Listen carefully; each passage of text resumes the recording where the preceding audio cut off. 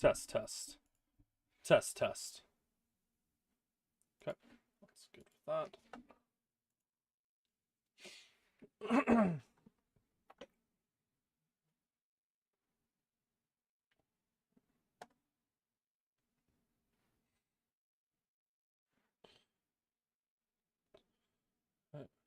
Test, test.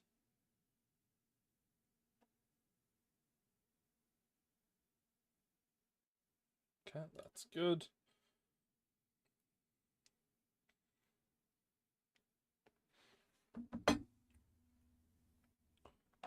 All right.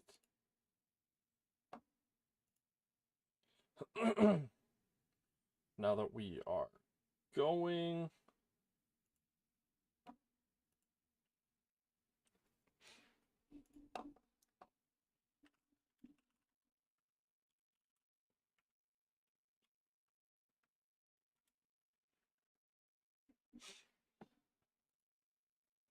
All right, now that we are in here at the moment, do this, do that.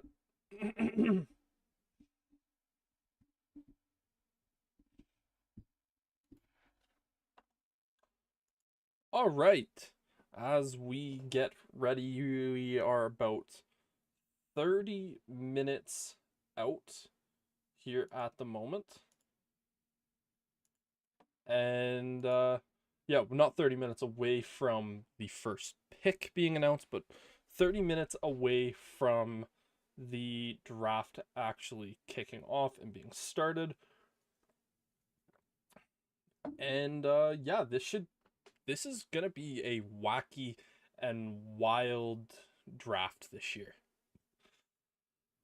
There is just no real way to ultimately know what's gonna happen. Again, I am just using Pro Football or PFSN, Pro Football and Sports Network. This is what you're seeing here. You can see this, all of the picks throughout this entirety of the draft. And then we also have their top or their draft board here as well. I have my draft board. Obviously, I should actually pull that up onto my screen as well. I'm not going to be looking at Twitter throughout this process. It is essentially just going to be what is happening live on the screen, and when the picks are announced and when the commissioner actually finally walks up to the podium, I will have that audio. It's just going to be quick, and pretty much for all the picks, I'll pretty much just go in there, hit the button, and there you go. You're going to be able to hear it, so on and so forth. But yeah, we are here, and we are getting ready for this draft, and it's going to be wacky and wild.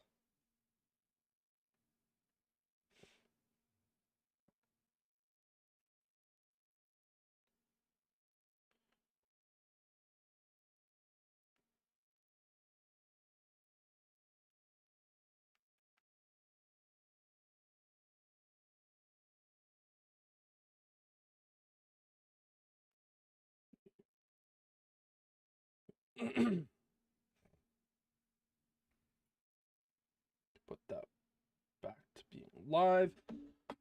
But yeah, this is going to be wacky, wild, just absolutely crazy. Again, for myself, if you're just joining us, our previous mock draft or my previous mock draft that I did quickly go through at least the first round. But yeah, Cam Ward, I think, goes number one overall. I don't think it's that far of a stretch to realistically see him take the reins over to be the new quarterback of the Titans. But yeah, with this mock draft, I will say, again, I always think of what the teams are going to do, not what I think I would do as the GM. I feel like that's what most people do when they do mock drafts. But yeah, if I was the Titans, I wouldn't take Cam Ward. I don't think this is a particularly good quarterback draft. I think you look at Cam Ward, he might have been the fourth best guy there last year. Uh, Probably was the fifth if he was in last year's class. Um, I think Cam Ward's a very talented quarterback. I just don't think he's kind of worth that number one overall pick. But then again, the Tennessee Titans, they need a quarterback. They need someone they can look at for the future and actively go down that road and be confident with. And honestly, it would make a lot of sense if you see, for instance, this Titans team take it. Like, it's not going to be a long night for Cam Ward. He's essentially been penciled in as the number one overall pick for seemingly what has been months and months and months, no, not months and months, like the last month. He's essentially been penciled in as like a guarantee number one pick in this year's particular draft. It's not really a shock. Again, that's who I think is going to go number one overall. Will it happen? Yeah, probably. Is there a likelihood that it won't? I don't think so. We'll have to see. Next up, Cleveland Browns. There's been a lot of talk and chatter about this Cleveland Browns team potentially trying to trade out of this pick. And again, you're just kind of reading here. The Browns are open for business, and the Jags are making a splash. Buckle up. That's just from Ian Rappaport, literally just a few moments ago. So it sounds like we could potentially see the Jags trade up with the Browns. It's going to be so interesting to see ultimately what happens there. And a lot of rumors, but for me, if the Browns end up sticking with that second pick, I think they'll end up taking Travis Hunter. I think you are going to be able to get a two-way player that is very, very talented at both wide receiver and corner.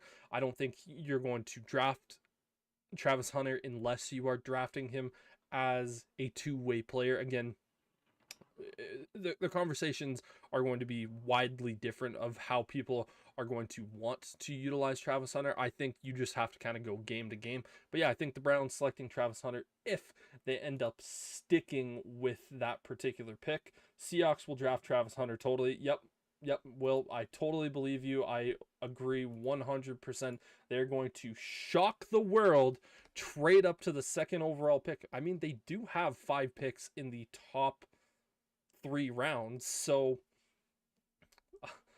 if they want to send all their draft capital away for him, they can do it. I don't necessarily think it would be the right move, but it is a move that is without a doubt a possibility. Not a likely one, it's like 0%, but I mean, one is still technically possible. Going to pick number 3, again, if the Giants are there, I have them selecting Abdul Carter. Sanders to the Seahawks.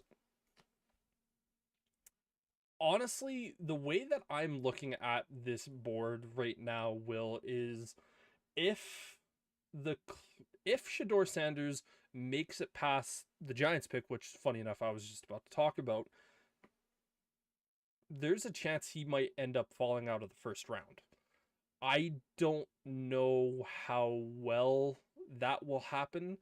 I think if Shedeur Sanders makes it past pick 3, which is very likely, the next possible landing spot is the Raiders. I don't think the Raiders are going to take a quarterback. I think they're either going to go offensive tackle, defensive tackle, or running back. So essentially, it's going to be Mason Graham, Calvin Banks, or Ashton Jeanty.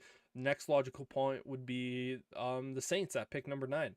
I don't think the Saints will pick Shedeur Sanders at number 9. There's a report came out either late last night or early this morning that said the Saints are going to select Jackson Dart with the 9th pick. And I think that's insanely high for Jackson Dart. I love Jackson Dart. I think he's a great player, and I think he's someone who probably has the highest potential out of any of the quarterbacks here in this draft this year.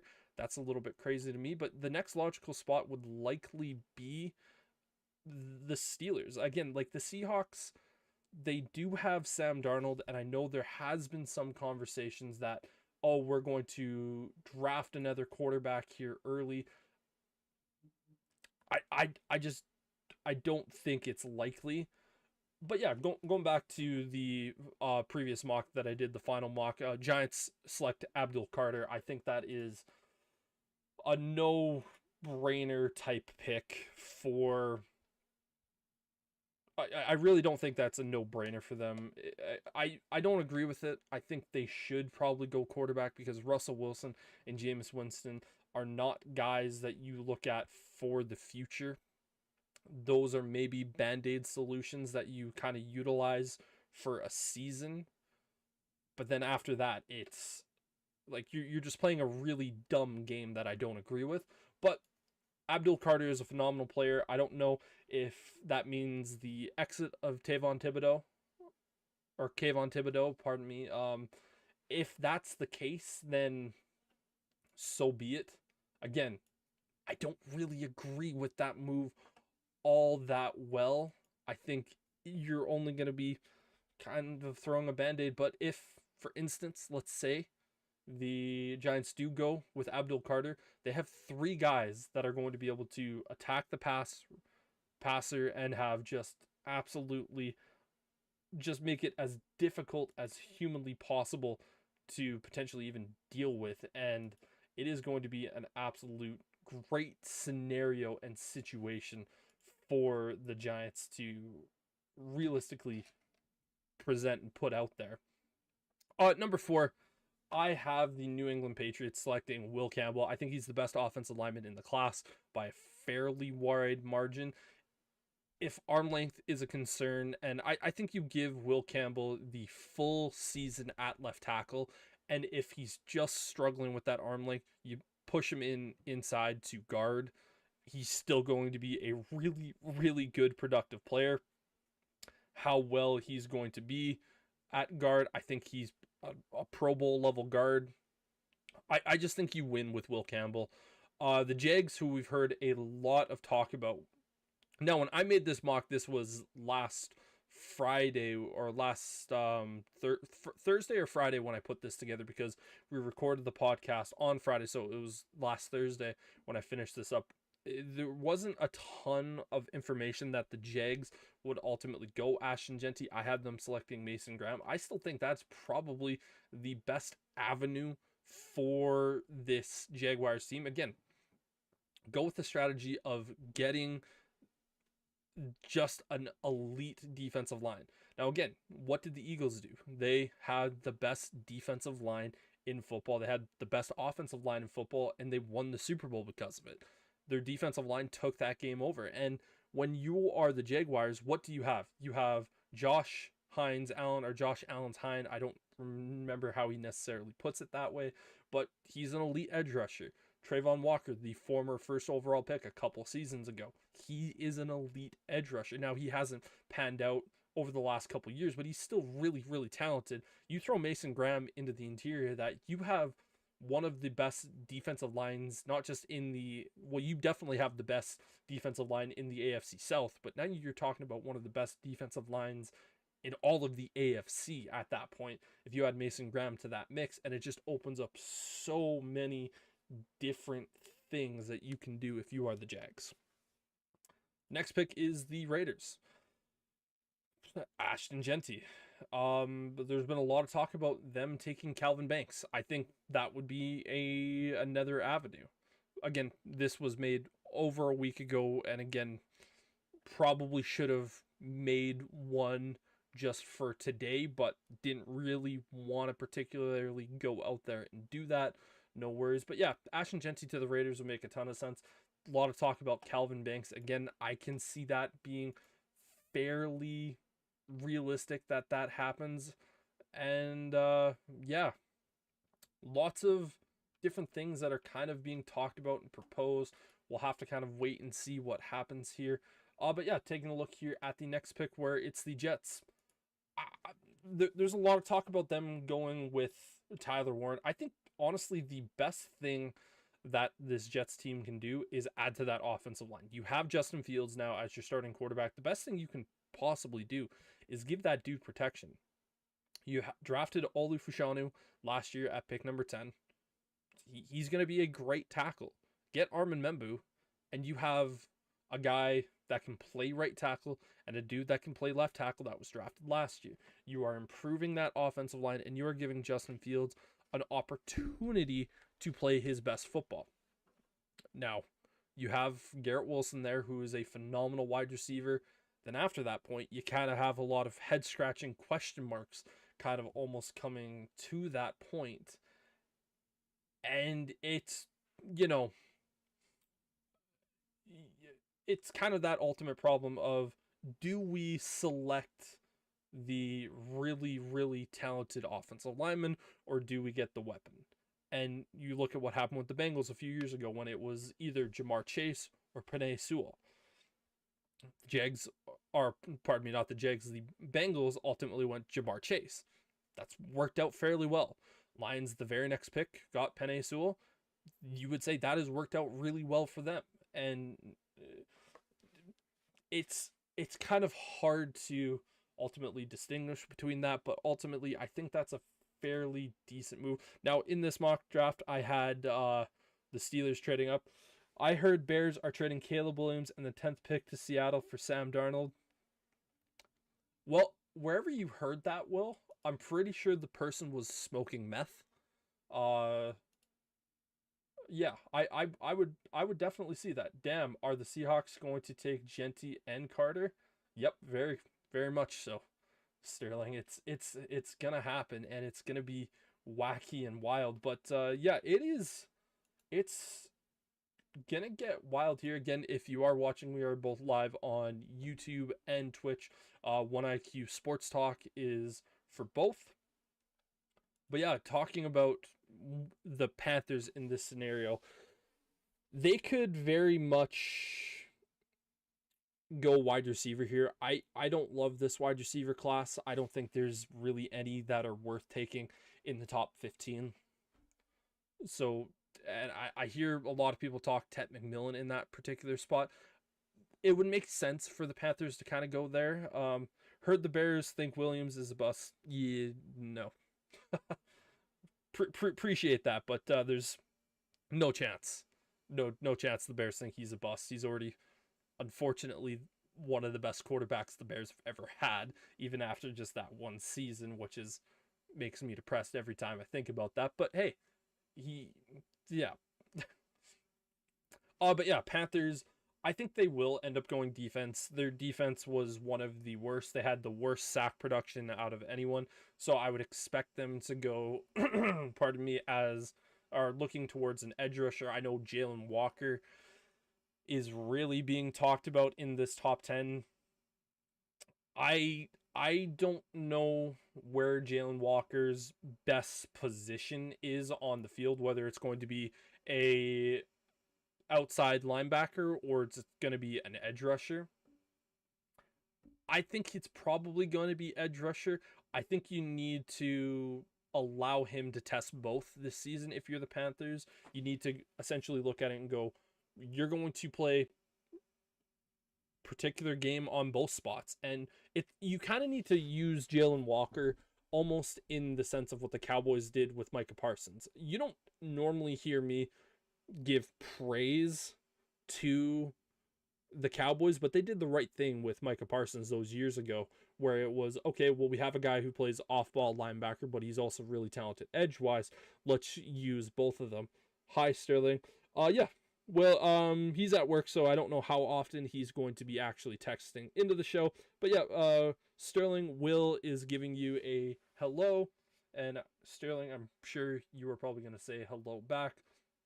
Appreciate the conversation, boys. Keep it coming. And yeah, he gives you the good old hello. But yeah, Panthers, I think they need to go defense in this year's draft. They just have such a bad defense to the point where it really isn't it's not a good situation for them, and they need to get better. And Jalen Walker could be a very interesting player for sure. Adds a hell of a lot more pass rush than what they currently already have. Going back to this mock draft that I actually had the Steelers trading up to select Shedeur Sanders. I doubt that happens now. We're just going to have to kind of see. How's work is there in Ian? I'm sure Ian is there, and I'm sure he's drunk. But we will have to see nonetheless. Again, once the actual draft starts, I am going to stop looking at Twitter because I think it's better to just kind of have that speculation. Some of the things that I'm seeing here, for those who collect fun facts, last Chicago Bears first round pick to participate in a Bears playoff victory was O-line Chris Williams, drafted 14th in 2008. That's a really depressing thought. Browns are believed to have something cooking at number 2. Sources say teams are calling up their listening. Strap in. Is this the Chicago Bears charging up for Avdil Carter? Some believe Chicago's trade up calls that were reported yesterday were focused on pass rush, potentially Carter. We will see. Yes, we will. Work blows. No Ian today. Oh, wow. Fucker decided to call out the rat bastard. But yeah, we are officially 10 minutes away from the commissioner coming up to the podium and announcing that the draft is officially open. God, that's lame. Yeah. Yeah. Good old Enderman is decided to not go to work today. But yeah, continuing on with this, the New Orleans Saints. It sounds like they're gonna go Jackson Dart, quarterback out of Ole Miss. Again, I think I think very highly of Jackson Dart. I have him when I look at my official draft board. I have Shedeur Sanders. Where do I have him? I have him at 44. I have Jackson Dart at 51. I have those two guys relatively close together, and I think both will end up being first round picks. I am just not very confident of where Jackson Dart goes, and it sounds like it's going to be New Orleans. I think that's too high for Jackson Dart. But if they want to go quarterback, I can understand why Jackson Dart has been compared to a Jalen Hurts. It's not hard to necessarily see the comparison there.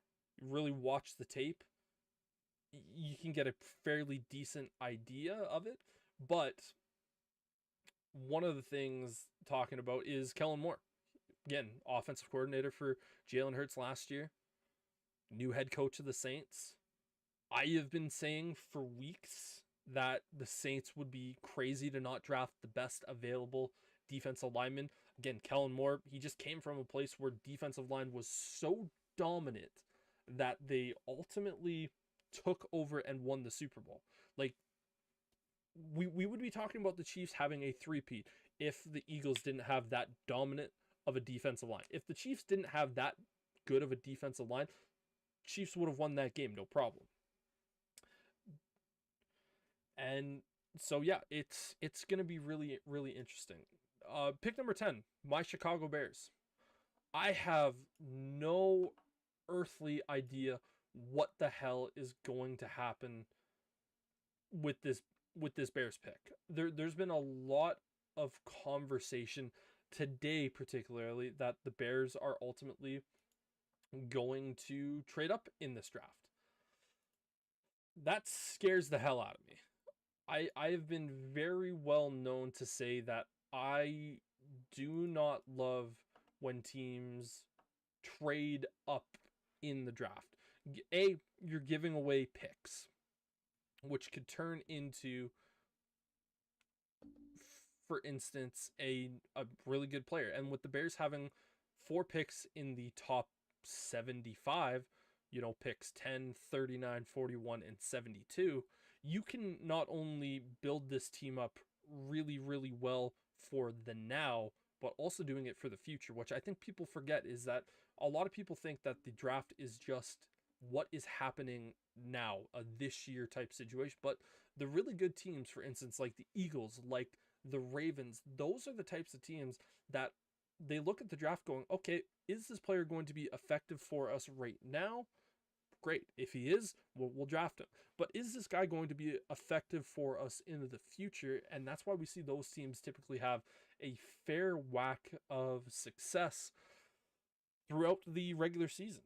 And I think you use those picks. But if the Bears are at pick number 10, and I don't think Ashton Jeanty will be there, I don't think Will Campbell or Armin Mumbu are there. So if I had to choose where I think the Bears will ultimately go in this particular draft, I would sit back and say, I think Tyler Warren would be a really, really good pick because he's just going to be so good in that Ben Johnson offense. But defensive ends, you look at a guy like Mike Green, Jalen Walker, if he's still there, could potentially be that.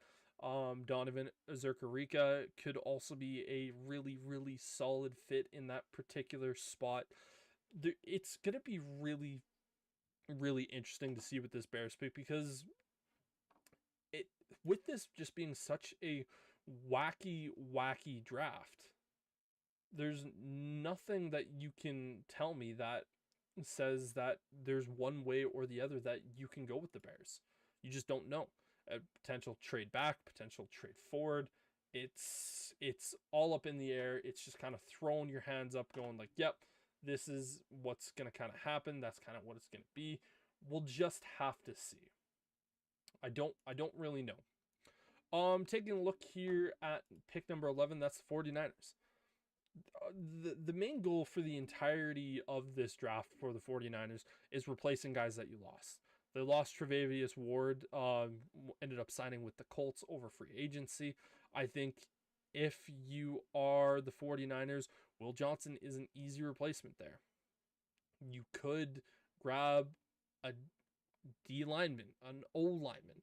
There's going to be a lot of really, really interesting things that could happen with the 49ers. But yeah, it's essentially going to be replacement. Let's throw this hypothetical out there for a second. If Ashton Jeanty somehow falls to pick 11 and you're the 49ers, you need to sprint to the podium to take him because there was a meme where it's like a TikTok. I forget the user. Apologies. So, I hate to say it, but he basically goes out there. He's like, "Oh, I'm pretending like I'm the NFL, asking these players where they want to be and where they want to go." Really funny video. Really, really funny set of videos. I really wish I remember the creator's name. If you're a user of, for instance, like Instagram or TikTok and you're a football fan, you've seen his videos before. You realistically know who I am talking about in that sense. But it's the other big thing that we're going to be talking about here is the Ashton Jeanty would be insane in that Kyle Shanahan offense. It would be really, really, really, really good. It would be a solid pick, and Ashton Jeanty would be insane in that offense. It's really a who knows, but I don't think Ashton Jeanty will be there. But yeah, it's kind of replacing whoever they lost. And again, the three big guys that they lost throughout this offseason, Ward, Hufanga, and Dre Greenlaw. Hufanga and Greenlaw both ended up going to the Denver Broncos. So, you kind of just sit back and kind of have that conversation.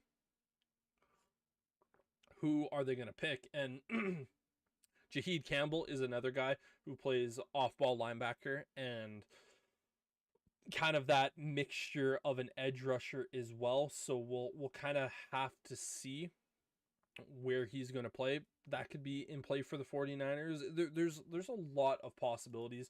I think Cowboys at pick 12, to me, that is realistically the first spot where I could look at it and go, man, I would feel actually fairly good about a wide receiver going to the Cowboys. In my mock draft, I had Ted McMillan going there to the Cowboys. All right, pardon me. Actually, I had Omarion Hampton. That could be another situation as well. We see Omarion Hampton go that high, but yeah, I think wide receiver could be a really good spot there. Ted McMillan playing opposite of CeeDee Lamb, that could provide a really, really stable set of wide receivers for Dak Prescott to throw the ball to. It's kind of been with the Cowboys, they kind of went with Dez Bryant for years and years, and that was kind of only it. And then CeeDee Lamb was there for years and years, and he's been there for a couple of years. He's kind of been the only guy there, and they really haven't had this really solid 1-2 punch at the wide receiver position. And it could ultimately be a really, really solid pick for the Cowboys. And I think they need to go offense. They have an offensive-minded coach. Like, I just don't know why you wouldn't try to build that offense and try to get that just a little bit more. Doing kind of last couple of searches on the Twitterverse, as we could potentially have some breaking things happen right before the draft. Again, some of the rumors that are being happened right now, it sounds like the Jags are involved in two of the big rumors that I've heard, where it's the Jags are trying to trade up to pick number 2, obviously with the Cleveland Browns. To me, that would tell me that they're going after Travis Hunter. That would be a pretty big addition to them getting a corner, which is a big, big need for that Jags team, but also getting a number 2 wide receiver, because again, you have Brian Thompson Jr., or Thomas Jr., who was phenomenal last year out of LSU. He was a really, really good wideout, pretty much the only wideout that the Jags had last season. So we are almost ready to get this thing going and get it kicked off. Appreciate everyone sitting down and hanging out with us throughout this. And we will be here, or I will be here live for the entirety of round 1 tonight. We'll probably be doing some stuff afterwards, talking about, who's going to, we might even do like a mini round 2 mock after round 1's done, talking about a bunch of the picks. A lot of stuff that's going to be conversation about. But yeah, tomorrow we'll also be streaming the draft as well. But we are almost ready for the commissioner to go up. Like I said, once the commissioner does make his way to the podium, I'll allow the audio to be played from him, so you get to kind of hear some of that as well. And for each of the draft picks, I will also be playing the audio. You won't hear the audio from the NFL Network because I don't want to get copyright. It's basically going to be that quick moment. I don't think that's going to be a problem. So yeah, needless to say, it's going to be a wacky and crazy night. But back to, again, ADHD all over the place, scatterbrained at the moment. Yeah, it's them, the Jags trying to trade up, need that sort of situation, get Travis Hunter. But it also sounds like the Jags are simultaneously both trading up for pick number 2 while also trading back to pick number 10 with the Bears, because the Bears are trying to trade up to get Ashton Jeanty. But I've also heard rumors say that they're trying to move up to pick number 2 to draft Abdul Carter, which I'm not a fan of trading up. I think it would be a mistake. I know I've said that before. You'll probably hear it a couple times throughout the night of me saying I don't view going out there and trading up as a very viable option throughout this particular draft. I don't necessarily love the move of trading up for any team. Again, I always feel like when you trade up for a positional player that's not a quarterback, it often backfires. And even then, trading up for a quarterback, even then, half the time it doesn't really work out. So it's gonna be really, really interesting to say the least. And yeah,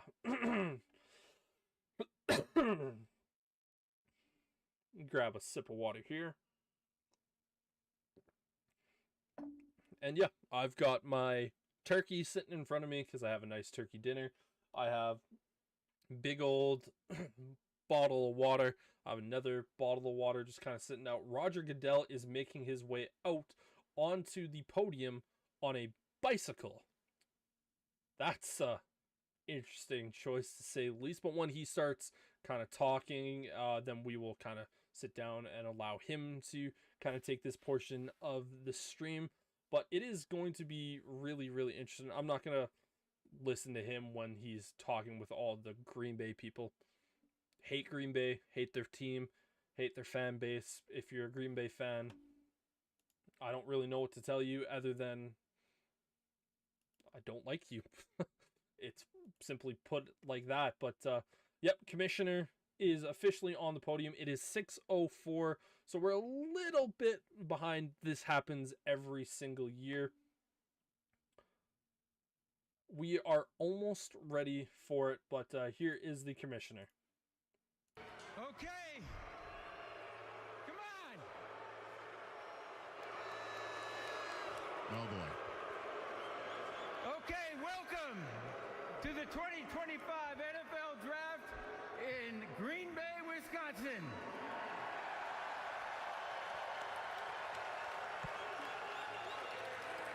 People said that Green Bay was too small for this, with a population of 107,000. But we have over 125,000 people here and still counting.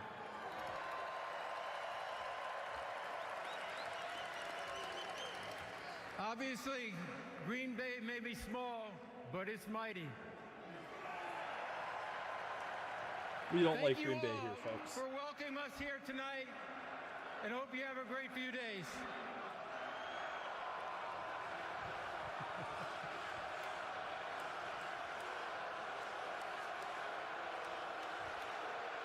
Green Bay sucks.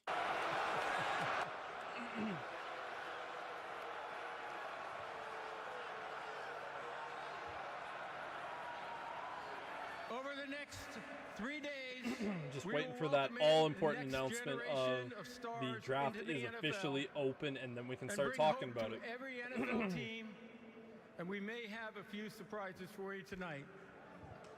But first, let's hear from some of your Packer greats. No, Please welcome. we are not going to hear from Packers greats because, again, fuck the Packers. So we are not going to listen to them. We have it muted, and yeah, there is no respect given to the Packers organization, fan base, whatever you want to say. We don't like them. No, it is a big old nope, nope, nope.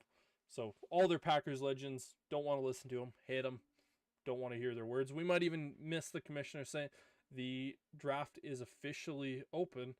But yeah, we'll just kind of have to wait and see. And once the commissioner kind of goes back up, Clay Matthews is up there. Hate that guy. Yeah, no, can't really say much more than that, other than yeah, there's nothing but hate. Nothing but hate for the Packers organization. Fact that the draft was in Green Bay, I thought it was a disgrace. No reason to say anything nice about this team. So yeah. I'm sorry, Roger. I don't think you can hear that at the moment. But yeah. Okay, Commissioner. Let's see what Raj has to say. Being thrown out here in the dairy world. Okay, Green Bay, it's time to get the show started. Are you ready? The 2025 NFL Draft is now officially open. And here we go. The Tennessee Titans are on the clock. The draft has started. So, Tennessee Titans needs quarterback, wide receiver, edge rusher, corner, offensive line, linebacker. This is a team that has a lot of needs. I think this is a team that even if you add a quarterback and they have an unbelievable season, they are still in a really, really bad spot. Brian Callahan, I don't know what we're going to expect from him. Again, this season he kind of had to work with Will Levis. That isn't necessarily a great option to work with. And then there's just not really great ideas with that for sure. But yeah, once we see the draft pick be brought up to the podium, it'll be really, really good. But yeah, this is going to be interesting. If I was the Titans in this particular spot, I would realistically go with Abdul Carter here. I think he's a better player. I don't think the Titans are going to be good enough next season to ultimately win their division. And I don't think Cam Ward is going to be good enough to elevate this team to such a play. They did sign wide receiver Tyler Lockett here today, so that gives the Titans a wide receiver duo of Tyler Lockett and Calvin Ridley. My big problem with that is it's a lot of age. It's a lot of 30 and above at the wide receiver spot. There's no real young superstar weapon that's going to be out there giving Cam Ward. We might see that early on day number 2. I'm sure Tennessee knew who they were drafting a month ago, ever since the combine, and I'm sure they're kind of getting the same treatment that they gave the Bears last year, where the NFL said wait at least 5 minutes before putting the pick in. They're on the phone with someone now, so let's be honest here. It's Cam Ward. Cam Ward is going to be the number 1 overall pick, unless something crazy or absurd happens. Again, it's only moments away from Cam Ward's name, and once he kind of gets his name called, we'll talk about Cam Ward a little bit more, what I like. They also added Kevin Zeitler and Dan Moore to that offensive line, at least giving it a little bit better. I am not convinced with Dan Moore, for instance. He gave up a lot of sacks with the Pittsburgh Steelers. There was a reason why the Pittsburgh Steelers went back-to-back years drafting a tackle in the first round. It's trying to improve and get away from Dan Moore in a sense. And Sterling, I know you are watching, buddy, and I know you saw the struggles that the Steelers had with Dan Moore, and the Titans giving him $80 million over 4 years was an absurdly crazy deal. But again, Tyler Lockett, Calvin Ridley there for Cam Ward to ultimately throw the ball to. Brian Callahan will have to kind of wait and see how he's going to be as a play caller. I'm essentially just waiting for this point for the pick to officially be in, the commissioner to make his way to the stage. And yeah, again, we don't know it's Cam Ward, but it's probably Cam Ward. Again, they are on the phone right now chatting with someone, so it's only moments away before we hear the commissioner announce who it's going to be. Last year at this time, I was a fucking mess because I was convinced the Bears were somehow going to screw it up and not select Caleb Williams. They didn't. I had a little cry because I was so happy, but we still move on and continue. Again, just a little under 6 minutes remaining still on the clock.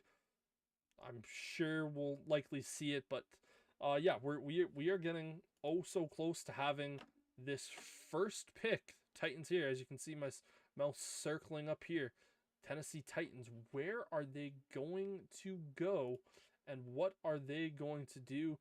Pick still technically hasn't been put in here at the moment, so just kind of have to wait and see.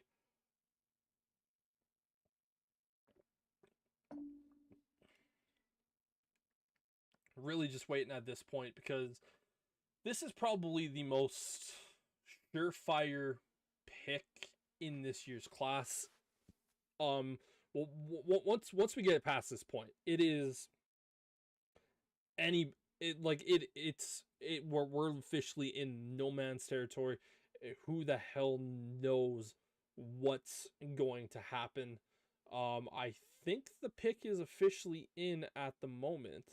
The pick is in. Okay, yeah, perfect. So we are just now waiting for the commissioner to make his way out onto the stage, and we could see what happens. Okay, Ian Rappaport was on the screen, and he was just kind of talking about a potential trade, so I was just kind of listening in there at the moment just to see exactly what was going to happen. But yeah, with the pick being in, the Cleveland Browns are officially on the clock here at the moment, but we are just going to have to wait and see what happens, because the Browns have been in big conversations about them trading back. We'll wait to talk about the Browns a little bit later once they kind of get going. We're still waiting for this, but yeah, this Titans team, if they do end up selecting Cam Ward, it's going to be Cam Ward. What they're going to be getting out of that young man is someone who is very gifted throwing the football, and someone who is very entertaining to watch.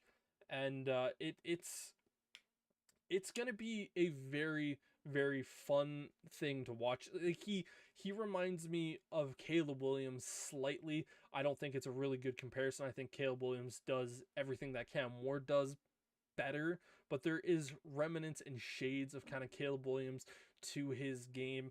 I think you have a very electric type player, but yeah, here comes the commish, so we'll pass it over to him. Of this draft. Come on. With the first pick in the 2025 NFL Draft, the Tennessee Titans select Cameron Ward, quarterback, Miami. Cam Ward, quarterback of Miami, Florida, making his way to the Tennessee Titans. The worst kept secret over the last month.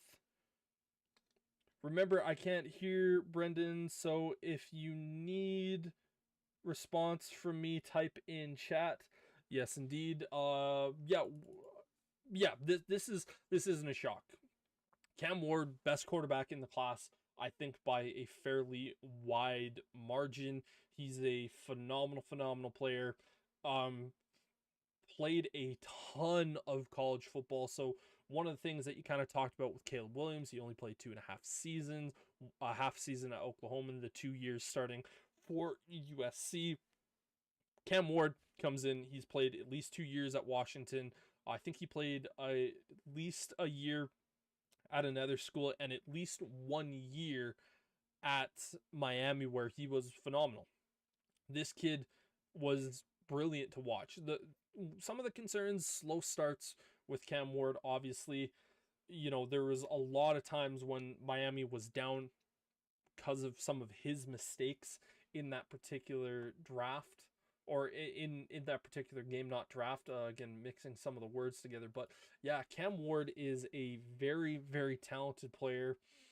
He has a lot of room to grow. Again, you want to talk about Caleb Williams and hero ball. This guy is a little bit more with the hero ball. I want to see him get better in the pocket as well. Not really a big shock, but yeah, the Cleveland Browns on the clock. Jacksonville are moving up to pick number 2. Wow.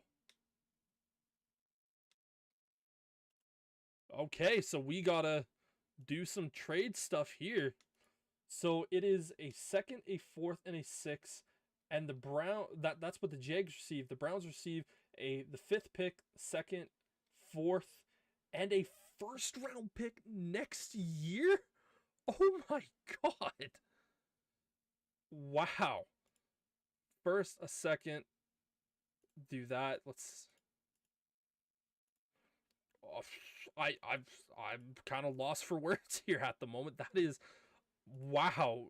And the Jags are going to be getting they're going to be getting an absolute menace here at the moment. So the Jacksonville Jaguars are officially on the clock now. Cleveland Browns moving back in this particular draft. Wow. Oh, wow. First trade of the night. There was a lot of talk that it was actually going to be the Bears potentially trying to move up with the Jags, but it is the Jags sending a 1st round pick next year. Like, it should be Travis Hunter. I think it will be Travis Hunter. I'm really interested to see what the Browns are going to do at pick number 5, because they're not going to get Abdul Carter. It's wow. Okay, so we get our first bit of news right here, right now. I'm thinking right now, if with the Jags, are they potentially thinking Abdul Carter? I think it's really unlikely that it will be Abdul Carter, but that is going to be a really interesting feat to kind of see happen. Cleveland Browns moving back to pick 5. Again, the Browns, they get an additional 1st round pick next year. that's going to be huge for the Browns. Like, this is a win trade for the Cleveland Browns. Now, again, the Browns did have to give up a little bit to ultimately make this deal happen. But again, the first round pick going back to them next year, my oh my, that is big. The pick is officially in. This has to be for Travis Hunter. Like, it has to be. Like, I don't know. Like, they have to pick Travis Hunter. That is the guy that ultimately, if he was there at 5, I think they would have taken. And yeah, this kind of throws a little bit of a wrinkle early in this night, and we will see. But how funny would it be if Jacksonville trades up to pick number 2 to draft Ashton Jeanty? That would feel like a very Jacksonville Jags type of move to go do. Again, there was a lot of rumors that the Jags were potentially going to take Ashton Jeanty at pick number 5. But again, a lot of talk with trades involving the Jaguars. I thought it was potentially going to be my Chicago Bears trading up in the draft. Didn't happen to be that way. No worries, nonetheless. Just do that. Make sure my phone stays charging so that way I can see the chat as well. Appreciate everyone for watching, listening, and hanging out with us here today. But yeah, first big shakeup here. But yeah, Sterling, obviously, if you can see the screen, the Jacksonville Jaguars traded up to pick number 2. Liam Cohen, new head coach, going down to Duval to coach up Trevor Lawrence. They traded away and cut most of their wide receivers. Again, Brian Thomas Jr. was their first round pick last year. He was phenomenal last year. Like, he was one of the best receivers in the league last year and was in contention for that rookie of the year type conversation. Again, this has to be Travis Hunter. I can't envision this not being Travis Hunter. And if it isn't Travis Hunter, the Jags are going to continue to do Jaguar things, I would really see. Jags moving up for Carter or Jeanty. I don't know if I can agree with that, but here is the commissioner, so we'll listen in. Tonight, to celebrate the 32 young men entering the NFL, I'm honored to take a moment to recognize a player who's made a profound impact on and off the field. The Walter Payton NFL Man of the Year Award, presented by Nationwide, recognizes one player each year who best... Kind of wait for that to kind of get going. We'll wait for... Again, we don't want to play too much audio from this, so we'll wait for Kamish to kind of allow that. But yeah, Jags moving up for Carter or Jeanty. It has to be for Travis Hunter. It has to be.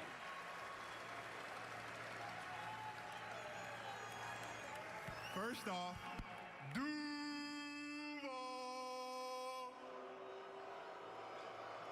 Not quite the way Liam Cohen said it, but sure, we'll go with it. I want to say thank you to the commissioner. Thank you to the Payton family and the NFL and Nationwide. And also, too, tonight I want to encourage each player embarking on the NFL journey to identify a passion close to their heart and act upon it.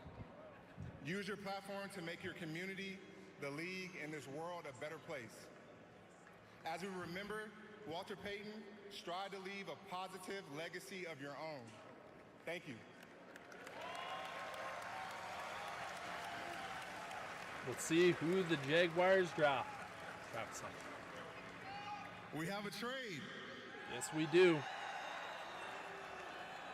The Cleveland Browns have traded the second pick to the Jacksonville Jaguars. And with the second pick in the 2025 NFL Draft, the Jacksonville Jaguars select Travis Hunter, wide receiver. Travis Hunter, again, this is not a shock, but he goes to the Jacksonville Jaguars. The Jags get the Florida kid where he gets to play both wide receiver and corner. yeah, this I think the shock here is that the Browns moved on from him. I don't think the shock is that he's the number 2 pick. This is a much better situation for Travis Hunter to go to. Going to the Jacksonville Jaguars, I think the Browns may be just a little bit too much of a mess here at the moment for them to ultimately go down that particular path. This is a solid move from the Jags. I am concerned about that first round trade next year. You are banking a lot on this young man's shoulders. It is going to be interesting to see what happens with this Jags team. Again, getting a wide receiver and a corner. Now, I will say this with Hunter. I didn't have him as my number 1 corner. I think Will Johnson is the number 1 corner in this draft. I don't have him as my number 1 wideout. I think Matthew Golden is my number 1 wideout.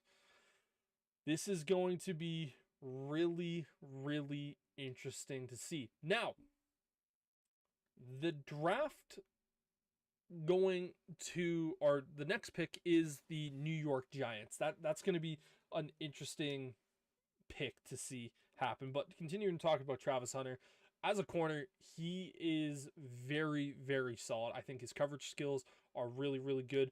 And I think his man coverage skills are also really, really solid. Talking about him as a wide receiver, I think he has really good hands. I want to see how much more polished he can get as a route runner. Obviously, he has the speed to kind of go it.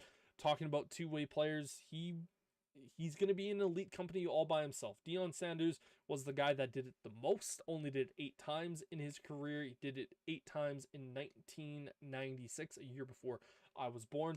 But yeah, Travis Hunter going to Duval to play with the Jacksonville Jaguars. Again, perfect scenario. He is probably going to be primarily a corner for the Jags, having a mix of packages coming to, or he's going to have a handful of packages plays on the offense side of the ball. It's going to be really, really interesting to see how the Jags utilize this kid.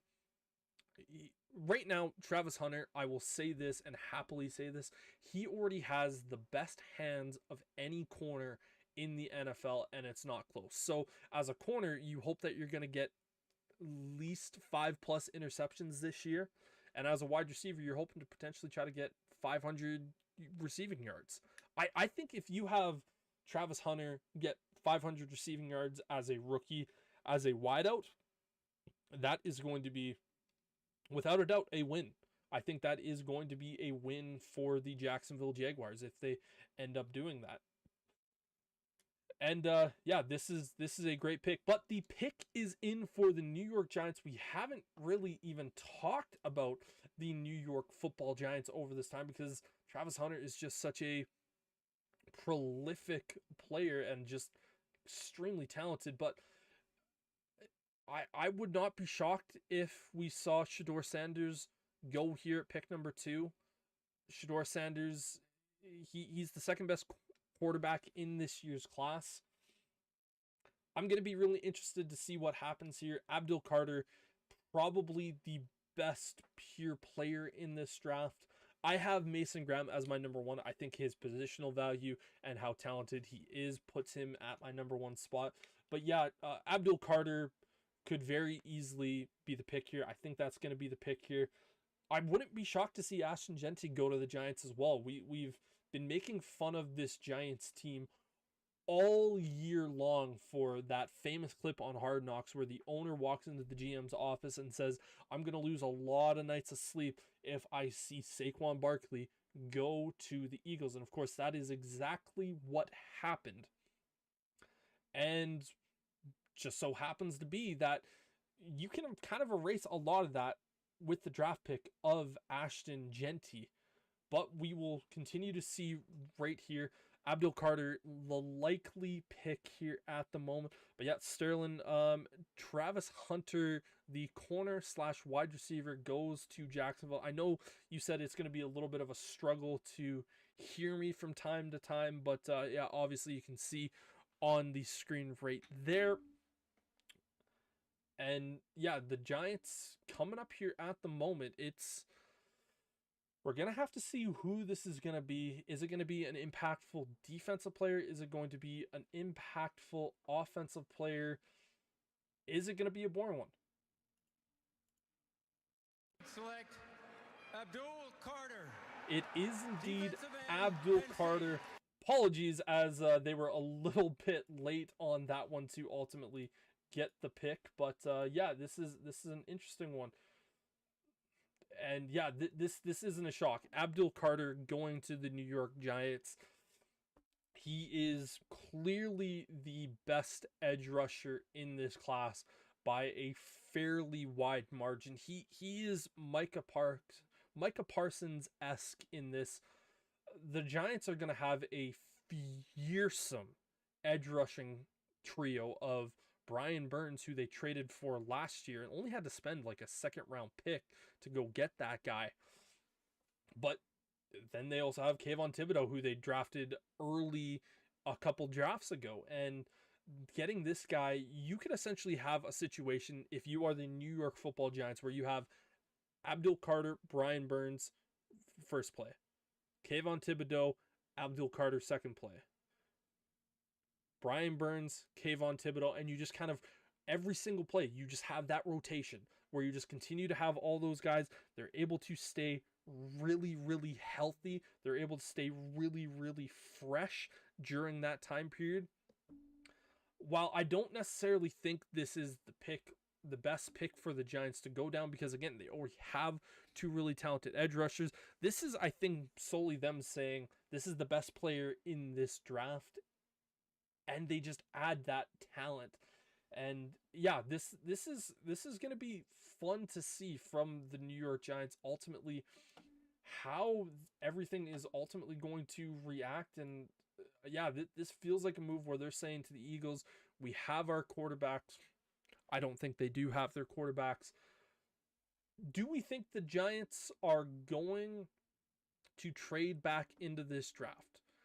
Very, very possible. Very, very possible that the Giants trade back up into the first round to ultimately try to go after a quarterback. Would not be shocked. It's going to be really, really interesting, man. But yeah, Abdul Carter, the edge rusher from Penn State, only has played 1 year as an edge rusher at Penn State. That's why he's talked about so much like Micah Parsons. Very, very similar player. Really fun to watch. Now the question is, where do the New England Patriots go? To me, it has to be Will Campbell. Will Campbell has to be the draft pick for the New England Patriots. He's clearly the best tackle in the draft. And you need offensive line help, because you can't allow Drake May to take as many hits as he did. Now, he wasn't the most sacked quarterback, didn't play for most of the year at this point. If you are the Patriots, you need to look at the offseason that you had and go, this was a good offseason, but we need to protect Drake May. Now, you could also say that the Patriots say a nice way to protect Drake May is to give him an elite running game with Ashton Jeanty. So the next question, like pretty much now the question of the draft is going to be, where does Ashton Jeanty go? Because it could be very, very interesting, and it's going to be a lot of fun to watch. But yeah, I really do think you need to protect Drake May. We saw what happened with CJ Stroud going into his second year, where he was just harassed a ton. Wasn't the most sacked quarterback again. That was my Chicago Bears with Caleb Williams. But you need to make sure that if you have a quarterback going into his second year, you give him some level of protection. And again, you need to just give any young quarterback levels of protection moving forward. And yeah, Will Campbell, to me, I wouldn't be shocked. Armin Mumbu. Pick is in for the Patriots, so we are only going to be a few minutes away before we get to this pick. But yeah, Sterling, buddy, if you can hear me, Abdul Carter to the Giants. I would just like to simply say here at the moment, I'm 3 for 3 on my last mock draft. Now, the team that picked number 2 wasn't the team that I initially had, but for players, I am nailing this draft so far. And to be perfectly honest, these were the 3 easiest picks in the draft. Now, I would still say that New England, Will Campbell, that's a pretty solid, I would say that's a realistically really good option. But we'll see what the Patriots do. I wouldn't be shocked to see Mason Graham, Ashton Genty, some of these guys. Again, we have Armin Mumbu, Will Johnston.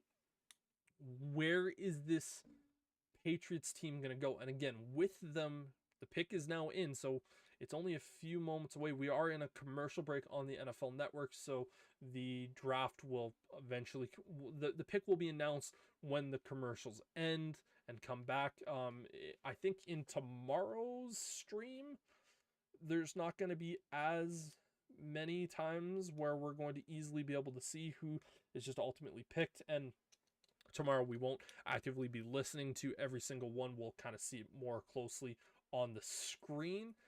And yeah, this is I'm interested to see where the Patriots ultimately go with this pick, because it's a much needed move, because this Patriots team was bad. Now, they spent a ton in free agency. Milton Williams was their big splash, gave him $100 million. The D tackle with the Philadelphia Eagles was the best defensive tackle that was available in free agency, and he goes there. Solid move for the Patriots. Morgan Moses was their only offensive line addition. Not the world's biggest fan of that, because I think he's, if I'm remembering correctly, like 35 years old. So it's not like I'm gonna sit back and say like, oh hey, like you can easily rock with that and be comfortable.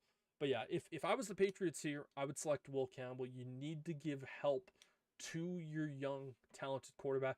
Again, Drake May, he has a Pro Bowl. I don't accept that Pro Bowl because he was an alternate. I think there needs to be a different conversation of being selected and named to a Pro Bowl as opposed to being an alternate choice. But yeah.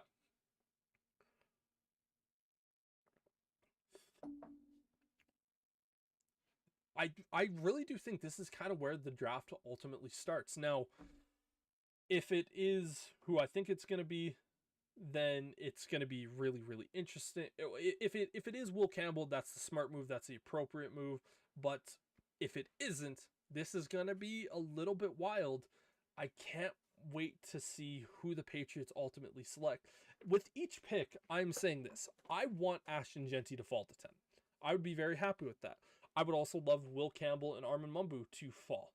But here comes the commissioner again. Made in Vegas. With Here's the the fourth commish. pick in the 2025 NFL Draft, the New England Patriots select Will Campbell, tackle, LSU. So the Patriots decide to go. Will Campbell, LSU. I am nailing this draft so far, folks. But yeah, not the shock. He's the best offensive lineman in the draft. You need to get Drake May. You need to get Drake May protection. You can't allow him to get abused and just absolutely bodied all game long. I, for instance, have zero issues with his arm length. I think you play how you play. He played at LSU and he played really, really well. And I'm not concerned with him. Will Campbell is going to be great. I mean, they aren't worthy of any pick. Who are you talking about? What? Did the Jags trade up? They did. No, the NFL deemed Cleveland not worthy of a top 3 pick. I mean, to be fair, they aren't worthy of any pick. Yep, fellas, that's yeah, pretty good right there. But yeah, so here at the moment, we have Will Campbell going to the Patriots, not a shock. He is really, really solid. But yeah, scary duo in Jacksonville, Brian Thomas and Travis Hunter. Yeah, I agree. No surprise on that one. Did the Jags trade up? Yeah, no, the NFL deemed Cleveland not worried. Yeah, which is also pretty funny joke. But yeah, this is kind of where things could get interesting. Again, Cleveland Browns back up on the clock. Where are they going to go? Because just taking a look at Cleveland right now, they do need a quarterback. They need wide receiver help. They could use a tackle.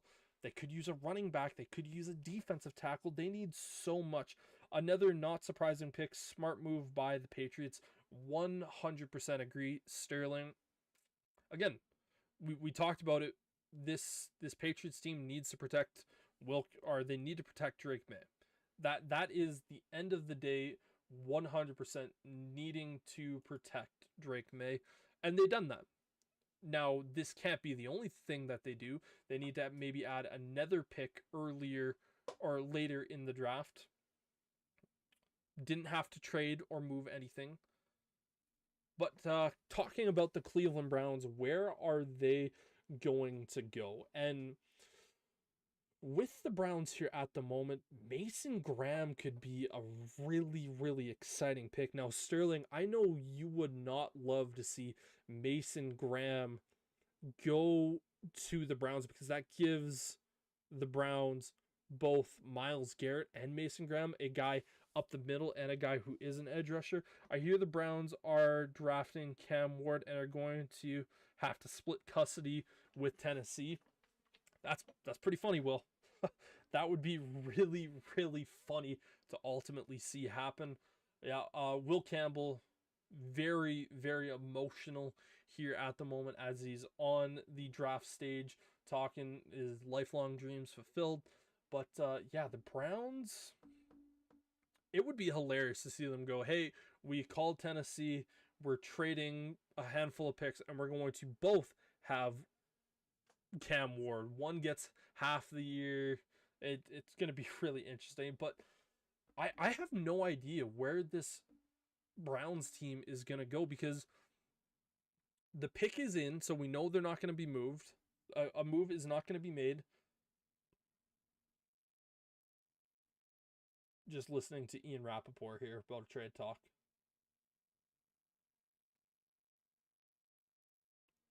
Yeah, he's not mentioning teams that they were in conversation with trading for, so just kind of listening to that.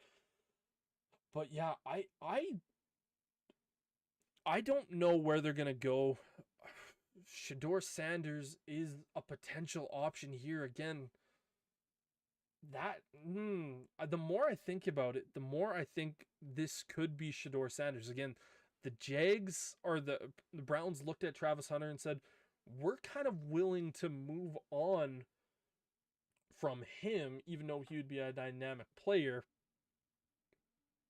This is going to be an interesting pick here at the moment. I'm excited to see. I'm excited to see what this is going to be.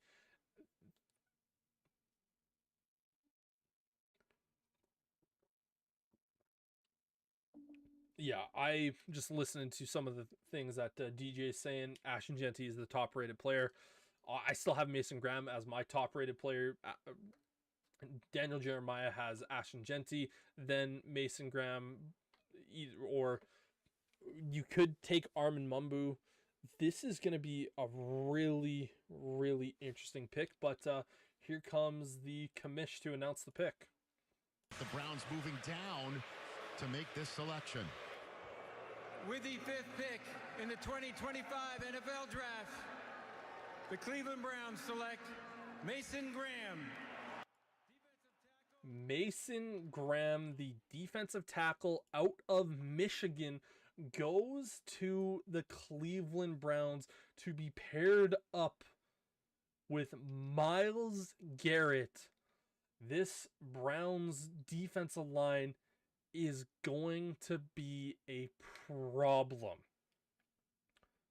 Okay, here we go, Browns.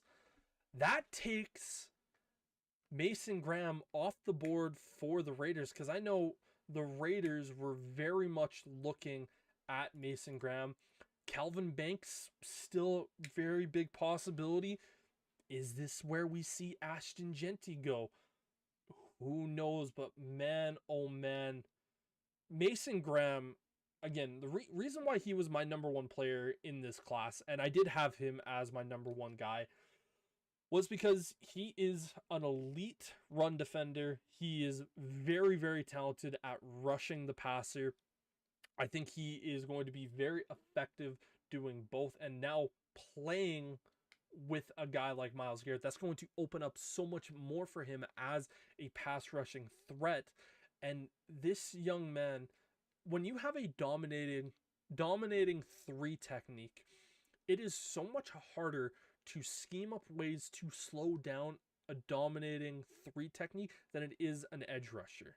You look at Aaron Donald, for instance, one of the greatest, if not the greatest, defensive players that the NFL has ever seen was a three technique.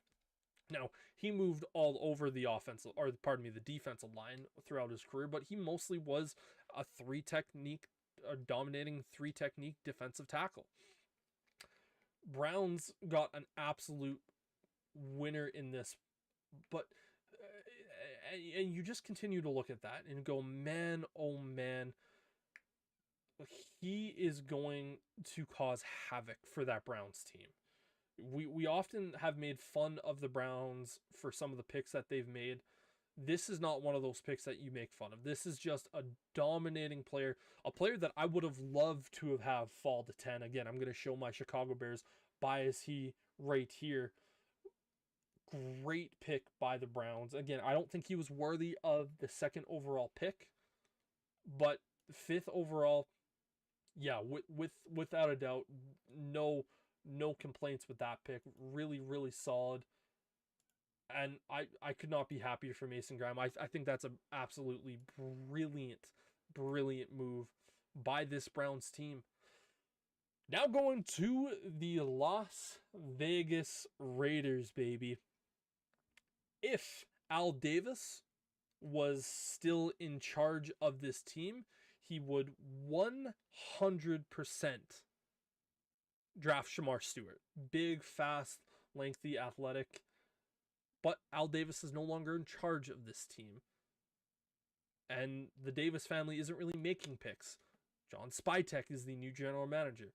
Tom Brady is part owner of this team. Pete Carroll, the new head coach. It's going to be interesting. Do we know what Mason Graham's opinions on happy endings is? Great question, Will.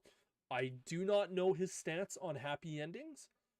I'm sure the Browns have already stated to him, you are not allowed to go to a massage parlor with Deshaun Watson. But yeah, the pick is in for the Raiders, so we're moments away from hearing where they are going to go with this pick.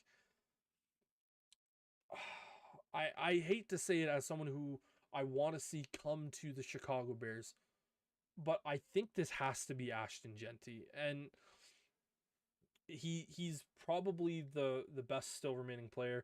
But yeah, going back, if with this Pete Carroll, wherever he's been, if he's been successful, he has had an elite running back. But here is the commish.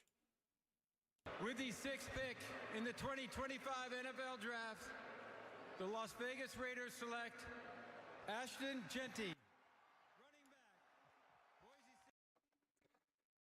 It is Ashton Jeanty going to the Las Vegas Raiders.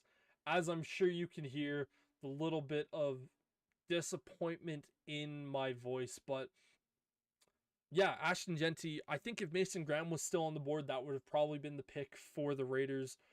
But Ashton Jeanty, the best way that I can describe Ashton Jeanty is he is the greased up death guy from Family Guy the early season. You literally cannot take this guy.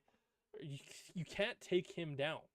And a very, very, very talented player going to the Raiders. The Raiders need a running back. They literally did not have any option at running back. A dusty an old Raheem Mostert. Not going to be happy with that. But yeah, this is he was the best player available on the board. He is unbelievably talented, and the Raiders got themselves a really top end pick.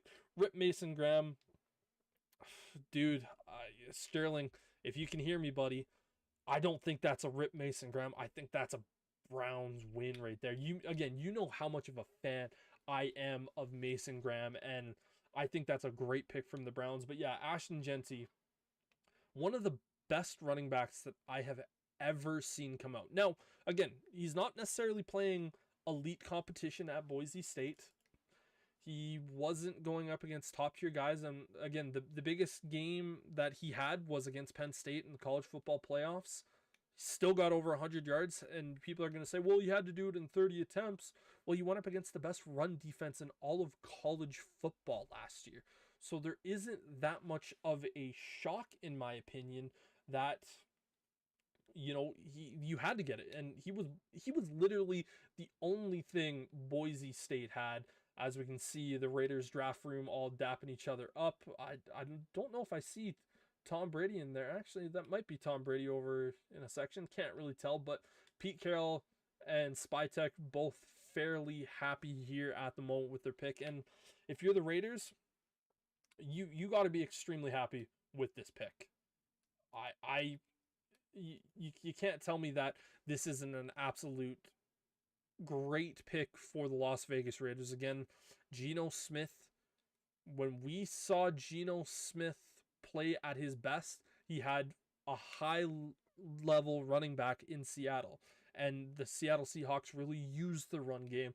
Pete Carroll knows how to work with Geno Smith. He knows how to work with a run game, and this is a perfect pick for this Raiders team.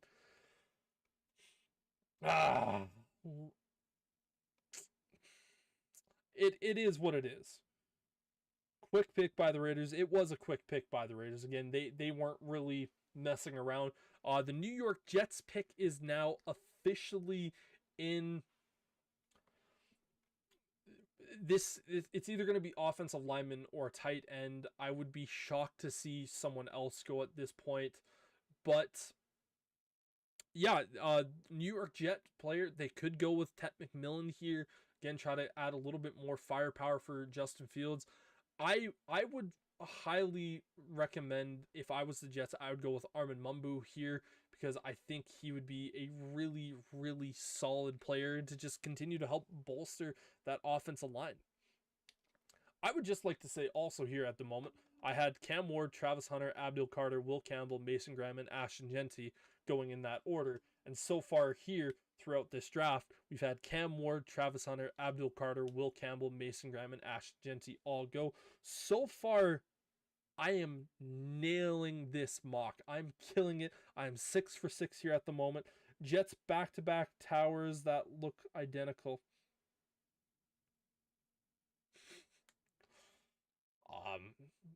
Yeah, back-to-back towering offensive linemen is what I think you meant to say there, buddy. But yeah, it is going to be a situation for this Jets team of where they can get a really good offensive lineman. You are able to protect Justin Fields. You're able to give him time. And yeah, that's kind of the direction you need to go. Now, I wouldn't be shocked to see the Jets select Shedeur Sanders. I would not agree with that move in the slightest bit. But I could see the Jets doing it. They could easily go out there and draft Shedeur Sanders and just say to Justin Fields, yeah, we know we gave you that 2-year, $40 million deal, which granted is not that much in terms of what you see from quarterbacks nowadays and longevity. But yeah, this Jets team, who did I have the Jets ultimately taking? I had them selecting Armin Mumbu, the offensive tackle from Missouri. I think that's where the Jets ultimately go. We do know the pick is in here at the moment, so we are just waiting for a few moments just to kind of wait. Again, we're in a commercial break here for the picks. So we're getting close. They're actually showing a Stanley Cup commercial, which is football time, baby. Like this weekend, no one in sports should care about anything else other than the NFL draft. My humble opinion, but yeah, Tyler Warren, Armin Mumbu are my leading candidates for this particular pick with the New York Jets. Now, again, this is the Jets. They could pull out any sort of crazy move where it's just something different. We'll just have to kind of wait and see ultimately. But yeah, where are the Jets ultimately going to go? This is kind of like the Browns pick of where you could have them go in a handful of different directions, and I think we're only a few moments away. But yeah, new head coach Aaron Glenn, the defensive coordinator of the Detroit Lions last year. So we know he's going to want a defensive identity, but I think he also knows the importance of having a really, really good offense as well because of what he saw with Ben Johnson in his offense. Mumbu is my guess. He very well might be. I would look at the Jets and say it would be smart to go Mumbu, get that offensive line better, and just continue to improve. He's the best pure right tackle in this draft. If you really want Ollie Fashanu to play right tackle, you could, but I think Ollie Fashanu was one of the best pure left tackles in last year's draft. Get Armin Mumbu the best pure right tackle, but we're about to find out as the commissioner makes his way up to the podium. Grade a little bit up the flow chart since then. With the 7th pick in the 2025 NFL Draft, the New York Jets select Armin Mumbu. Armin Mumbu goes to the New York Jets, so they do exactly what I thought. And yet again, folks, I am absolutely nailing this draft class here at the moment. I'm 7 for 7, baby. Now, in my last mock, I'm not going to have this pick right unless we see the Carolina Panthers trade back with the Pittsburgh Steelers. So, yeah, Will, I am a genius. The smartest of smarts. But yeah, this is what the Jets needed to do. You need to give Justin Fields protection. You need to allow him to be able to read. He doesn't have the quickest processor in the world. Armin Mumbu is an absolute beast as an offensive lineman. Did not give up a sack this year. He was just ferocious. He's a good run blocker. He's a good pass blocker. And he is athletic as hell.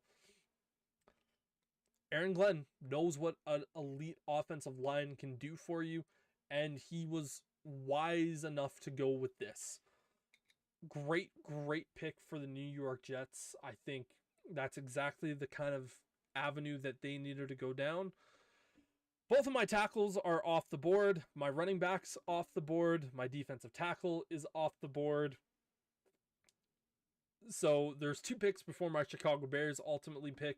Carolina Panthers pick is officially in here at the moment. And it appears we are going back to a commercial break. But yeah, Panthers up next. Their pick is in. Let's talk about some of the guys that I think they could go for. Jalen Walker, you could see them add Mike Green, James Pierce Jr. Basically, insert defensive player name here.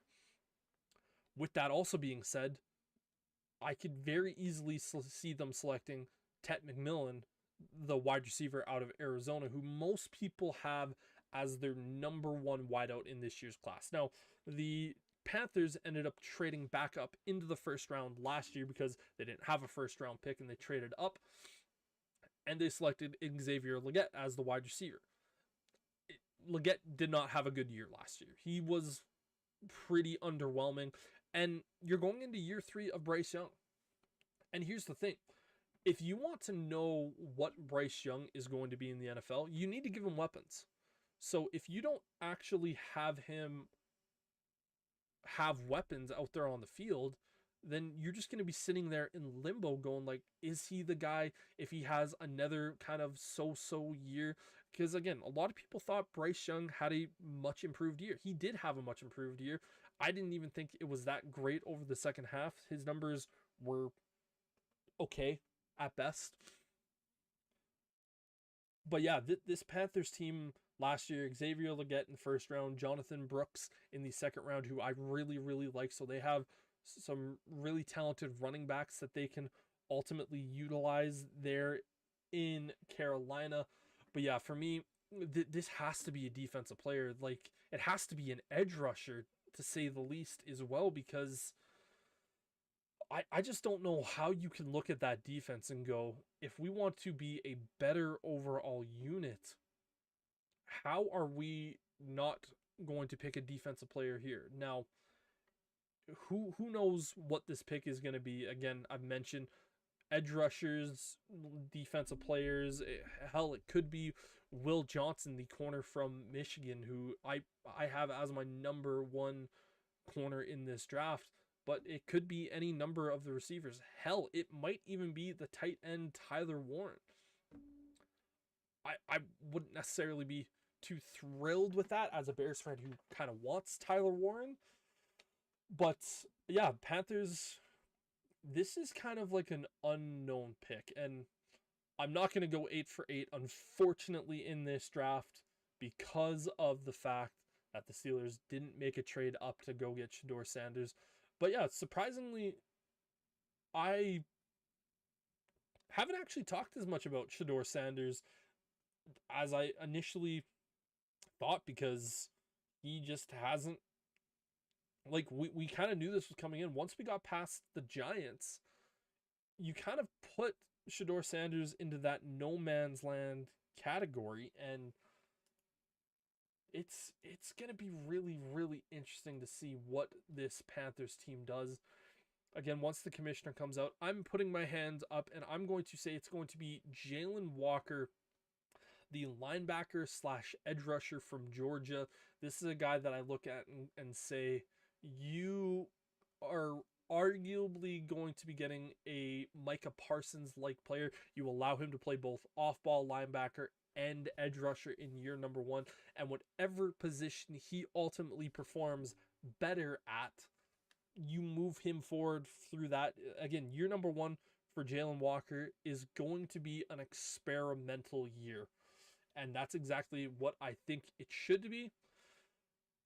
But yeah, the Panthers, they could go any number of directions. I wouldn't be shocked to necessarily see them take an offensive lineman. Who knows what this team is going to do? But I would put my money on Jalen Walker. I think he's a phenomenal player, and I think it'd be a solid move for this Panthers team. But we just kind of need to wait for the commish to make his way out here onto the stage and make this pick. But again, last year, Xavier Legette in the first round, Jonathan Brooks were their first 2 picks in 2024. So both on the offensive side of the ball. Again, they traded up with the Bears, trading away DJ Moore to draft Bryce Young. And the Bears ultimately got a haul for that deal. Again, grabbing DJ Moore, but then getting Caleb Williams the year after. But here comes the commish. Overall pick, first one for the Panthers tonight. With the 8th pick in the 2025 NFL Draft, the Carolina Panthers select Tetairoa McMillan. Oh. Tet McMillan, the wide receiver out of Arizona, is making his way to Carolina, giving Bryce Young 2 weapons to throw the ball to. Again, you need to know what Bryce Young is going to be moving forward. I did not have Tet McMillan as my number 1 wide receiver in this draft. I know a bunch of people didn't have Tet McMillan as the number 1 receiver. Very similar to a Drake London type player. He's long, rangy, athletic as hell. He's going to be a 50-50 ball merchant for this Carolina Panthers team. It's a really, really solid pick. Like, I don't think he's an elite wide receiver, but he's someone that's going to give Bryce Young a proper weapon. Like, this is a proper weapon for Bryce Young to use. And him and Xavier Legette, they play 2 very different roles. Again, Tet McMillan, he is going to be kind of that 50-50 jump ball type guy, and it's going to be useful for this Carolina Panthers team. And man, oh man, you can't sit back and say that this is necessarily a wrong pick for the Panthers. Now, that being said, the Panthers, they do need to focus on building this defense up throughout the remaining part of the draft, because if you draft Ted McMillan in the first round and you do nothing with the defense and don't get any impactful players on the defensive side of the ball, you are hurting yourselves down the line, and you're essentially just putting yourselves in a position that the Bengals were in last year, where you had offense, but nothing for defense. So a very solid move. Again, they get arguably the best wide receiver, not my number one choice, but I can't necessarily hate the pick of Ted McMillan to the Carolina Panthers. And again, this is solely a move of making Bryce Young's life that much better. And we'll see if Bryce Young is actually going to be a franchise quarterback for this team. Who knows? It's going to be really, really interesting, to say the least, what's going to happen with the Panthers.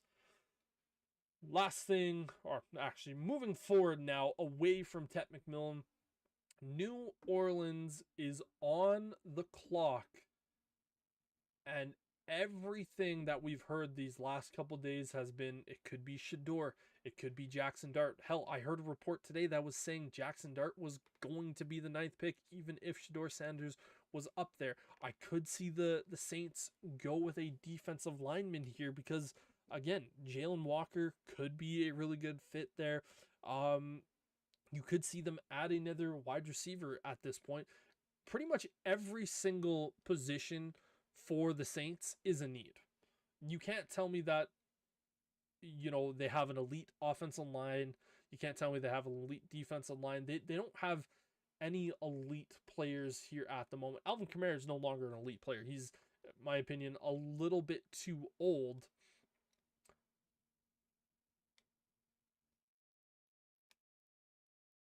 Pick is in. Sorry, I was just listening to Ian Rappaport there as I had a very dumb look on my face. But the pick is officially in here for the New Orleans Saints.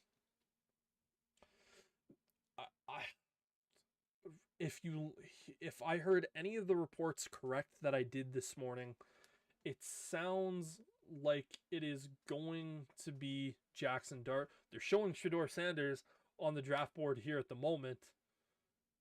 He looks quite happy, so maybe we know something, or maybe he knows something that we don't. But yeah, I wouldn't be shocked to see Shedeur Sanders go 9th overall to the Saints. Kellen Moore is a very, very intriguing offensive mind. Had a weird stint with Dallas, had an even weirder stint with the Chargers, and then had a really good year with the Eagles last year. Then again, when you have the playmakers and the talent that is out there, it's not hard to imagine why. But yeah, the Saints team, they could go quarterback, or they can go in a number of many different directions. Again, Derek Carr, Spencer Rattler are the de facto 1 and 2. We don't know if Derek Carr is going to be playing either at the start of this year or at all this season with his shoulder injury. It's just too hard to realistically know. And Saints pick is officially in. New head coach Kellen Moore. We'll see exactly ultimately who he gets, and then it is my Chicago Bears up next, where I will have a lot to speak of. And right now, here comes the commish to announce the pick. Thinking quarterback here, folks. With the 9th pick in the 2025 NFL Draft, the New Orleans Saints select Kelvin Banks Jr., tackle, Texas. Okay, that was not where I expected them to go. Kelvin Banks Jr. goes to the New Orleans Saints, getting much better at that offensive line spot. Again, when we talked about this New Orleans Saints team, they needed everything. Adding Banks, he is a really, really good offensive line. He was my fourth offensive tackle in this.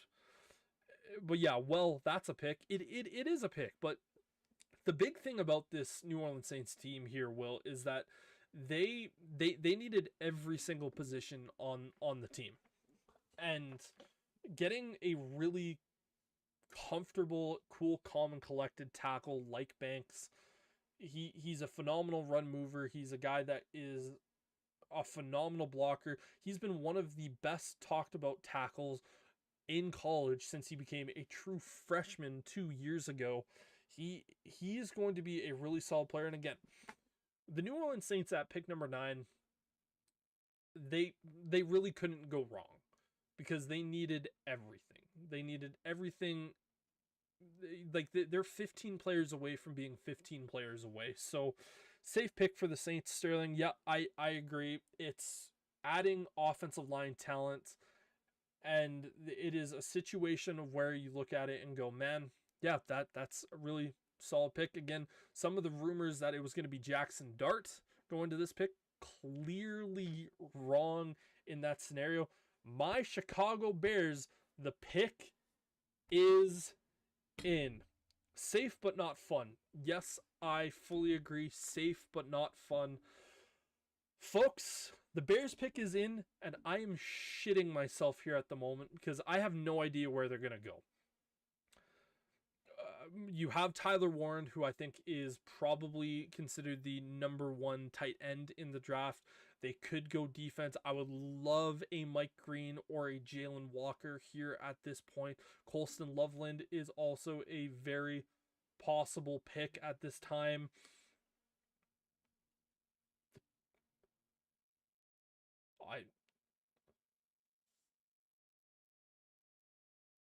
They're bringing someone out that's not the commissioner, so we'll see.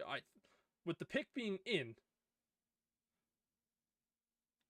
I think they're just announcing where the next draft or couple of drafts is going to be. But yeah, with my Chicago Bears, I'm going to sit back and say it's going to be Tyler Warren. It's not going to be Will Johnson. There's no real space for Will Johnson. We'll see here. Tyler Warren, Colston Loveland, Jalen Walker, Mike Green. There's a lot of players that this could be.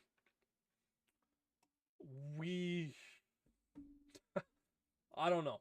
I'm terrified. I'm shitting my pants here at the moment.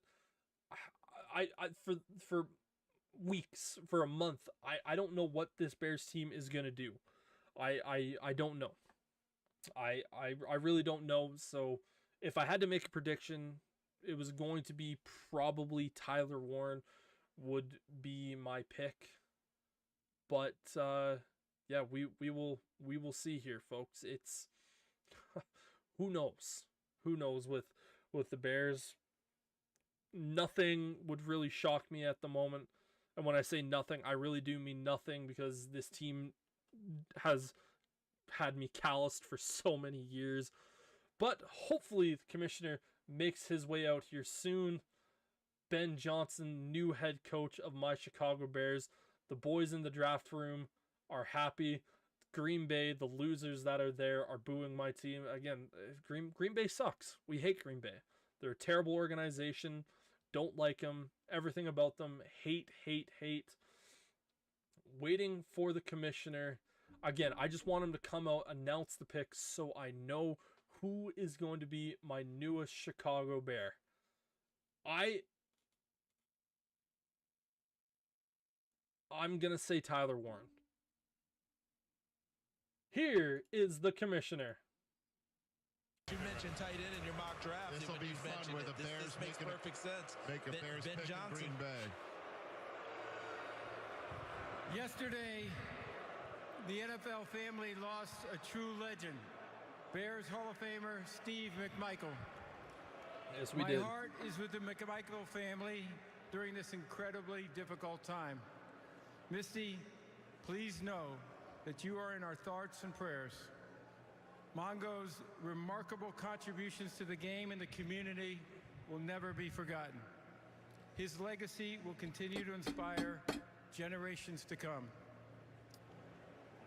50 years ago, with the 4th pick in the 1975 NFL Draft, Walter the Payton. Chicago Bears selected one of Steve Michaels' teammates and closest friends, Walter Payton, running back, Jackson State. 50-year anniversary of Walter Payton being Walter selected. would go on to rush for nearly 17,000 yards and 110 touchdowns over 13 seasons. All Greatest to ever with do the it. Chicago Bears. Greatest to ever do it. As you heard earlier, the NFL continues to honor Sweetness, not only for his performance and excellence on the field, I really but love also that they're his doing this, but commitment get to the give back goddamn to pick. his community. With the I Walter love this, Payton but NFL my Man of the Year God. Award. So with the 10th pick in the 2025 NFL Draft,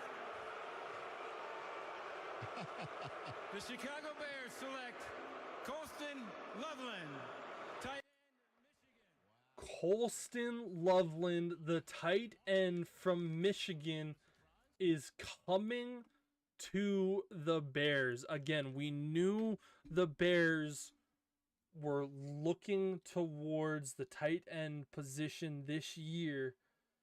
They get a very similar player to Sam Laporta. Ben Johnson knows that he loves the two tight end personnel. A lot of people think that Colston Loveland has more upside than Tyler Warren. Little bit of a shock, I gotta say. But ultimately, I think it is a fair one. Colston Loveland, people are saying his comparison is Tyler Eifert, but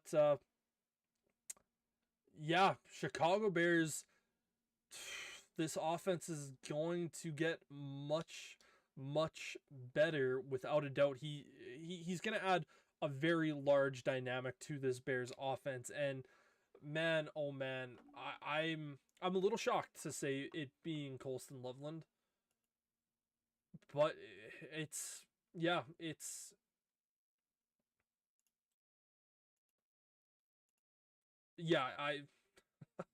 Colston Loveland, you are a Chicago Bear. I'm just really happy that the Bears didn't ultimately trade up in this year's class.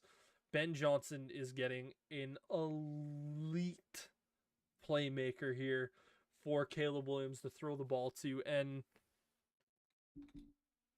yeah, he's a really, really solid player. Really, really good. I personally had Tyler Warren ahead of Colston Loveland, but I'm not upset with it. His production was very, very good. He's a very talented player, and again, you talk about him, he is more upside player than Tyler Warren. A little bit closer to that Sam Laporta type role, that a little bit more of that traditional pass catching type of role. See Tyler Loveland being drafted. He's getting the hat from the Bears. The 49ers pick is in.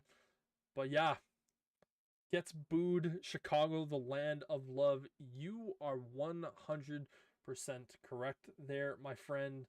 The city of love, I guess. But yeah,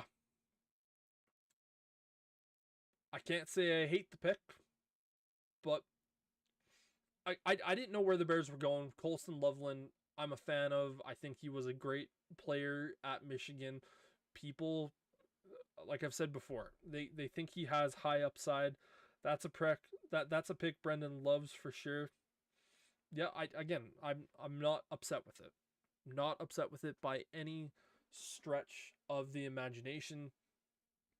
Let's see how the rest of this draft goes for the Bears. Again, they could potentially be a team that tries to trade back in for a defensive lineman a little bit later. Big fan of Colston Loveland. And again, it's hard to go wrong with a talented player. There was a report yesterday that said the Bears preferred Colson Loveland over Tyler Warren. Again, a little bit of a shock here, but still ultimately a really, really solid one. I can't be upset with that one. Not in the slightest bit. Just some of the things I'm hearing. There is a wonder as whether Ben Johnson wanted to select Jahmyr Gibbs in the first round, instead hope to land their Sam Laporta in Colson Loveland is the best tight end in the draft. If you believe that, then I'm going to assume you're only looking, or Colson Loveland was the best tight end in the draft. If you don't believe that, then I'm going to assume you only look at box scores. Komet will prosper with Loveland. I agree. DJ Moore calls, or Ben Johnson calls play, Caleb Williams slinging it, DJ Moore, Rome Odunze, Cole Komet, Colson Loveland catching it, DeAndre Swift runs it. 3 new offensive linemen. That is without a doubt better for sure. Won over a lot of front offices throughout the draft process. At 6'6", 250 pounds with legit speed, he just broke the Wolverines' single season record with 56 catches. Big weapon for Ben Johnson and Caleb Williams. Again, I had Colson Loveland as my number 1 tight end prospect. A lot of people are coming out with their much bigger fan of Loveland than Warren. Approve of the selection. Yeah, again, it's hard to kind of disagree with that. Yeah, I don't really have much to say with it than I've already said. Moving forward to the San Francisco 49ers. This entire process for them, this draft, needs to just be, again, getting players that they ultimately lost. And again, the big 3 guys were Ward, Hufanga, and Greenlaw. Again, you have a corner, a safety, and a linebacker. You have to imagine that those guys are, like, those positions are going to be key areas that try to get adjusted. Again, some of their team needs defensive tackle, corner, linebacker, edge rusher, guard. I had them personally selecting I had them selecting Will Johnson. I think he's the best corner in the draft. I don't think that would be a bad option. I could very easily see this being the spot for Gray Zabel. It would be a really solid pick. Again, try to find some of that extra offensive line help and extra offensive line love. We'll just have to wait and see with this one. Again, 49ers have a handful of needs. Once the commish makes his way out there onto the stage, we will get a very good idea.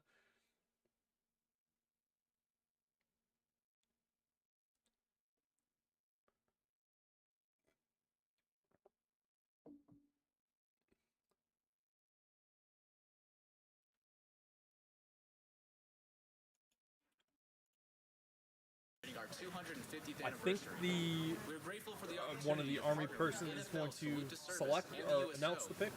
We'll see, so we'll listen in. 49ers 2025 draft pick. With the San Francisco 49ers draft pick, back to you in Green Bay. Oh, never mind. So here comes the commissioner now with that pick. Commish is now out, so we should see who the 49ers select.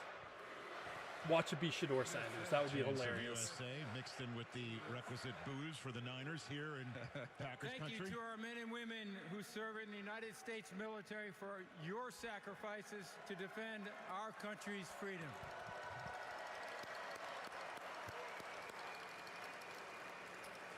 With the 11th pick in the 2025 NFL Draft, the San Francisco 49ers select Mykel Williams. Mykel Williams, the defensive end edge rusher from Georgia, makes his way to the 49ers again. I was big on Mykel Williams. I thought he was a lot better than a lot of people said. I think he, at 6'5", 260 pounds, he is going to be a phenomenal player. And again, playing opposite a Nick Bosa. Nick Bosa hasn't been able to necessarily stay healthy. This is a big player. Again, new / old defensive coordinator, Robert Saleh, comes in, gets a really high upside guy. He's a raw pass rusher, and he is a fun guy to watch. This is a guy that I actually really liked the Bears to potentially take. I thought he was the best edge rusher in terms of scheme fit, and really kind of the first. Again, we've only seen technically the two defensive or actually, pardon me, this was 3 defensive players that we've seen so far, so it's not as crazy, for instance. But yeah, this is an interesting pick. Again, I would have continued to say that Michael Williams or the 49ers would have gone to kind of add additional, or not necessarily additional, but a different player to replace some of the guys that they lost. But this gives the 49ers a really solid defensive line. Again, Nick Bosa, Michael Williams as their edge rushers, Fred Warner still there. So you're going to have some decent players to play with. You still need to see how this 49er team ultimately continues to develop throughout the rest of this draft process, because you need to find guys that ultimately replace that. But Cowboys are up on the clock. I kind of had them penciled in as a wide receiver or a running back. Yeah, so that's kind of where I'm going with those particular thought process. Yeah. Don't really know exactly 100% of where the Packers are going. Again, new head coach. He was their offensive coordinator last year for the Cowboys, and so kind of takes that next step up. We'll see ultimately what he does, and the commissioner coming right back out here really quick. So let's listen to the commissioner and all the boos from the loser Green Bay Packer fans. With the 12th pick in the 2025 NFL Draft, the Dallas Cowboys select Tyler Booker, guard. Tyler Booker, the guard from Alabama, goes to the Dallas Cowboys. Now, they did just lose one of their best offensive linemen to retirement this offseason. I'm a big fan of Tyler Booker, man. I think this dude is an absolute beast. When Will Campbell got drafted out of Alabama a couple years ago, like he is that same level of mentality. He is a mean man. This is surprisingly a great pick for the Dallas Cowboys. Again, I potentially thought they were going to go offensive line or running back. They could have potentially gone wide receiver. But yeah, Tyler Booker, he is a mean man. Without a doubt, the best interior offensive lineman in the class by a wide margin. There's not a lot you can say with this pick other than it was just a really good pick for the Cowboys. Tyler Booker, you didn't really know where he was going to go. It was kind of in that teen range to kind of the later stage of the first round. But yeah, this is just overall a really good and safe pick for the Dallas Cowboys. Again, there's not much more to it I can really say. The Cowboys hit a really good pick here. But yeah, some more protection up front. Again, when you lose an offensive lineman to retirement. And yeah, not much of a reaction from the CHGO Bears draft party as the Bears take Michigan tight end Colston Loveland.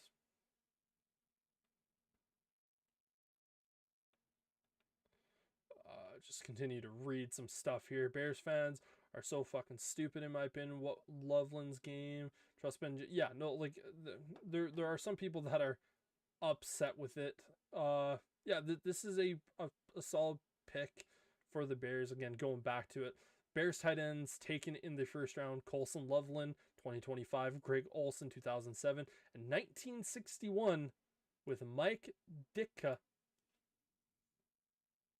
Loveland to the Bears. Shout out to the NFL draft scout who was all over that. Yeah, again, Matt Miller. If you don't follow him on Twitter, I highly recommend it. If you are a draft fan, he is a very, very smart person when it comes to this. But yeah, he was all on that, picking the Bears to select Colston Loveland. But yeah, Tyler Booker, no real notes with this. He's just a great player, and the Cowboys made a. Cowboys do this weird thing of where they will make a really good pick one year, and then they'll make a really bad pick the year after, and they made a good pick this year. So it's hard to really be too upset, for instance, in what they did. Just overall fairly solid. Let's talk about the Miami Dolphins. This Miami Dolphins team is... I think they need to go offensive line here. They could go defense. Again, people have been talking about, again, Jalen Ramsey is on the trade block. So is Tyreek Hill. So if we see Jalen Ramsey get traded, could this be a spot where Will Johnson ultimately gets selected? Will Johnson, the corner out of Michigan. This should be an interesting pick. I'm shocked the Cowboys didn't go tight end or wide receiver. Yeah, me too. Me too, Sterling. But ultimately, this is still a great, great pick for the Cowboys. Again, offensive line isn't sexy. It isn't cool. It isn't great. But what it is a need. And we saw what the Eagles did. And if the Cowboys want to try to compete with the Eagles or compete with the Commanders at this point, you need to have Dak Prescott with time. Dolphins don't have the pick in, so this is kind of the first time in a little bit where we haven't seen basically the pick go up. We talk about the player, and then the pick gets sent in. Dolphins have a little over 3.5 minutes, and of course, when I say that, the pick is now officially in for Miami. I'm kind of expecting offensive line, but you could go safety here like a Malachi Starks. You could go Will Johnson, Nick Emanuari. I don't think he's that level. Jaheed Barron is another guy that you could potentially go with. I think you need to protect Tua as much as you humanly can. I think if you don't go offensive line, you're kind of looking at Tua saying, you better hope that you can stay healthy. James Daniels, I'm pretty sure, ultimately ended up signing with the Dolphins. We'll have to see. Just kind of going back to some of the picks that I have made pretty much ever since pick number 8. Haven't been correct, folks. Have not been correct. Some of my favorite players still on the board. Will Johnson, Tyler Warren, Mike Green still there on the board. Some of my personal favorite players. And if I look here at my official draft board, Graham, Carter, Genty, Hunter, Warren still on the board. Will Campbell, Armin Mumbu, Malachi Starks is still there. Will Johnson's still there. Colston Loveland is still there. Mike Green's still there. Jalen Walker, Jaheed Campbell, and yeah, Cam Ward is off the board. Michael Williams, James Pierce is still on the board. So yeah, we still have obviously a lot of spots we can go. It's only the 13th pick, so it is going to continue to be really, really interesting. I'm still kind of waiting on that first big shocker pick of the draft where we see a guy get selected who was like a 3rd round pick most people have. And yeah, as I just have some of my turkey for my dinner.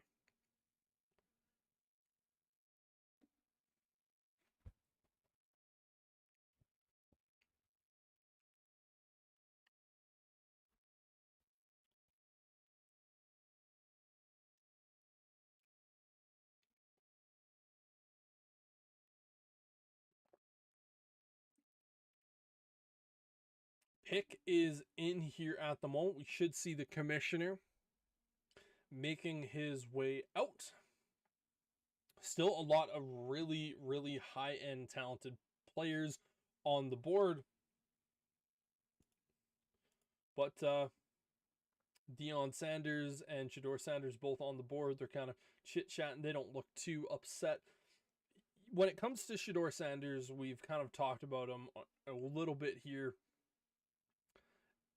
It's probably the Steelers at this point. And if it isn't the Steelers, then I would have to imagine he's just not going to be selected in the first round unless someone tries to ultimately go up and trade. But yeah, it's this should be an interesting pick here for the Miami Dolphins. One that I'm fairly interested to see, but nonetheless, here's the commissioner. Colts right behind them on the clock.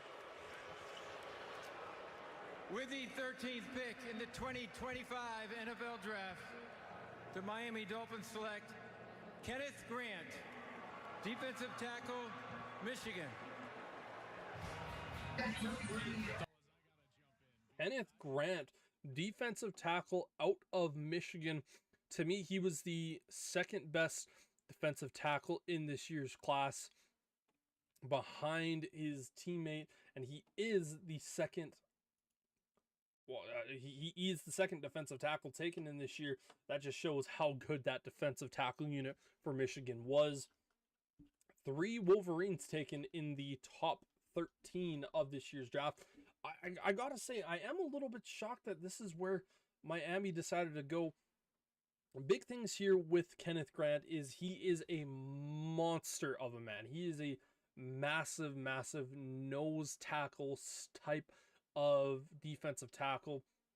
He has phenomenal upside when it comes to as a pass rusher. This guy is going to feast in the run game early in his career. That is where his real strengths are here at the moment. But allow him to grow. He is going to become much better of a pass rusher as time goes on. But yeah, this dude is athletic. He's big. I needless to say, I'm kind of shocked with this one. Not necessarily where I would have expected. Not where I would have expected the Dolphins to go, but Colts are up here on the board. Pick is in. I can almost guarantee this is going to be Tyler Warren.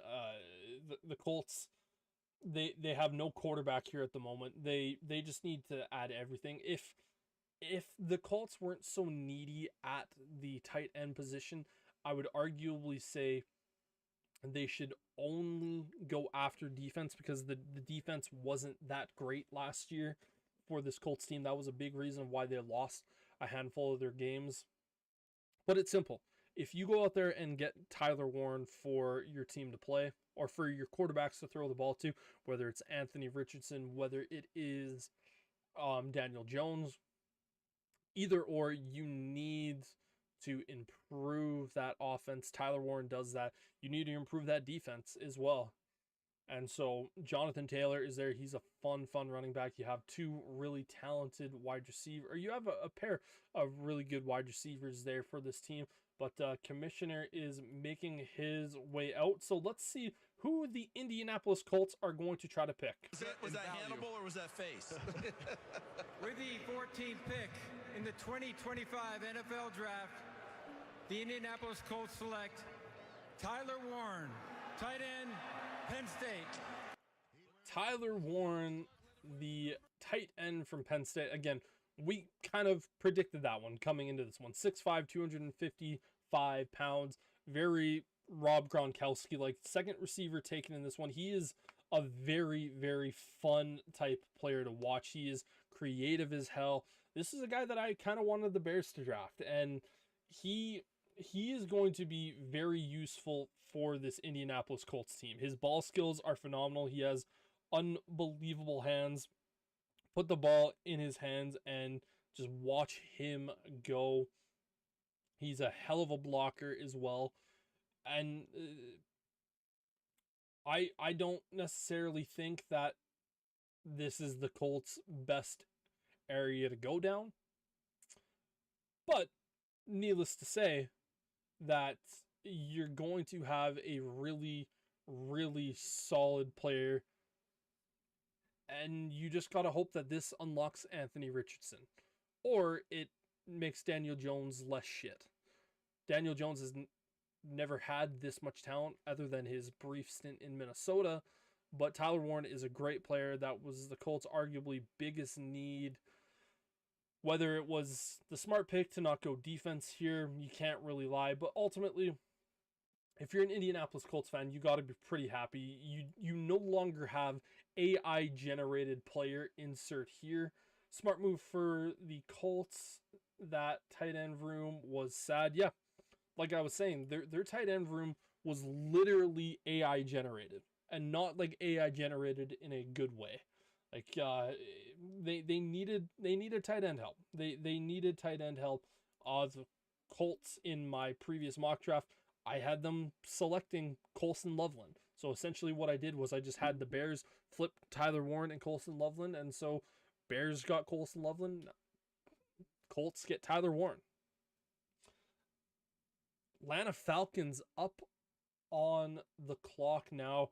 5 minutes and some change still remaining on the board. We've only seen the one trade in this draft. It was either going to be a scenario of where there was going to be a lot of trades or there was going to be very minimum trades. And we're starting to kind of get that feeling that you're not going to have a ton of trades here in this one. I feel like a lot of people are just ultimately going to be sticking and picking. But Atlanta Falcons at this moment, they need to get edge rushers. I wouldn't be shocked to see Jalen Walker end up going to the Falcons. Looking at my mock draft, I had just that Jalen Walker going to the Falcons. Again, Atlanta grabs the Georgia kid. They need edge rushing help. Now, this is Atlanta. This is the team that likes to make shocking moves over these last couple of years. Last year selecting Michael Penix. I didn't have Michael Penix even as a second round quarterback. So I thought that was a terrible move. The year prior to, they drafted Bijan Robinson. I thought Bijan Robinson was a really good running back. But I thought Tyler Algier, the running back that they drafted in the third round the year before, was also really, really good. It was kind of a little bit of a wasted pick on Bijan Robinson, but Bijan Robinson has been phenomenal. And I don't think this Colts team, or not this Colts team, this Falcons team is going to be too terribly upset. But one thing they do need to do is they need to get that defense. They have no defensive tackle help. They have no edge rushing help. They're one of the worst attacking teams in terms of rushing the passer. They have to go someone to attack the pass rush, or someone to attack the quarterback. That's what the Falcons need to do. And I'd be kind of shocked if they go somewhere else with that particular pick, to be honest with you there. But again, we will sit back, find out, and see. As I'm just checking everything on the streams. Again, we are streaming live on YouTube and on Twitch. Thank you all for helping, or thank you all for chilling out with us here today. I know Sterling, my podcast partner, fortunately for him, he had to go do the work. Capitalism strikes again. Will, if you are around our channel, you know him and DJ do our baseball podcast. And we thank both of those guys for hanging out, and everyone else.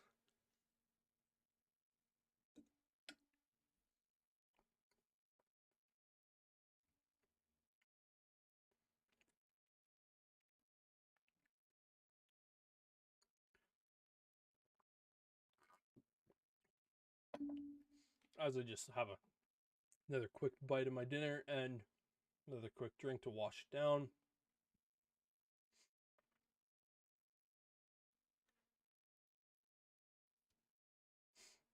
So, again, Falcons up here on the clock. No idea where they're necessarily going to go.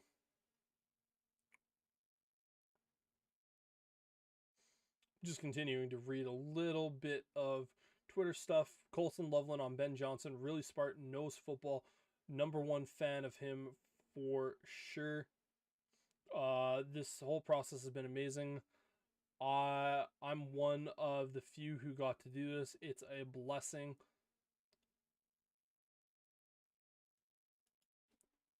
But as we continue to go here, where are the Falcons going to go? And they're currently still on the clock. They have not submitted a pick yet. So that is going to be an interesting decision. Again, last year, massive shock what they did. And they're seemingly allowing this to go down to the wire because we are under a minute remaining with this pick. Who and where do they go? 45 seconds still remaining. Let's have to wait.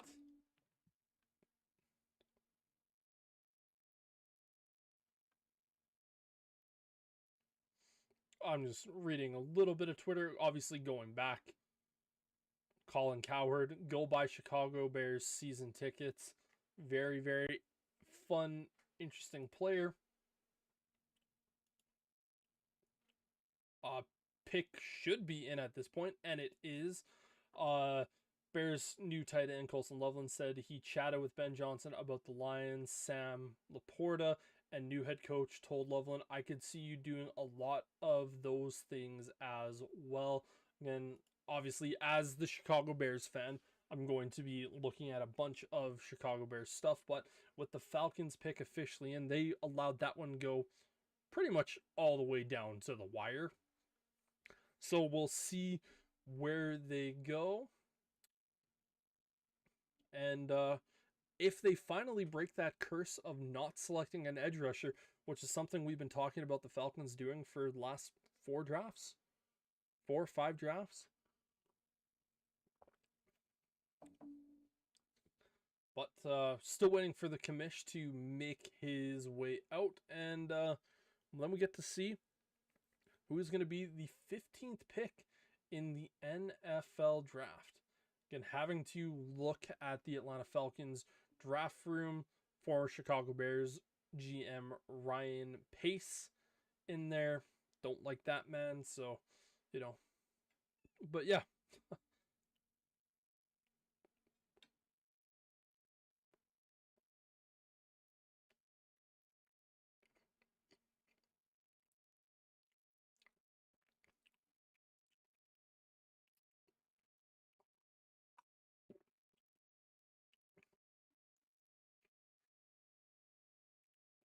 Pretty much what's happening in the draft conversation at the moment. They're talking about who it's going to be. And again, for me, Jalen Walker just makes way too much sense. But here is the commish, so let's hear what he has to say.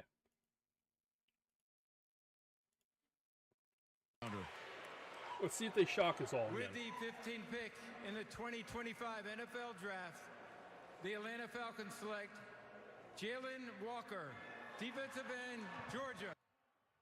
Jalen Walker announced as a defensive end from Georgia, making his very short trip to the Falcons in Atlanta. Yeah, this is the exact pick that this Falcons team needed to do. With Jalen Walker, again, he has that off-ball linebacker level play, but he's also have that edge rusher. Georgia has a little bit of a problem of where they don't really know what to do with some of their really talented defensive players, and this was another one of those guys that was really, really talented. And I think for the Falcons, they needed both a linebacker and an edge rusher. So this one doesn't really shock me. Again, this is one of those guys, I've said it before earlier in the draft when talking about him potentially being a fit somewhere, is you need to add, like with Walker, you need to allow him to find his position in the NFL, whether that's going to be linebacker or whether that's going to be edge rusher. They announced him as a defensive end, so that tells me that the Falcons are likely thinking he is going to be closer to being their defensive end of the future. Not a shock. I think it ultimately was a fairly smart move for this Falcons team. It's one that they needed to do, and yeah, no real notes. This is a phenomenal player. Let's see how he performs with the Falcons. Again, losing a couple of guys. Arizona Cardinals are up on the clock, and this is a team that can go in a myriad of different avenues, whether it's going to be on the defensive line, whether it's an edge rusher or a defensive tackle. Could they go offensive line and grab a guard or a tackle, or hell, even a center? Gray Zabel could be a really solid move. Are they going to grab a linebacker? Are they going to grab a corner? Are they even going to grab a wide receiver? Marvin Harrison Jr. last year at pick number 4, very, very solid player. Did not have that great of a year. Didn't really look like he had a ton of chemistry with quarterback Kyler Murray last year. I kind of wonder if that was more of a result of him just not really having as good of an offseason as he would have liked, or Kyler Murray and him just not meshing well. But I could very easily see Matthew Golden being a pick here for the Cardinals, kind of looking at similar to what the Panthers did, where they said, we drafted a wide receiver in last year's draft. Let's double down and get another wide receiver in this year's draft to go with Marvin Harrison Jr. and Trey McBride, who are both very, very solid pass catchers, just adding that little bit more and really testing if Kyler Murray is going to be the guy. Again, earlier we talked about, is Bryce Young the guy for the Panthers moving forward? Most people would arguably say yes, and there's still going to have to be a lot of conversation, but you need to give him weapons to really identify that. And with Kyler Murray at this stage of his career, you're also looking at it going, he does need to be the guy, and you need to know if he is, because you're giving him weapons, and if the Cardinals still don't really perform, then you might be time to talk about moving on from a guy like Kyler Murray. But pick is officially in now, so we know we're not getting a trade. I don't think we're going to see a quarterback go here at this particular spot. But yeah, this Cardinals team kind of outperformed a lot of their players from what we saw from them last year. But yeah, this pick could go any direction. It could be on the defensive side. It could be on the offensive side. I'm going to rule out a kicker at this point. I think that would be fairly fair to say at this point, to not have a kicker at this point go. This isn't the Las Vegas, or this isn't the Raiders that we're talking about here. But yeah, I don't really know. Will Johnson could be a pick here, improve that secondary. Again, Shamar Stewart is going to be a very, very interesting player for sure. Yeah, who knows? Who knows? Pick is in. That's all we know at the moment. Could it be Mike Green? This is a guy who has a little bit of off-field concerns, but is unbelievably productive. And yeah, we're only a few moments away from seeing who it is going to be.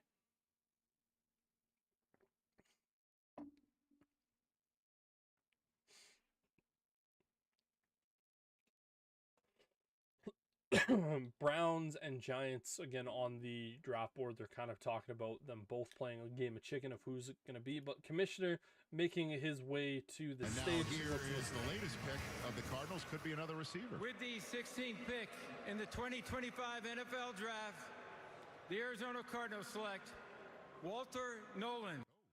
Walter Nolan, the defensive tackle out of Ole Miss. This is a guy that I have a lot of love for. And you know, with this Cardinals team, Jonathan Gannon, head coach, defensive-minded guy, hasn't really been able to get elite talent on that defense. And that was kind of a big problem. Walter Nolan, by a lot of people, had him as the second best defensive tackle in the draft behind Mason Graham. I could very easily see why, but this dude is just physical. Like he has some of the more higher upside for this defensive tackle group in a very good year. Again, we kind of wondered if the Cardinals went onto that defensive side, and yeah, they ultimately did. And Walter Nolan is a phenomenal player. Had 11 and a half sacks last year, had 11 and a half sacks in his career, 25 tackles for loss during his time at Ole Miss and Texas A&M. He's going to be a really, really solid player for the Arizona Cardinals. It's hard not to look at that and say it's a really, really solid pick. He's going to help out that defense so much more. Jonathan Gannon gets a young player that he can kind of mold and grow into his defensive scheme. And yeah, like it is solid pick for the Cardinals. Really, really decent pick there. Now talking about the Cincinnati Bengals. If they pick with every single one of their picks here this year, if they go with defense, they will be winning. That will be really, really good, solid moves for this Bengals team. I don't want to see them even sniff at the idea of potentially going after an offensive player. It does not make sense for them to draft a wide receiver or anything else. It is just going to be something where you have to get defense. You need defensive help.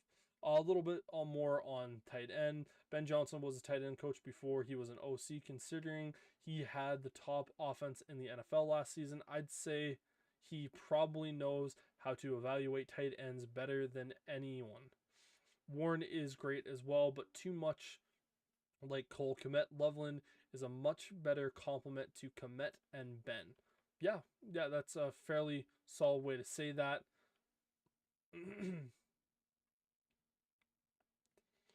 Just continuing to read through some Twitter.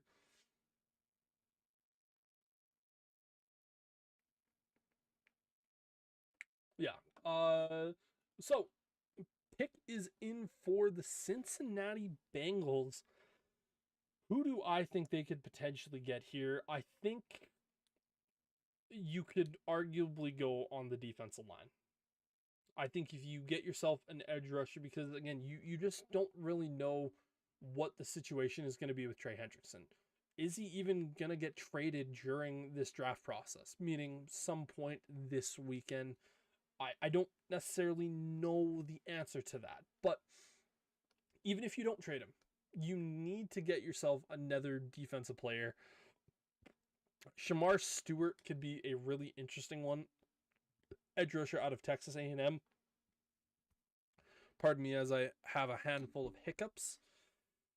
But yeah, I could see them going Shamar Stewart, Mike Green, Jahad Barron, Malachi Starks, Nick Emanuori. Just reading some of the defensive players here. Jahad Campbell, pardon me. That could be another really good pick there for the Bengals. James Pierce Jr. I would actually really like that pick for the Bengals. I think James Pierce Jr. is kind of similar to a Jared Verse, almost kind of coming out of last year's class. As I have good buddy Will reacting and sending memes to me on Instagram. You should be just hanging out here in the actual YouTube room, but nonetheless, we still love them. But yeah, Cincinnati Bengals, this is going to be a really important pick. If they go offense, they've completely lost the plot. If the Cincinnati Bengals have and choose an offensive player here, they have lost the goddamn plot. It would be the most shocking thing I could say happening here.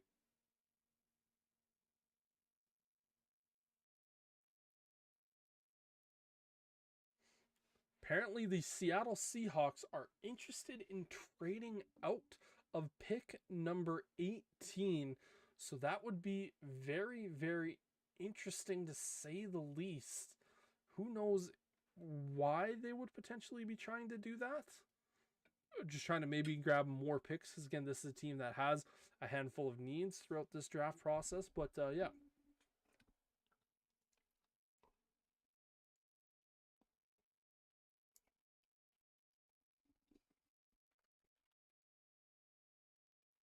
Apologies as I continue to take bites at some of my dinner. But yeah, This has to be a defensive player. I will be shocked, and frankly, I will continue to just happily make fun of the Bengals if they screw this up and don't take a defensive player here. Like, it has to be. There's no other logical solution of who it would be. And knowing that, the Bengals will end up selecting Shedeur Sanders. But Commissioner's making his way out there on the draft stage. So let's listen to what he has to say and who the Bengals defensively are going to draft. Here in Green Bay, I guess they're waiting for Sweet Caroline to finally peter out of respect to Neil Diamond and the karaoke that's broken out here. Now the house band is done. We can get the house With commissioner. the 17th pick in the 2025 NFL Draft, the Cincinnati Bengals select Shamar Stewart, defensive end. Shamar Stewart, the defensive end from Texas A&M. This dude is athletic as all hell, folks. 6'5", almost 270 pounds.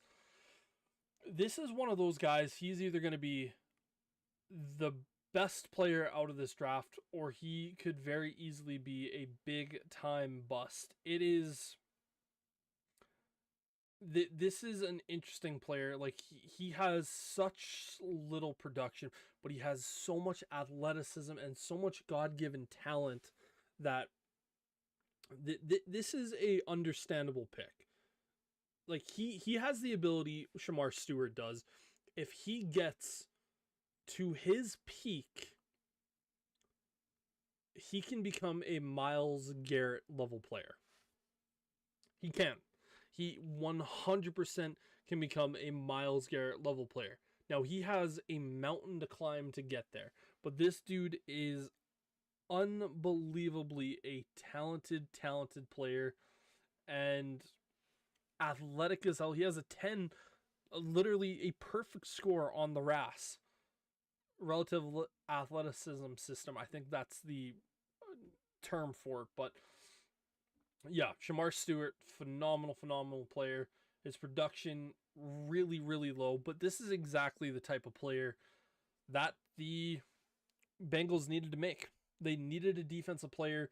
You don't know how much longer Trey Hendrickson is going to be there for the Bengals, and plus he's getting closer to being third, or he's on the wrong side of 30, so he's closer to being retiring than Shamar Stewart is to getting his career even started at this point. But Shamar Stewart and Trey Hendrickson are going to be a really fun duo to watch. And again, with the Bengals, if they had a top 20 defense, they were likely going to be competing for the Super Bowl. And that's the aim for this Bengals team, to not have the literal worst defense that has ever existed.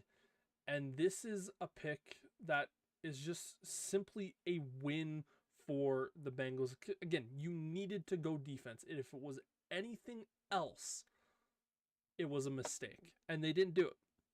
So good on the Bengals for getting a really talented guy, 6'5", and 270 pounds, runs a 40-yard dash in almost he runs it in 4.6 flat. Technically ran it in 4.59, but still, like, that's a guy who's 6'5" and 270 pounds. He's an athletic freak. The production just needs to get there, and he's going to potentially learn from Trey Hendrickson, which is without a doubt a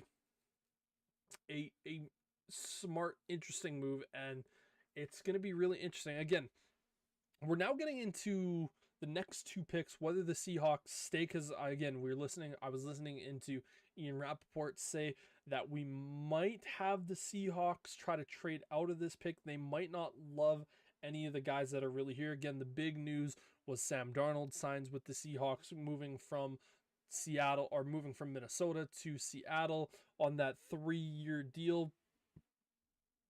I would be unbelievably shocked if Seattle ended up selecting a quarterback here. And this is going to be very interesting to see how it ultimately plays out, how it ultimately goes down. Does Seattle stick with this pick? Do they trade it away? I had Ted McMillan kind of going in this range to the Seahawks, kind of that guy that goes in and replaces DK Metcalf with the size, not with the athleticism. Pick is in for Seattle, so Mike McDonald and the Seahawks have this pick in, and they're getting ready to make it.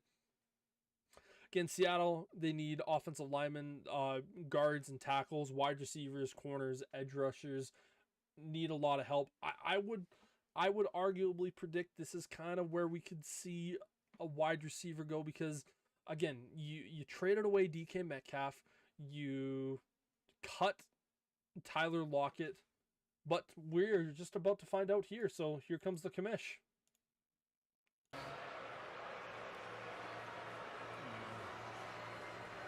With the 18th pick in the 2025 NFL Draft, the Seattle Seahawks select Gray Zabel, guard, North Dakota State. There's your guy. Gray Yeah, this is my Zabel, favorite player in the guard / tackle / every goddamn offensive line position.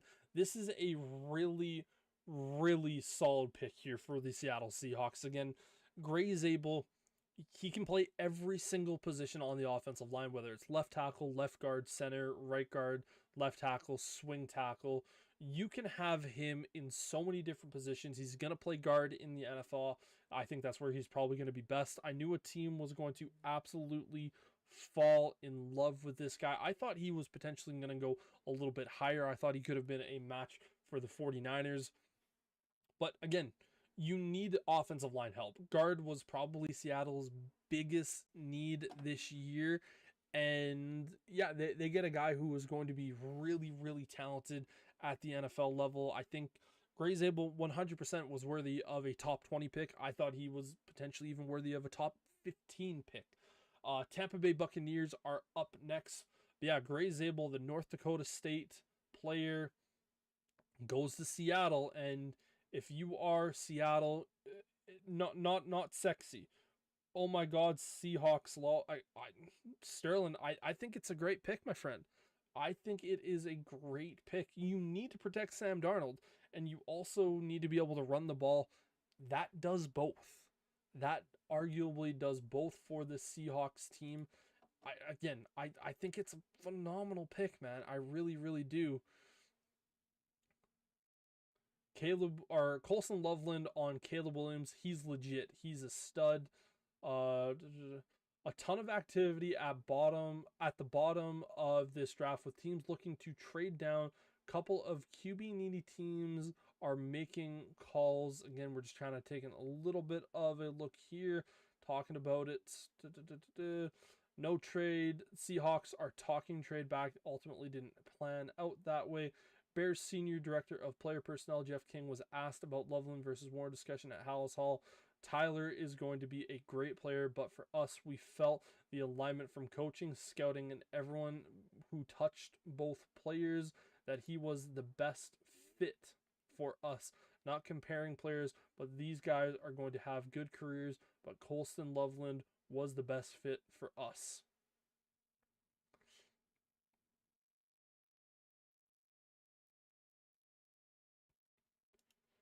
And yeah, so again, I'm just reading some picks there, but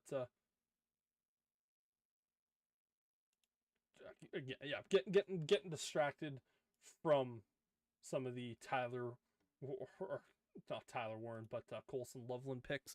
But yeah, Gray Zabel, not really much more. He's a guy you can play at all 5 positions. Like I've said, he's going to be really, really good. Hawks fan is quiet now after that pick. Honestly, Sterling, I don't think he's even necessarily watching here at the moment. So I think he's kind of off, potentially doing other things, maybe doing a little bit of that. I'm sure he'll end up coming back in and giving his opinion on it. But yeah, I think it's a phenomenal pick. Talking about the Tampa Bay Buccaneers, they're officially the pick is in here at the moment. This is a team you could very easily see them going defense. They need corner, safety, edge rusher, linebacker, defensive tackle. Pretty much every single spot here on their defense they could look to improve. I look at a guy like Jaheed Campbell being a really good option because he can kind of fit that role as both a linebacker and an edge rusher, similar to a Jalen Walker. That could be where I see the Bucks go. I could also see them going Will Johnson and saying, we are no longer going to have a need at corner. And plus, Will Johnson, he's still falling. He was one of my top-rated players in this draft class. Still up on the board. Easily, in my opinion, the best corner in the class. Jaheed Barron, also still up on the board. So we'll have to see where he ultimately lands.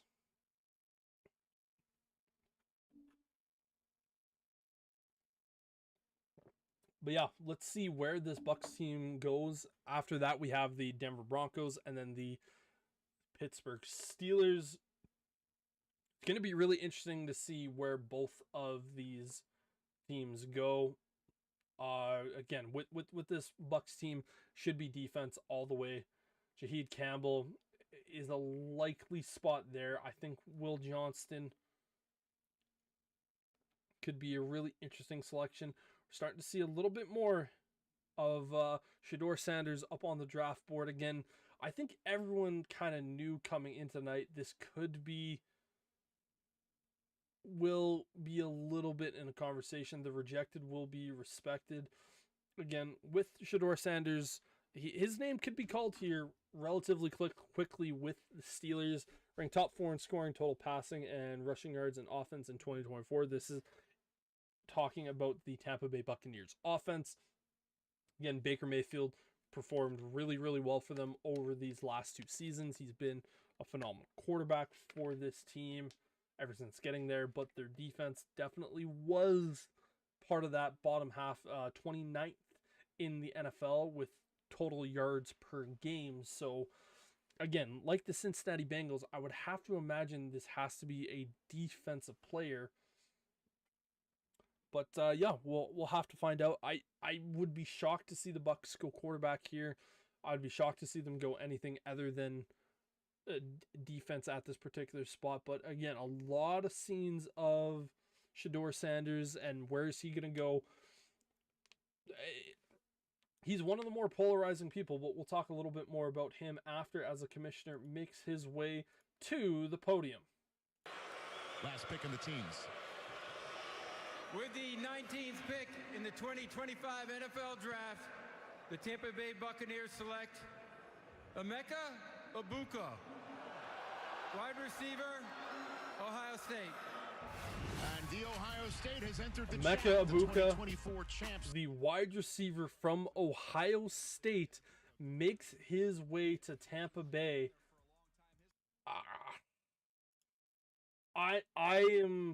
I'm kind of shocked with this one. Now, with this being said, Mike Evans is not young.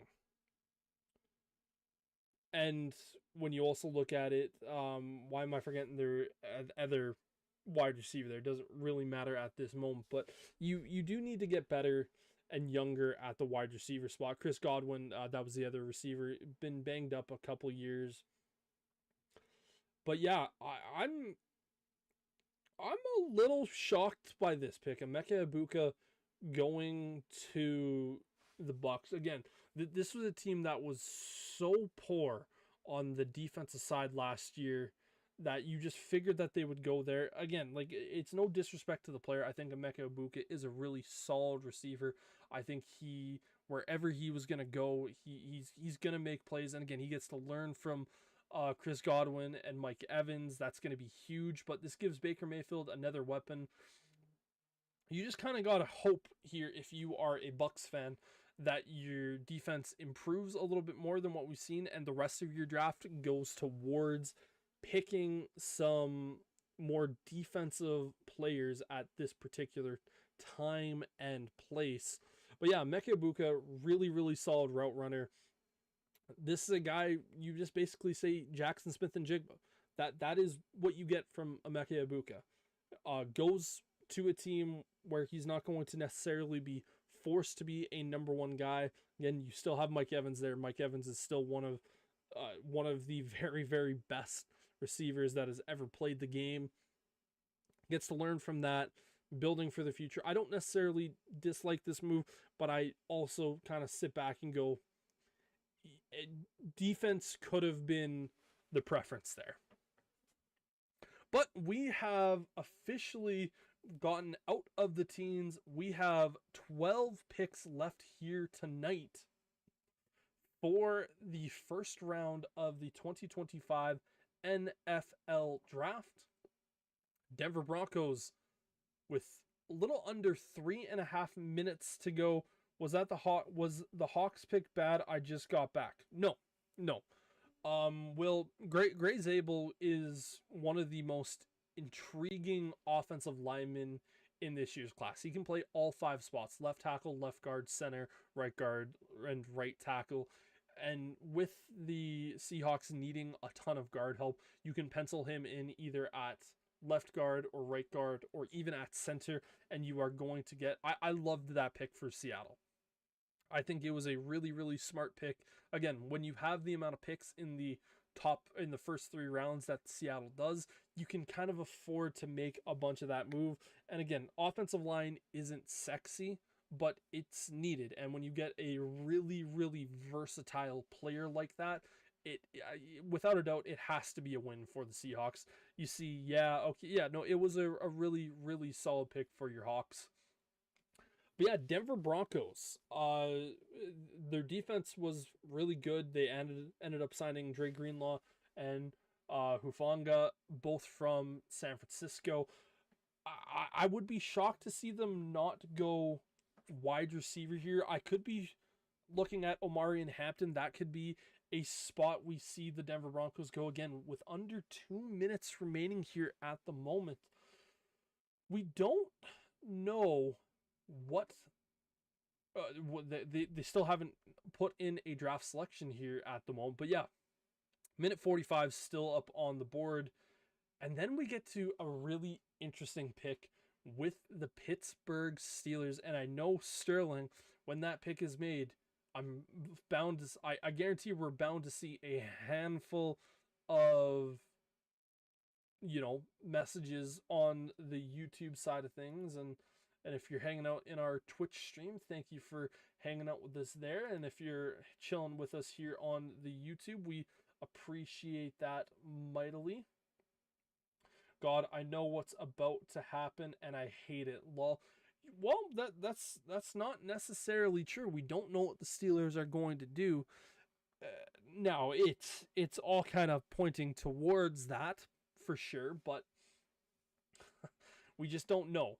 Broncos are now under a minute, now 50 seconds still left on the clock. It's going to be really interesting to see who they take, whether it's running back, wide receiver. Could we see an additional tight end, Elijah Arroyo, potentially being drafted in the first round? The pick is now officially in. Omarion Hampton, Travion Henderson. Any of these players, what could we see the Broncos do at this point in time? Pick is in, so we're only moments away from hearing the commissioner announce who the Denver Broncos took. Again, Bo Nix was an amazing pick for him last year. They improved mightily under him. He was a success story. And this Broncos team, if they hit a couple of really good picks here in this draft, they could be a scary, scary team moving forward. But let's see what they do. Could they go O-line? Unlikely. Their biggest needs, running back, wide receiver. You could look to potentially add another corner to play opposite of the defensive player of the year. I'm forgetting his name at the top of my head. Again, so many different names running through my mind at the moment. Sometimes you forget a few things. Pat Surtain. I knew I'd get it eventually. I just needed to keep talking. Basically, verbal diarrhea until it came to me. But pick is in, Commissioner not quite out. Pick 20 in this year's NFL draft. Who is it going to be? I would be shocked to see it be anyone other than an offensive player to help out Bo Nix. Commissioner making his way out with a lucky fan, and we will head over and listen to them. April is World Wish Month, and the NFL is proud to support the life-changing wishes that Make-A-Wish grants. Yes. One of those wishes will be coming true right now. Sam is a 17-year-old Broncos fan who has bravely battled cancer. There you go, Sam. Raise that fist up, baby. His wish is to announce the first-round draft pick for his favorite team. Please join me in cheering on Sam as his wish comes true. Take it away, Sam. Awesome. Yeah. Let's go, Broncos. Thank you. All right. With the 20th pick in the 2025 NFL Draft, the Denver Broncos select Jahdae Barron, DB, Texas. Okay. Jahdae Barron, the corner from Texas. So, the second corner in the draft, not Will Johnson at this point. This is an interesting pick for the Broncos, as again, you have Pat Surtain, who was the defensive player of the year last year. They added a bunch of players in Hufanga, Dre Greenlaw into that already really stout defense, and this is one of those things where you're looking at it from the Broncos' perspective, saying we need to go up against Patrick Mahomes twice a year. We're going to go up against Justin Herbert twice a year. And looking at all the other quarterbacks in the AFC division, Josh Allen, Lamar Jackson, Joe Burrow, if you have to end up facing those guys, you want to have the best defense possible. And this really makes that defense really high level. Again, I expected them to add a playmaker, either in the terms of a running back or a wide receiver. So it is a little bit of a shock for me, I would say, with this pick. But Barron is good, not my top corner. I still think Will Johnson is the best corner in the draft, ahead of Travis Hunter and ahead of Barron. But yeah, this is a defense for the Denver Broncos that is going to be able to compete with pretty much anyone. Pat Surtain, again, I don't think he should have deserved to win Defense Player of the Year. I don't even think that he is the best corner in the NFL. If you've watched the channel before, you know I still think Jalen Johnson, my Chicago Bears, is the best corner. I know it sounds a little bit biased. It slightly is, but I still don't necessarily think that. But yeah, this is an interesting pick for the Denver Broncos. One that makes their defense that much better. I kind of expected there to be maybe a little bit more help for Bo Nix coming, but we'll see what the Denver Broncos ultimately decide to end up doing here moving forward. But now, we have what has been kind of talked about as one of the most interesting spots here in the draft, what the Pittsburgh Steelers are going to do. Amir Khan, the general manager, talked about how the Steelers are going to add a young quarterback at some point in this draft. The pick is officially in. Shedeur Sanders is kind of vibing out in his room. Steelers rocking Rodgers and Sanders, very possible, but let's see what the Steelers do. The black and yellow. Are they going to go Shedeur Sanders? Could they shock people and say, we're going to go Jackson Dart? I know a lot of people think that Aaron Rodgers is potentially going to go to the Steelers. And is that going to be a situation where it's Shedeur Sanders learning from Aaron Rodgers for a year? Or is it just going to be, hey, Shedeur Sanders, here is the keys to the kingdom, kid. Are you going to go? Is it going to be a defensive tackle? Are we going to see a potential Derek Harmon go? Are we going to see a Will Johnson? Or maybe, just maybe, they say, we're going to draft Matthew Golden, the wide receiver out of Texas. lot of interesting things the Steelers can ultimately do here at the moment. But chances are, what if they draft Deion Sanders? Well, I think, buddy, if they draft Deion Sanders, they're getting someone a little bit past his prime. No pun intended. But the commissioner is making his way out. So let's see what the Pittsburgh Steelers do here tonight. With the 21st pick in the 2025 NFL Draft, the Pittsburgh Steelers select Derek Harmon, defensive tackle. The Pittsburgh Steelers draft Derek Harmon, the defensive tackle out of Oregon. They pass on Shedeur Sanders and Jackson Dart. Shedeur Sanders, at this point, unless someone trades up, will likely fall out of the first round. Derek Harmon is a large, athletic freak of a defensive tackle. I think this is a phenomenal move. Sterling, you got to be happy as all hell right now, my friend. This was the guy that you talked about and you wanted. And so what's left for Shedeur? Literally the only thing that's left for Shedeur is the Rams, if they choose to go down that route, or it's he falls to the second round, or another team trades up to ultimately draft him. But yeah, so the spot that we thought Shedeur could potentially land didn't. And Sterling, I know you said at least we didn't have to trade up for him. I completely agree with you. You didn't have to trade up. But yeah, this is a little bit of, I would sit back and say we're all kind of sitting back saying it's a little bit of a shock, but defensive tackle was a little bit of a need for the Pittsburgh Steelers. Again, Cam Hayward is not going to be there forever. He's on the twilight years of his career. Derek Harmon is a phenomenal player. I think if I'm remembering correctly, just let me take a peek here. At 6'4", 315 pounds. He is a big, big boy. Deshaun's massage specialist.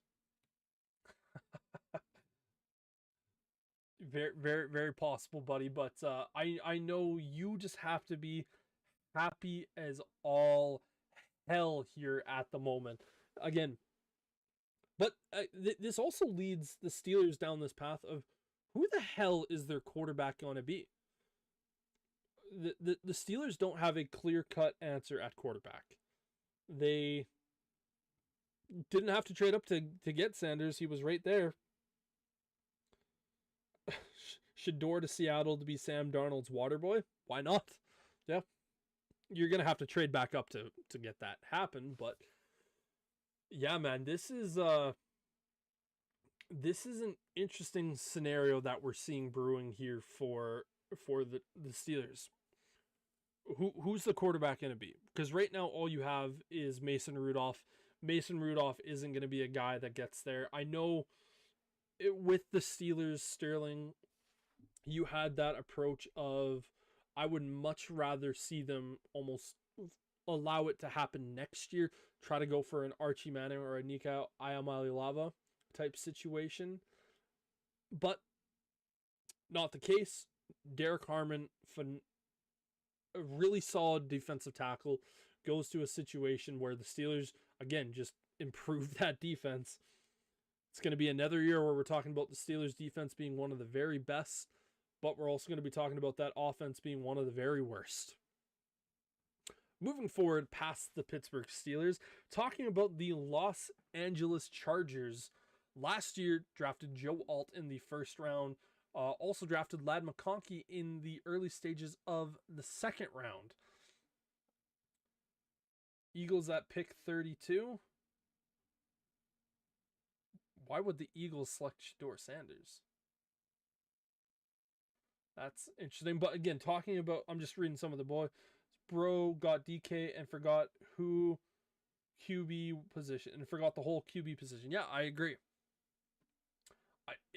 the Steelers have no one to throw the ball at the moment, so it'll be very, very interesting. But yeah, Chargers. Ladd McConkey shocked the world kind of last year with how he played at the wide receiver spot, but a guy like Matthew Golden would be really, really good for the Chargers to get.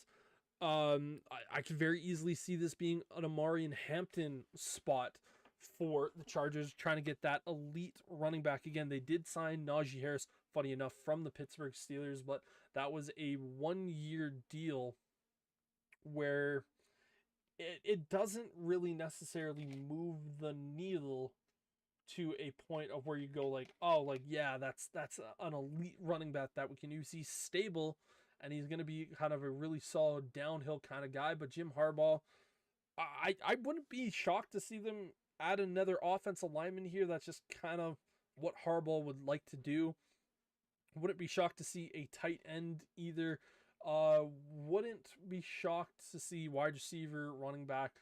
It's all sorts of different possibilities. We are now officially the 3-hour mark of the stream. It's been fun so far, but yeah, Ladd McConkey was absolutely phenomenal last year for the Chargers. I would look at this and say Matthew Golden, the wide receiver out of Texas. He's got good speed. He's got good hands. He's a good route runner. That would make a lot of sense. You could see Will Johnson end up going here again. The Michigan man, that could also be a very interesting pick. I don't know if it's one that helps out Justin Herbert enough, because you kind of saw this last year that Justin Herbert was a really, really good player, and he plays really, really well under John Harbaugh, under Harbaugh's system. But you need to get that dude more help throughout this process. Take a quick bite from my food.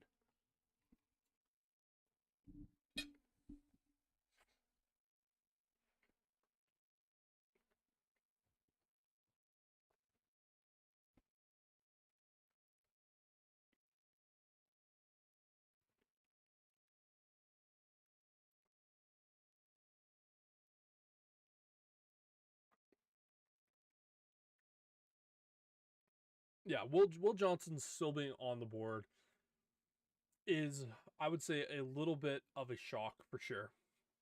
Because again, if he was healthy this year, he would have been right up there with the top players being drafted in this year's draft. But who knows exactly where this is going to go, for instance. I don't know. But I really look at this and go, if you add a guy like Matthew Golden, that really makes this Chargers team just that much better. And it takes away a weapon from the Green Bay Packers. And I don't want those guys to have any sort of help whatsoever. I think it would be funny. But yeah, with 25 seconds still remaining, the pick officially hasn't been locked in. I do see a couple people calling and on the phone, so we should see the pick get locked in relatively shortly, and then we should see the commissioner come up a few minutes after that. But yeah, this is going to be interesting as we're getting down 3, 2, 1. So now time has run out, so the Packers are now officially on the clock here at the moment, and technically the Chargers haven't locked in their pick, and their pick is now officially in here at the moment. So Chargers really trying to, I guess, milk the most out of this. But yeah, I just have to imagine it has to be Matthew Golden, man. Like, it just makes way too much sense for that to be the pick. But again, Amarian Hampton also happens to make a ton of sense for this Chargers team. Again, one of those two guys, I would have to imagine. Will Johnson at this point also still being on the board would make a ton of sense. I know they ended up losing Joey Bosa, meaning they had to release him at the end of this season. But I don't see them trying to add an edge rusher here. It has to be in help of getting Justin Herbert, or they look at it and say we'll get Will Johnson because we know how talented he is. Again, Harbaugh coached him for 2 years at least at Michigan and recruited the hell out of him to get him there. So yeah, this is going to be an interesting pick here for the Chargers. Do I know what they're going to do? No. For me, I'm going to throw my hat out there and say it's either going to be Matthew Golden, Will Johnson, or Omarion Hampton. One of those three guys. And if I really had to choose, I would probably go out there and say Omarion Hampton. Again, we know Harbaugh loves to run the ball, but this mystery is going to be solved here in just a moment as the commissioner is now on the stage. Something to keep in mind with only one quarterback off the draft board prior to this pick. With the 22nd pick in the 2025 NFL Draft, the Los Angeles Chargers select Omarion Hampton, running back. Omarion Hampton, the running back, goes to the Chargers. So the Chargers get some running back help here. Again, you signed Najee Harris this offseason, but Omarion Hampton is such a very, very talented weapon. And he is without a doubt the second best running back in this draft class. He's an elite runner, and he is going to help this team out so much more. And again, we know Harbaugh loves to run the ball. Again, I put my neck out there and said I think it's going to be Omarion Hampton. I think I actually even had... No, I didn't have the Chargers selecting Omarion Hampton. I had the Cowboys taking him 12th. But yeah, ultimately, really, really solid move. I think it was a smart pick by this Chargers team. And yeah, I am quickly going to run to the bathroom. So yeah, camera off, and then we will be back here shortly, folks.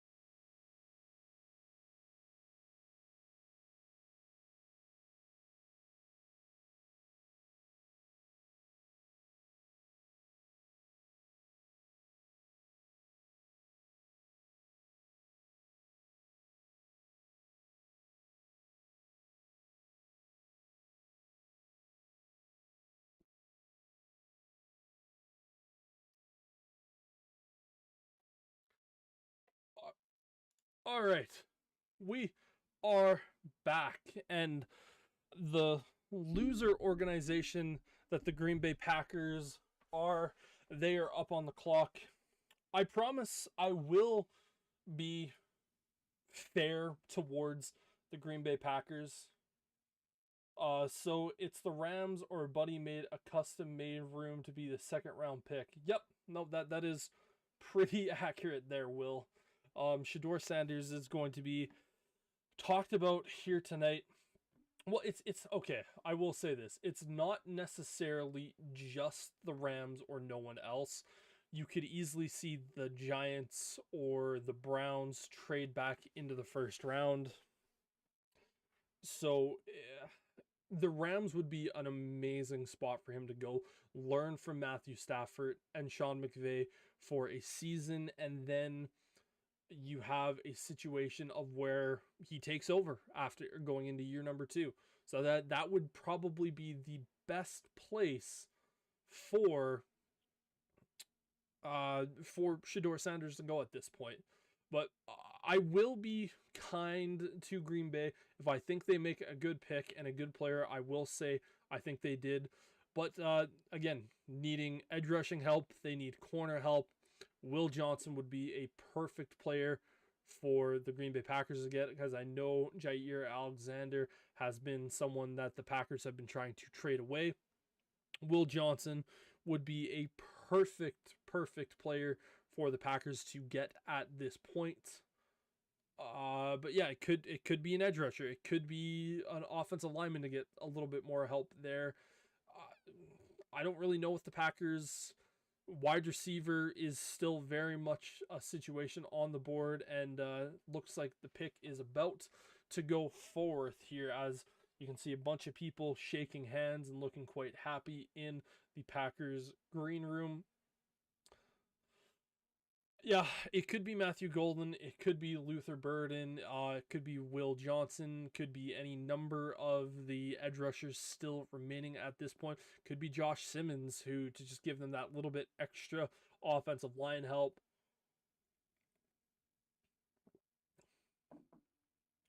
We'll see. Again, I will promise to be somewhat nice to the Packers if I think they make a good pick. If I think they make a stupid pick, I will say they make a stupid pick. But yeah, we will just have to see who it ultimately turns out. I would love for them to select Shedeur Sanders here. And just say, yeah, we gave Jordan Love a stupid amount of money, but let's just, The pick is in for Green Bay. God damn, do I hate that team, that city, their fan base. Everything about Green Bay sucks. They're just the worst, man. Their fans are horrible. Just the worst scum people out there. No, I'm not biased at all whatsoever. What are you talking about? But yeah, at this point, you're not going to hear me say nice things about the Packers. I might say something nice about the player, but yeah, screw Green Bay. Hate them. We'll see what position they end up going with. Who knows? Who knows? Jordan Love sucks. Everything about that team sucks. Their coach. Just get this pick over with so I don't have to talk about this organization anymore. I'd much rather talk about the Vikings, because they're the next pick afterwards. I'm happy to say nice things about the Vikings. Happy to say nice things about the Lions. Not happy to say nice things about the Packers. Everything about that organization. Hate them. Terrible. They suck. But here comes the commissioner with some loser from Green Bay.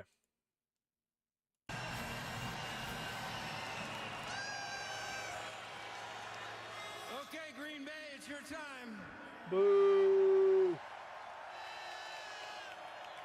To make this FTP. historic pick, please give it up for first team All-Pro, Pro Bowler, two-time Super Bowl champion, and Packers President and CEO, Mark Murphy.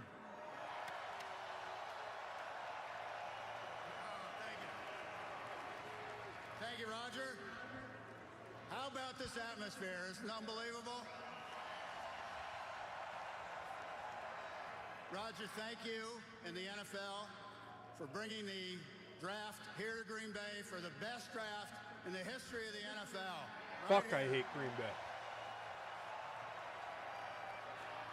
On behalf of the Packers, Packer fans here in Green Bay, Hurry up, you Wisconsin, loser. and everywhere, because our fans are everywhere, No, it is they're my not. pleasure to welcome you all to the NFL Draft at Lambeau Field. It is our honor and privilege to host this wonderful event in our community, particularly since we are the only community-owned team in the NFL.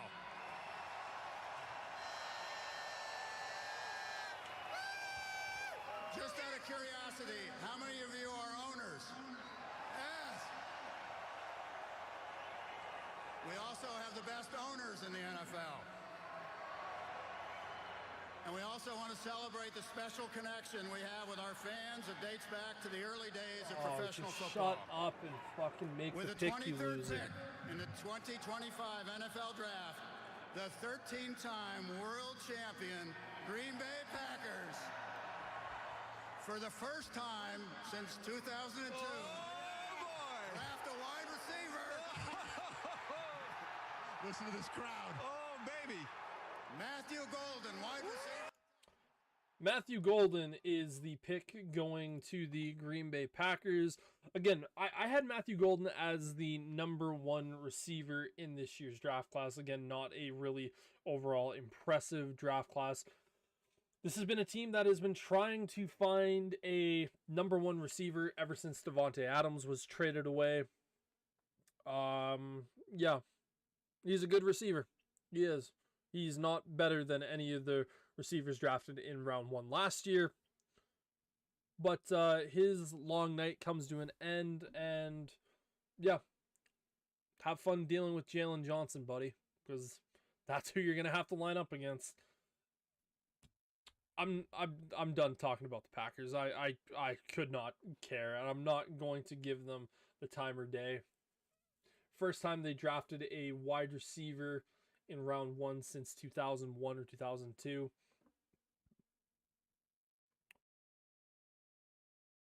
Since 2002. But yeah. Sure, whatever.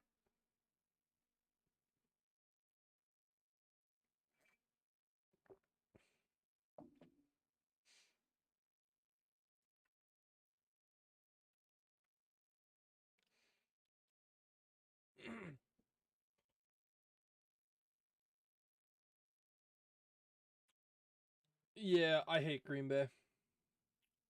Yep. I hope he's a bust. I hope he's just terrible. I hope he steps out there on the field and is just horrible. I hope he's healthy his entire career, but he is just horrible. I would hope for nothing but just an absolutely terrible career for Matthew Golden.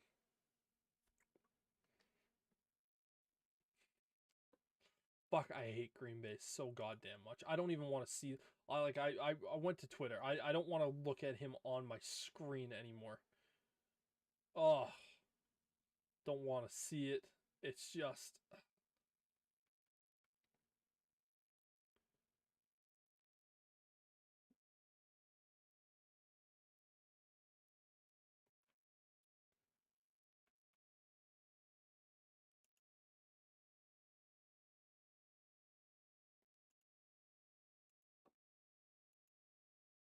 Yeah, I'm just, I got nothing to say. I'm just reading Twitter at this point. Don't hate this pick, Packers pick at all in this reign, and since it's a good pick, that means I hate it. Yep, that's pretty much my thought process as well in this entire thing.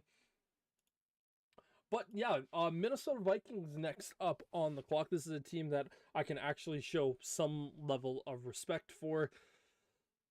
Honestly, Will Johnson would be a phenomenal pick for the Minnesota Vikings to ultimately go out there and make, because This is a team that has struggled mightily at getting corner help, and this could just end up being a pick for them where you get, in my opinion, the best corner in the draft. And again, you just saw the Green Bay Packers select a wide receiver here in round 1. You saw the Bears select a tight end with the 10th overall pick in the draft. So I would not be terribly shocked to see the Vikings go with a Will Johnson, who, let's be honest here, is a little bit of a shock here at this current moment that he made it all the way to pick number 24. Pardon me as I continue to have hiccups here randomly throughout the night, but when you eat when you're eating food slowly, but then doing a lot of talking and have a handful of fluid throughout the night, sometimes you get a little burpy and a little hiccupy, and that's kind of what we're dealing with right now. But yeah, Minnesota defense, adding some more help there. Again, you had JJ McCarthy last year. You also had the edge rusher out of Alabama. It's annoying me that it's skipping my name, but he didn't really have that good of a year. But one thing we know with Brian Flores, he loves to mix and match a ton of players and move them around. Just because you're drafted at this position doesn't mean you're necessarily going to play that position. The pick is officially in for the Minnesota Vikings. Malachi Starks could make a lot of sense here. He is a very smart player at safety. I think he's a top type guy. Just looking at this, where do I have Malachi Starks at? I had him as my 8th player in this draft, so if the Vikings can go out there and get him. Will Johnson, where did I have Will Johnson labeled in this one? I had him as my 9th, so my 8th and 9th defenders are there. But here comes Raj to announce the Vikings pick.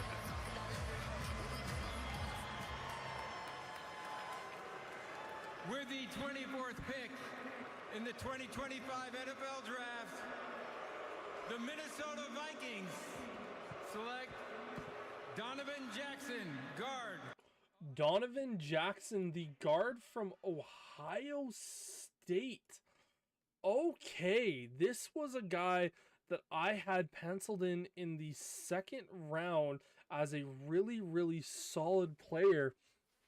You needed to get a little bit more offensive line help. I don't necessarily think that's a bad move by this Minnesota Vikings team. So,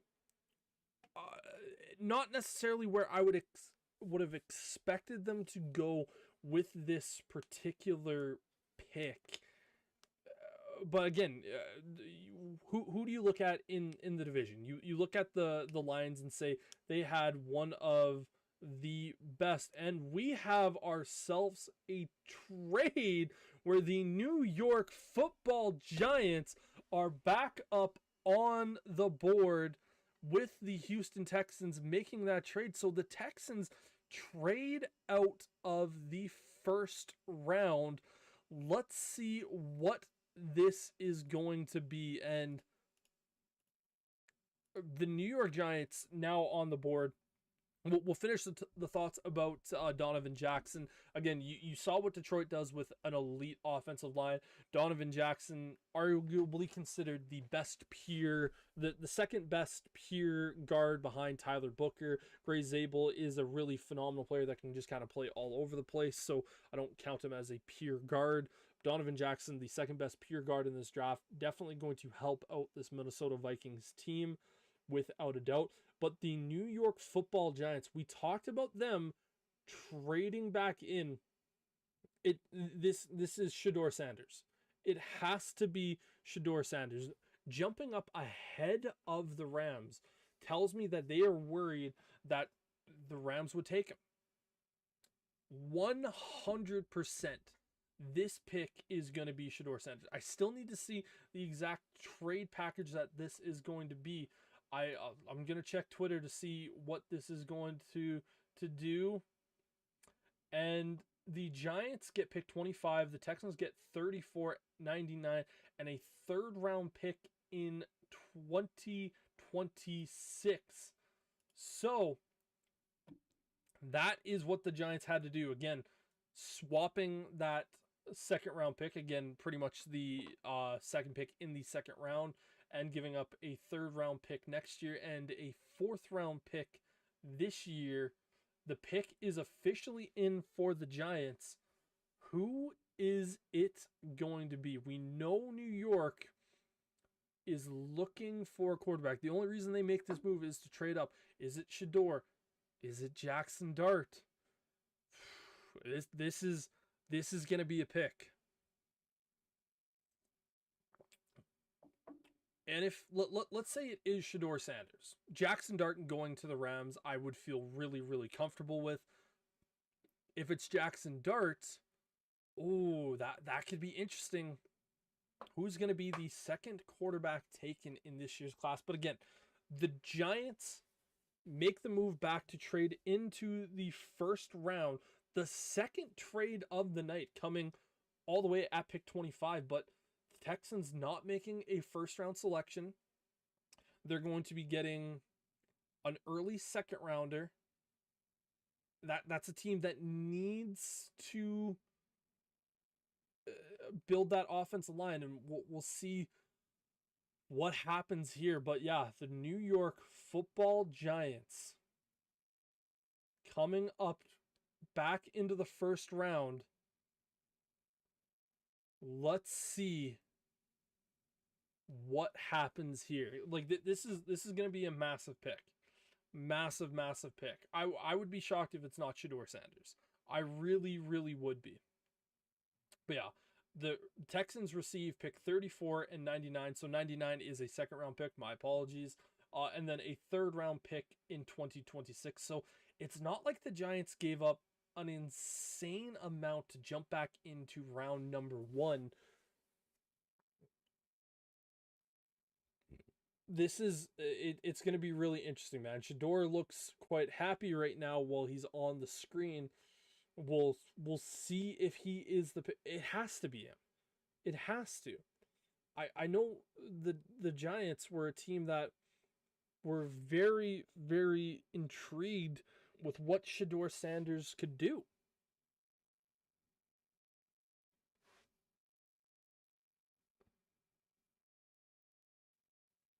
Whoever they're going to have, however, or whoever they end up drafting at the quarterback position, because again, this has to be a quarterback.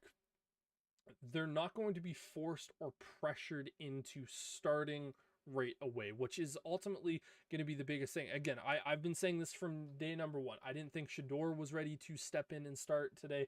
I don't think Jackson Dart was ready to step up and start right away. I don't think anyone other than really Cam Ward, and even Cam Ward, I would have said it was probably better for him to sit for a little bit and continue to learn.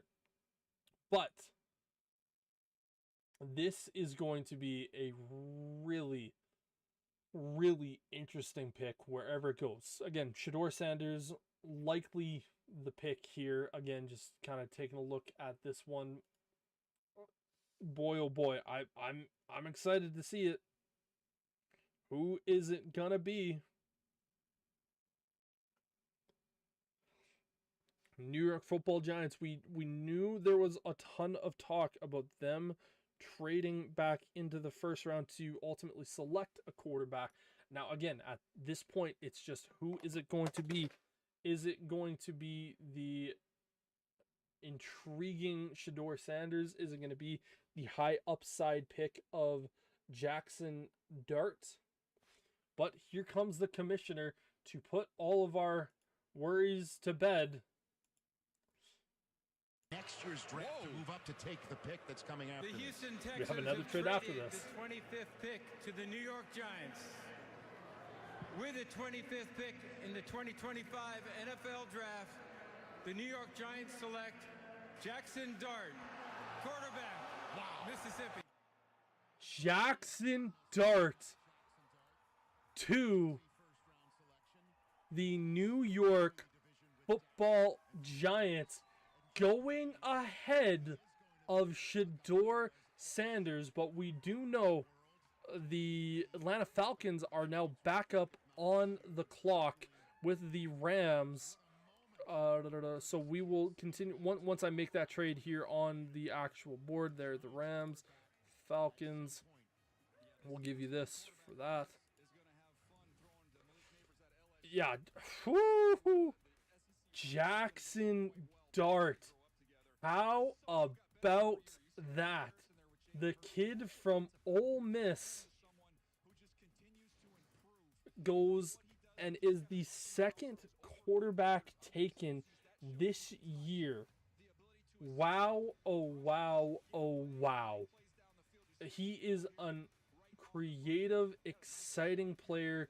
I think he has the highest upside out of any quarterback in this draft this year.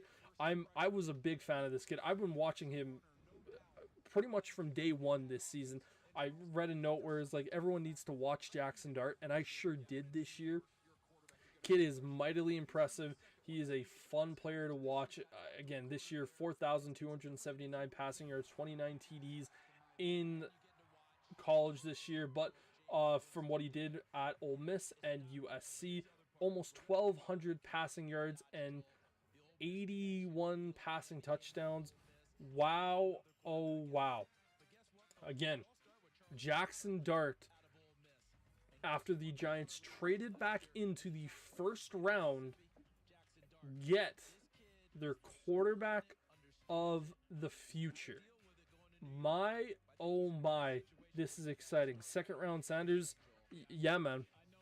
With the Rams trading out of the first round, which is it's very Los Angeles Rams of them to not have a first round pick. But yeah, at this point, Shedeur Sanders, where is he going to go? Are the Browns going to trade back in? Probably not. They have the first pick in the second round, as you can see right down on the bottom of the ticker. This is a like, I'm shocked. But yeah, the Falcons coming back up to pick 26. Again, we look at who the Falcons ended up drafting 15th overall. That was Jalen Walker, the edge rusher from Georgia. I would not be shocked to see at all this be a spot where we see a Mike Green, Nick Scorton, potentially adding another edge rusher, and the Falcons just say, man, we are going to absolutely just go for that defense. I still want to see the official kind of trade packages because the Falcons pick is now officially in at this point. Poor Will Johnson. I agree. But yeah, the Falcons are receiving the 26th pick, a third round pick, while the Rams are receiving a second rounder this year, a seventh this year, and a first round pick next year. So the Falcons giving up a first round pick next year to come up to select who. But yeah, Will, I agree. Will Johnson is having a long night. Whoever ends up getting Will Johnson is going to have one hell of a corner coming into the league. Will Johnson is an elite corner. We're kind of seeing corners these last couple years not be considered as highly as they should. But here comes the commish to announce what the Falcons are doing. Tampa's won in 4 straight years. They haven't run away with the division. Atlanta feels like they can go do it. Los Angeles Rams have traded the 26th pick to the Atlanta Falcons. With the 26th pick in the 2025 NFL Draft, the Atlanta Falcons select James Pierce Jr. They select James Pierce Jr., the edge rusher out of Tennessee. One of my favorite players in this year's class. The Titans are saying we are no longer going to be the laughing stock of the edge rushing world. We are going to attack you in this division. I love this pick for the Falcons. Again, getting Jalen Walker, who some considered, again, you listen to Mike Mayock. Mike Mayock said Jalen Walker was the best edge rusher in the class. James Pierce Jr. and Jalen Walker. Again, this allows Jalen Walker to play both of those positions and really kind of grow and figure out which spot he wants to go to. James Pierce Jr., I view him very similar to a Jared Verse from last year. I think he has a lot of very similar DNA, but the Falcons jumping up to make this move, my oh my, the Falcons have heard us talk about them not having any edge rushing support, and they finally go out and do it, and they did it in such a way. What a pick for this Atlanta Falcons team. Again, getting two very, very talented players. Ooh, giving up that first round pick in next year's draft, though, that to me, that is a tough one for sure. Like that is, oof.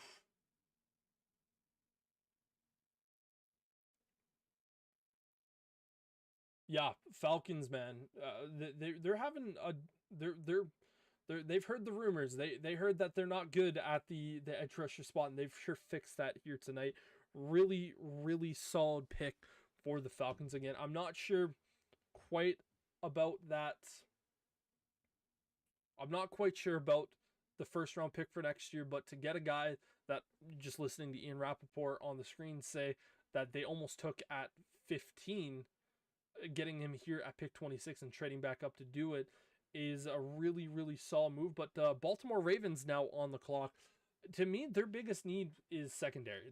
Their secondary was rough. Other than Kyle Hamilton, they really didn't have anything. This is the perfect spot for Will Johnson.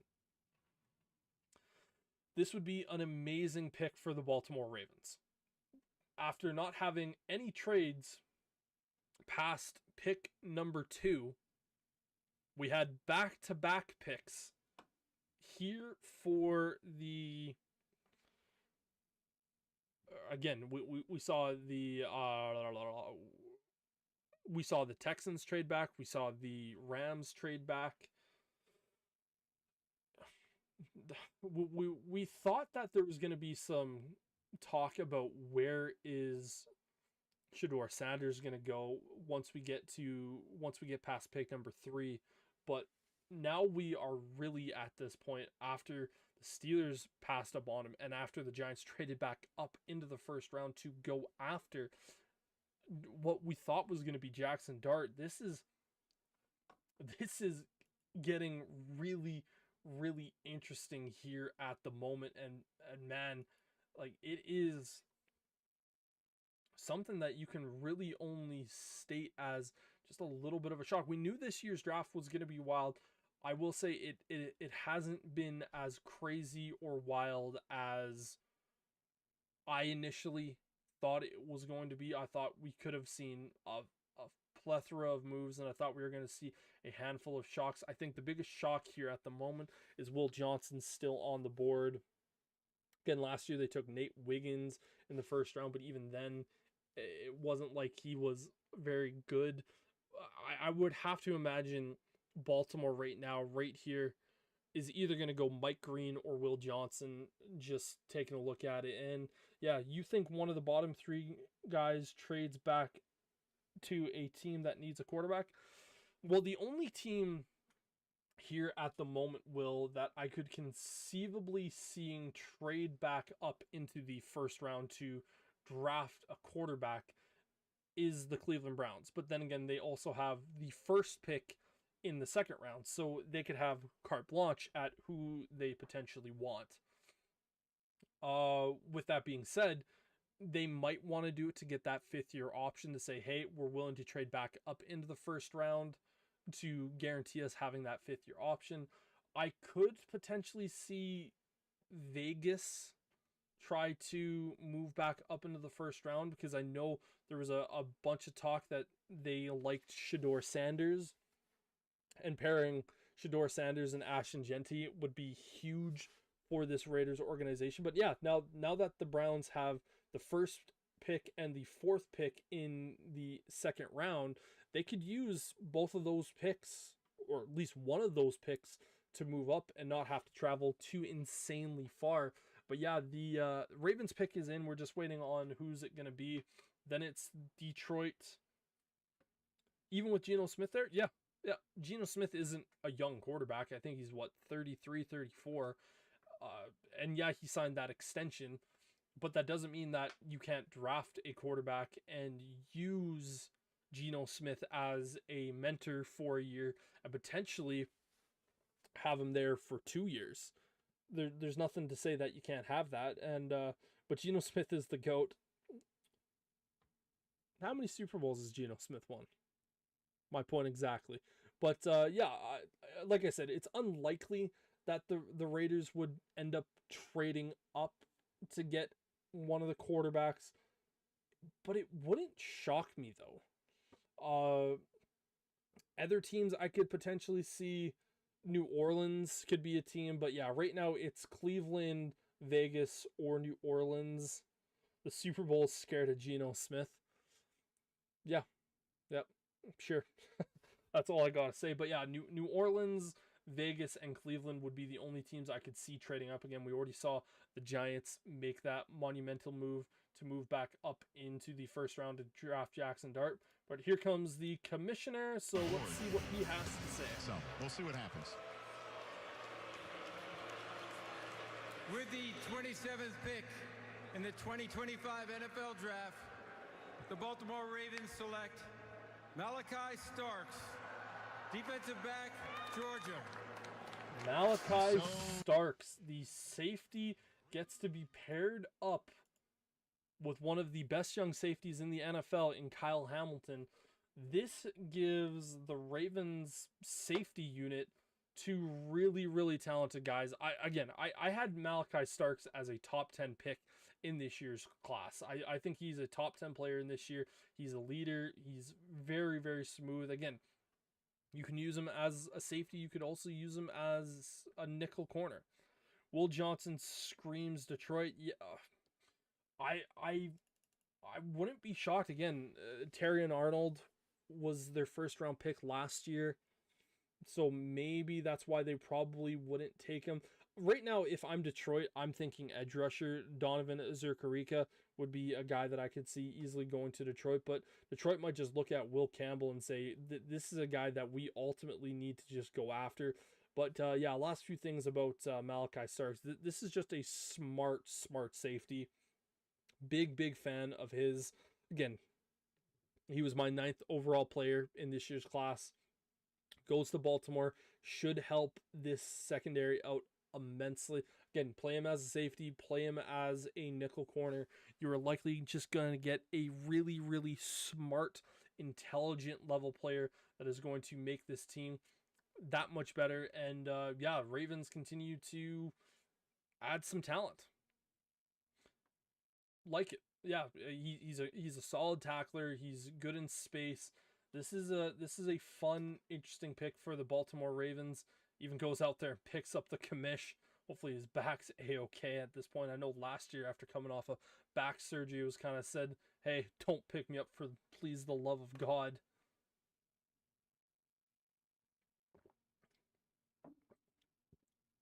Not necessarily the most athletic safety out there that you'll ever see, but his intelligence, his leadership is the reason why he is so good. This is a great pick for the Ravens. But yeah, right now with the Lions, again, Lions have a brand new offensive coordinator, brand new defensive coordinator. What if KC picks Shedeur and becomes God under Mahomes? The Chiefs are taking an offensive lineman. There's no real other way to put it other than the Chiefs will select an offensive lineman here today. There's like I know kind of what you're saying. There's like, oh, you know, you can move on from Mahomes, get a bunch of picks, get cheaper at the position. It's not likely. Out of any team still remaining in the first round, no, it's not even feasible. Like you have to have a team like Cleveland, LA, or Las Vegas or New Orleans to trade back into the first round to even make that feasible for Shedeur to go in the first round. But yeah, it's interesting to say the least. But the Lions, again, clock is ticking here at the moment, Shaheed Campbell would be a great pick for the Lions. Mike Green would be a terrifying pick to see go to the Lions because the dude is an absolute menace, and like he was my number 2 edge rusher behind Abdul Carter this year. Still up on the board again, having 17 sacks. I know he had the 2 SA charges, one in high school and one in college. Not charges, but allegations. Both were nothing came out of either of them, so I'm not going to say they were false. I'm just not going to say no criminal charges were pressed against him, meaning to me that it doesn't really know. I wasn't saying trade Mahomes. I was more being stupid. I know you were, buddy. But, going out there and filling the quota for what needs to be said. Sounds like he could be good Cleveland Brown. Yeah, I wouldn't be shocked to see Shedeur Sanders get drafted by the Cleveland Browns. Again, you have 2 picks in the top 5 of round number 2. If he's there, you don't really have to worry about anyone else snagging him. But yeah, it's going to be interesting, man. It's going to be interesting to see where Shedeur Sanders goes, because this is a guy at a handful times throughout the off season has been considered to be a 2nd or 3rd overall pick, and Bucky Brooks has Shedeur Sanders as his number 1 quarterback. I think that's insane. I have Shedeur as my number 2. Massage places hate to see Mike Green and Deshaun Watson coming. Yeah. Mike Green would not be a good person to have go to Cleveland. But here comes the commissioner for the Detroit Lions. Camera site. Brad Holmes running that team and running it so well as the GM. With the 28th pick in the 2025 NFL Draft, the Detroit Lions select Tyleik Williams, defensive tackle, Ohio State. Tyleik Williams, the defensive tackle from Ohio State. Little bit of a shock, as this was kind of a day 2 guy, but they still add to that defense. I thought they would have gone to that edge rusher position to pair someone with Aiden Hutchinson. This guy's a very, very solid player. I don't think he's worthy of a 1st round pick. I thought of him more as like a mid round 2 D tackle. But yeah, this is a really, really solid pick here for the Lions to go out there and make. Again, adding some more pressure onto that defensive line. Again, you saw what Chicago did, adding the interior of that D-line. And if you want to put pressure on your former offensive coordinator, new head coach Ben Johnson, go out there and get a stout defensive tackle. You just know Shedeur is throwing a temper tantrum right now. He very well might be. I think if I was Shedeur Sanders' agent, I would have said to him coming into tonight, it's probably going to be a long night. And so I think he might have been prepared a little bit for it. I wouldn't be surprised if he's having a little bit of a upset type night. But yeah. Washington Commanders up on the board now with just under 4 minutes remaining. Man, Will Johnson would just be the perfect pick for the Commanders. Again, even after trading for Marshawn Lattimore last year, it's not like they were improved so much. So this is going to be a really interesting pick, because yeah, the Commanders at this point, I would be shocked to not see them go at defensive player, whether that's going to be Mike Green, Will Johnson, Nick Emanuwari. Now, Will Johnson to Buffalo, because if Will Johnson is there at pick number 30, I could very, very easily see him going to the Bills. The Bills need some corner help. They need to get better at that secondary spot. I had Jahad Barron be the pick of Buffalo in my mock, if I'm remembering correctly. Just take a look at my mock draft. Number 5. Actually, no, I didn't. I had the Bills trading out. So either way, yeah, Will Johnson would be a phenomenal pick for the Buffalo Bills, but Buffalo might not have the opportunity to draft him because we know the Commanders are looking to improve that defense, whether it's going to be Will Johnson, whether it's going to be Mike Green. There are a plethora of defensive players out there here right now at this moment that could all be really, really solid to help that team out. Again, they don't really have any edge rushing help. Again, trading away both Montez Sweat and Chase Young, not this season, but the season before. Didn't really have anyone elite this year. Had some production, but nothing crazy. Yeah, I could see them go Josh Simmons as well to help improve that offensive line, to give Jaden Daniels a little bit more protection up front. Jaheed Campbell could be a guy that goes. Donovan Azucarika, Trey Amos. I would be shocked to see Trey Amos go ahead of a guy like Mike Green, but possible. Yeah, this is going to be an interesting pick for the Commanders because there's a lot of defensive talent out there. Just kind of taking a look at here, some of the guys. Luther Burden, I doubt they'll go offense. I know there was talk about them potentially being a team that goes after Amarian Hampton if he was still on the board. Travion Henderson could be a guy there that you could see from the running back spot. Commanders, this is it. It's gonna be a really interesting pick, but right now I would say it should just be so clear. It should just be such a clear spot that you go Will Johnson. He's the number 1 corner in the draft, in my opinion, and it would just make all the sense in the world. Shedeur Sanders on the screen doesn't look too terribly upset at the moment, laughing away, having a good time. But yeah, chances of Shedeur Sanders being a second round pick is very, very likely. Unbelievably likely at this point because, again, I just don't see Cleveland trading up.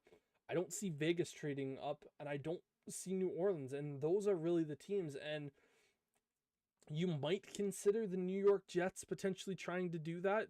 Like, they could be a team that shocks me a little bit to go up and make that move.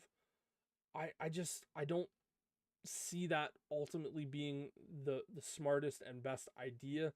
We'll see what the Commanders are doing. But here comes the commissioner to give us the information.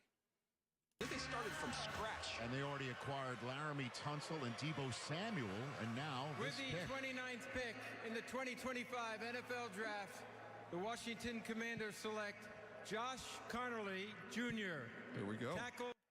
Josh Conerly Jr., the offensive tackle from Oregon, goes to the Commanders. The Commanders are saying, yeah, we got Laramie Tunsil, but we are making sure, guaranteed, that our quarterback, Jaden Daniels, is not going to be touched. Now, again, going into last season, the offensive line was a concern for the Commanders, and them going out there and picking a guy like Conerly just says, we are going all in right now on Jaden Daniels during his rookie contract. This is, yeah, it's a little bit of a shock, but to me, it's still a really solid pick. And again, you look at a team like the Chiefs.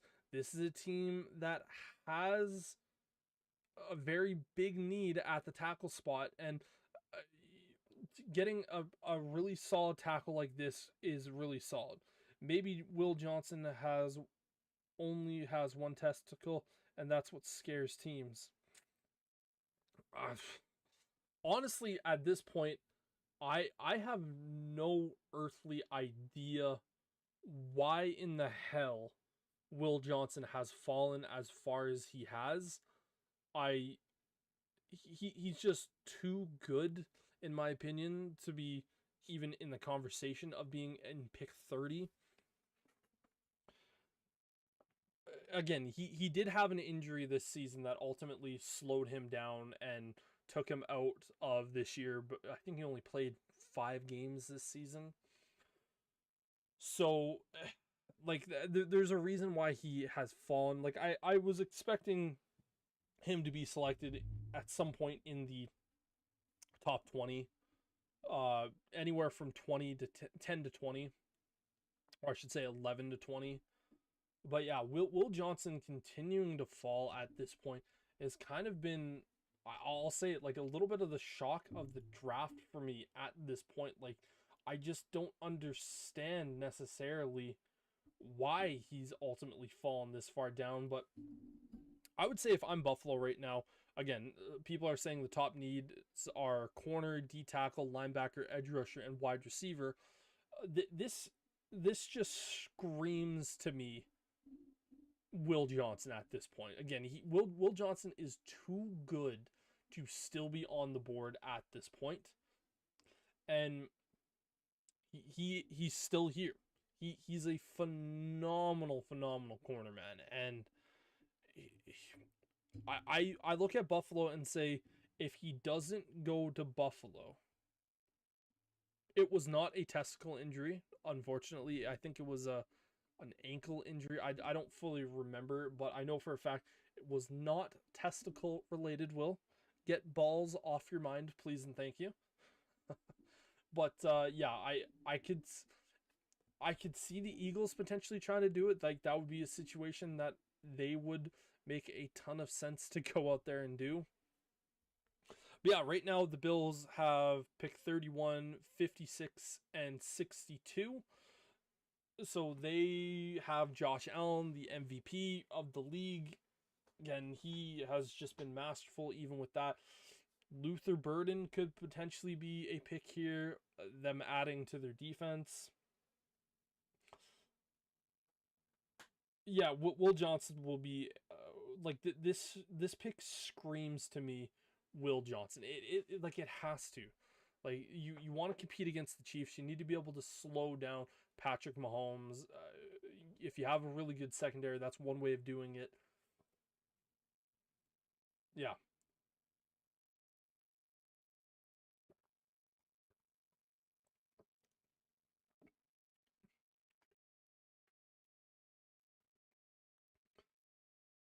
Just listening to some of the boys on the deck or the draft desk saying you got to put Patrick Mahomes on his butt if you want to be able to beat him in the playoffs. Without a doubt, that's a fact.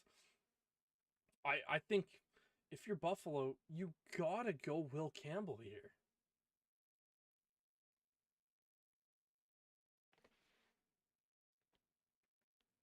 They're talking about how Buffalo was 21st in man coverage and you want to play a little bit more man. Will Campbell happens to be that guy. He's a phenomenal man coverage corner. I'm shocked to see that he's still on the board. Just waiting for the commissioner because the pick is indeed in at this point.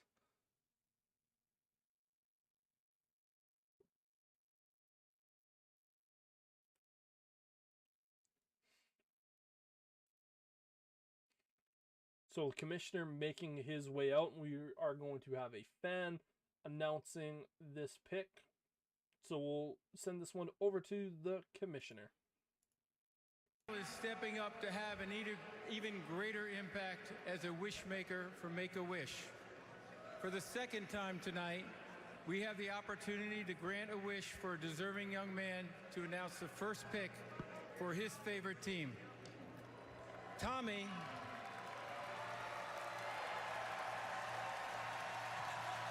Give it up. I love it, Tommy.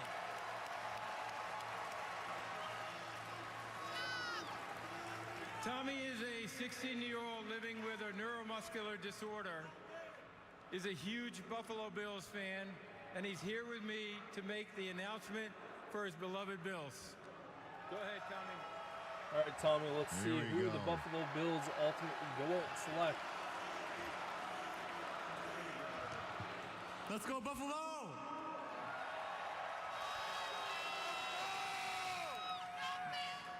With the 30th pick in the 2025 NFL Draft, the Buffalo Bills select Maxwell Harrison. Let's go! Maxwell Harrison, the corner from Kentucky, goes ahead of Will Johnson.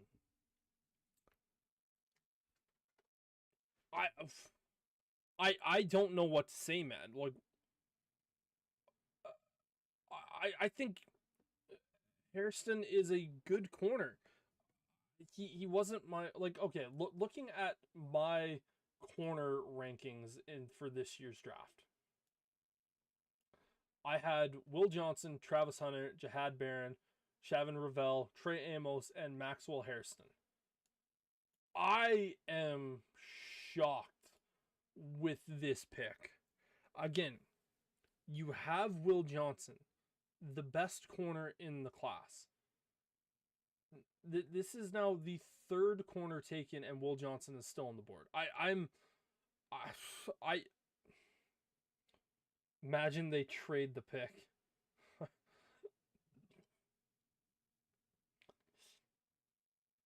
I would. Kansas City Chiefs, they're likely going to be picking an offensive lineman. Josh Simmons makes the most sense out of Ohio State. But yeah, Will Johnson, I would be shocked to see him fall out of the first round. And yeah.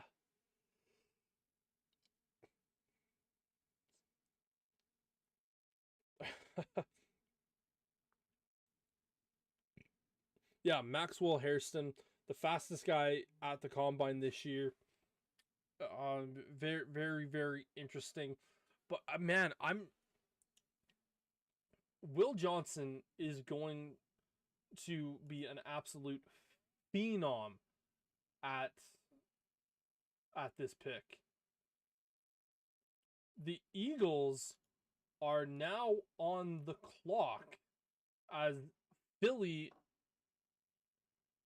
and Kansas City have made a trade. So yeah, Philadelphia is now on the board, the team that they ultimately beat this year. So KC just gonna try to get that one. Again, I have to manually go in there and get this trade. So yeah, get this. So this.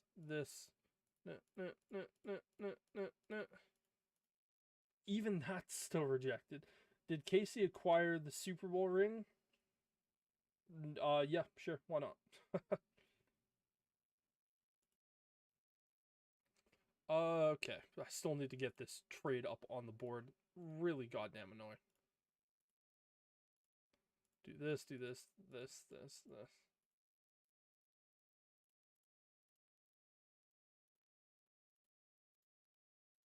Still rejected. Oh my god. I'm trying to get the Eagles pick over to Kansas City. We'll do this. Maybe you have to do this way. Okay, yeah, there we go. But yeah, the Eagles pick is officially in. I have to imagine that this pick has to be Will Johnson again. That would make a lot of sense for the Eagles.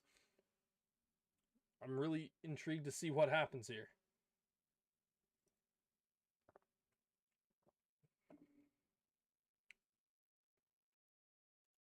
I'm shocked with Buffalo. I'm shocked. Absolutely shocked. Yeah, you bring up Mike Green. That is a very good point, Will. He could be a really, really solid pick there for the Eagles. Again, Eagles looking to try to replace Josh Sweat, who they ended up losing to the Cardinals this offseason to free agency. Hell, I could see them taking an offensive lineman here. But yeah, Mike Green is a really good shout. I think that's a solid pick idea because, again, that makes a hell of a lot of sense from the standpoint of what Howard Roseman likes to do. We all know Howard Roseman. He even said this year he has a sick obsession to draft D-line and offensive linemen. Look at me being football. Yeah, I know, buddy. I'm proud of you. I am proud of you. We'll see what happens here with this Eagles pick.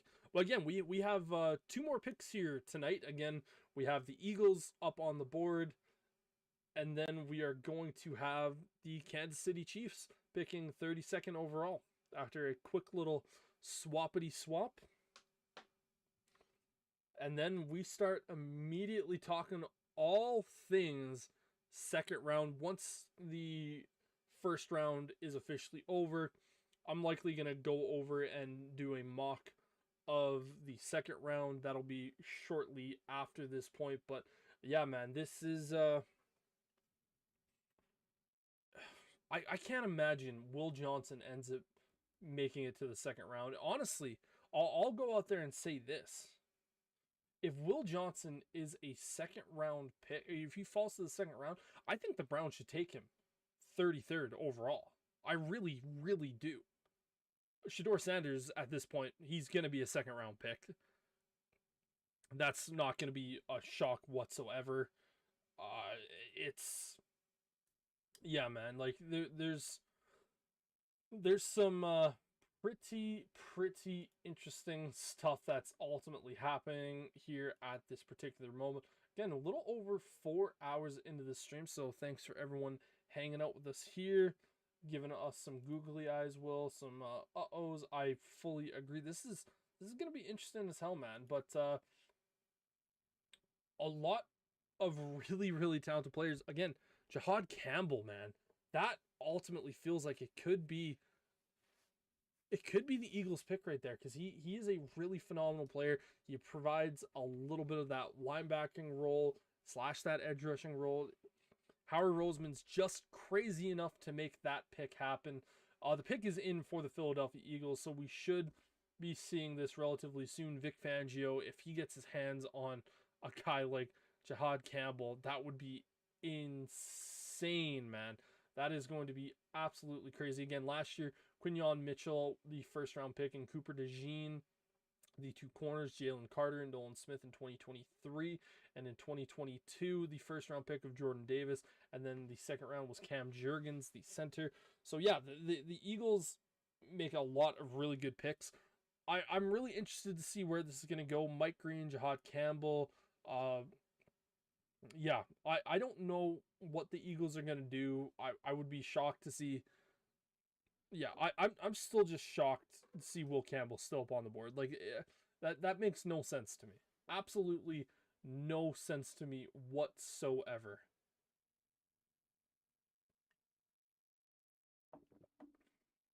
But here comes the commish.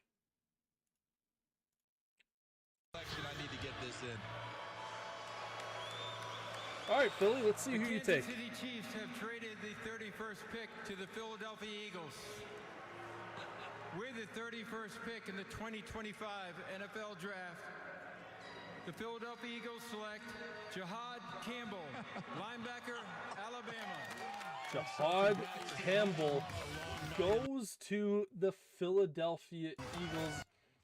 Yeah, that's it's not a shock. It's a linebacker / edge rusher, a defensive player from the SEC that has Howie Roseman's name written all over it. Not the announcers laughing. Yeah, well, yeah, the announcers are laughing simply because they're sitting back going like, yeah, that's predictable. And it really is. So we are likely going to see both Shedeur Sanders, Will Johnson, Mike Green all fall out of the first round. Now, there was definitely some conversations of potentially Shedeur falling out of the first round. Like, those were without a doubt possible. It was possible. I did not see Mike Green falling out of the first round. I know in, like, the mock draft simulators, he often does fall out of the first round, but I just looked at it and said the talent is just too good and the production level was just too good for instance where you wouldn't see him go. But let's see what kind of craziness the Kansas City Chiefs do.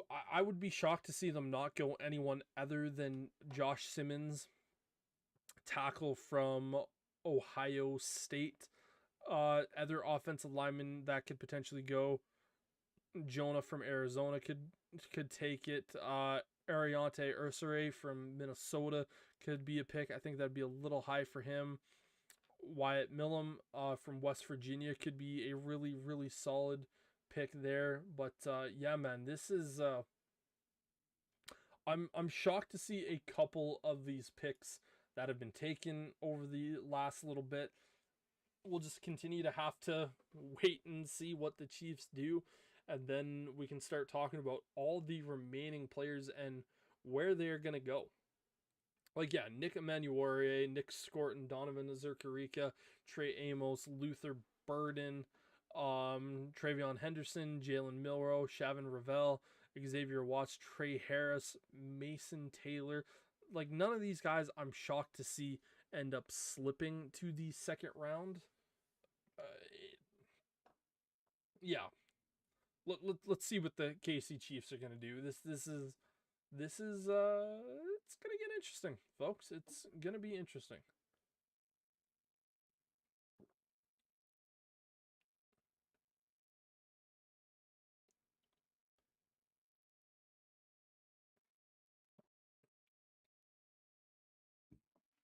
So, according to Ian Rappaport, the Eagles tried trading up to pick 22 to ultimately try and select Shaheed Campbell at that spot. They actually thought they had a deal done at that particular point.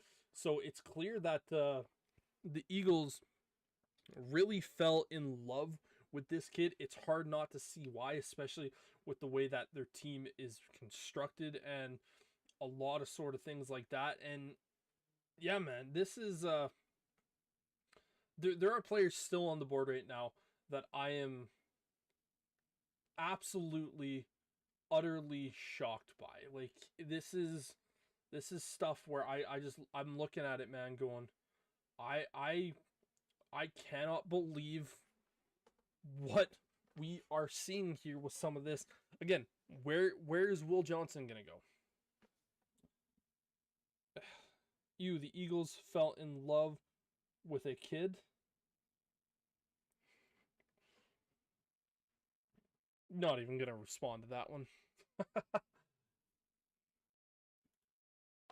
Yeah, this is gonna be interesting, man.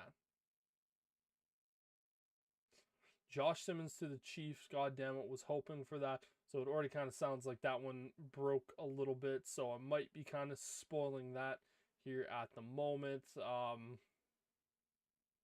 Yeah, we'll see if that's true. We'll see if that's actually locked. But yeah, Josh Simmons likely going to be the pick. I said it was the second that trade happened. Even before the trade, I was saying Josh Simmons was going to be the pick. And then we can start jumping into a bunch of this round 2 type conversation.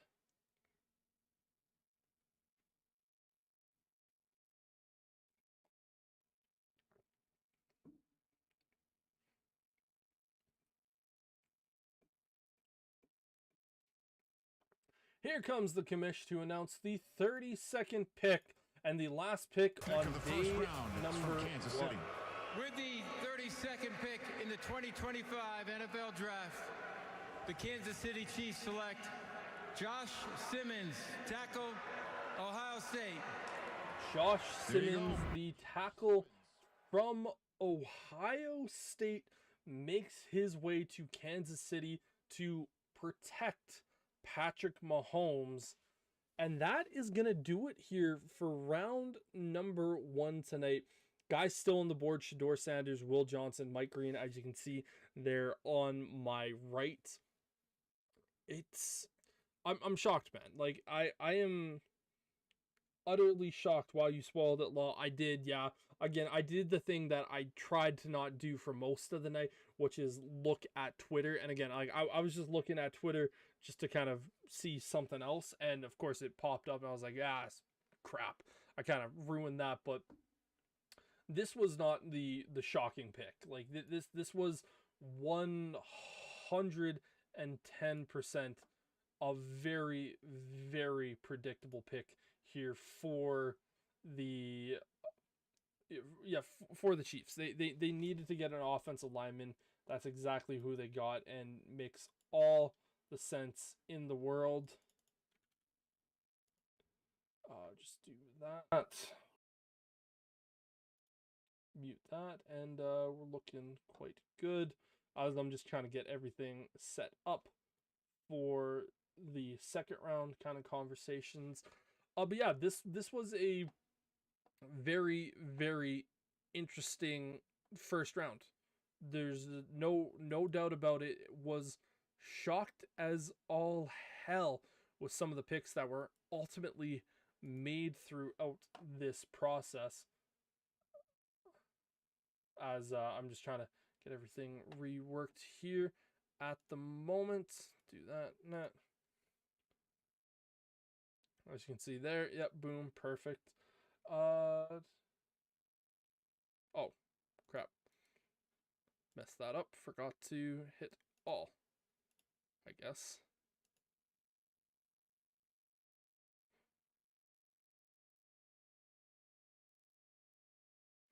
Oh, sweet. So it's just going to have all the picks currently made. So I don't have to go in and kind of manually do that, which is going to be very, very nice. I think they actually have all the trades that were ultimately made as well, which is without a doubt good. So I don't have to manually go in and change any of the so-called trades.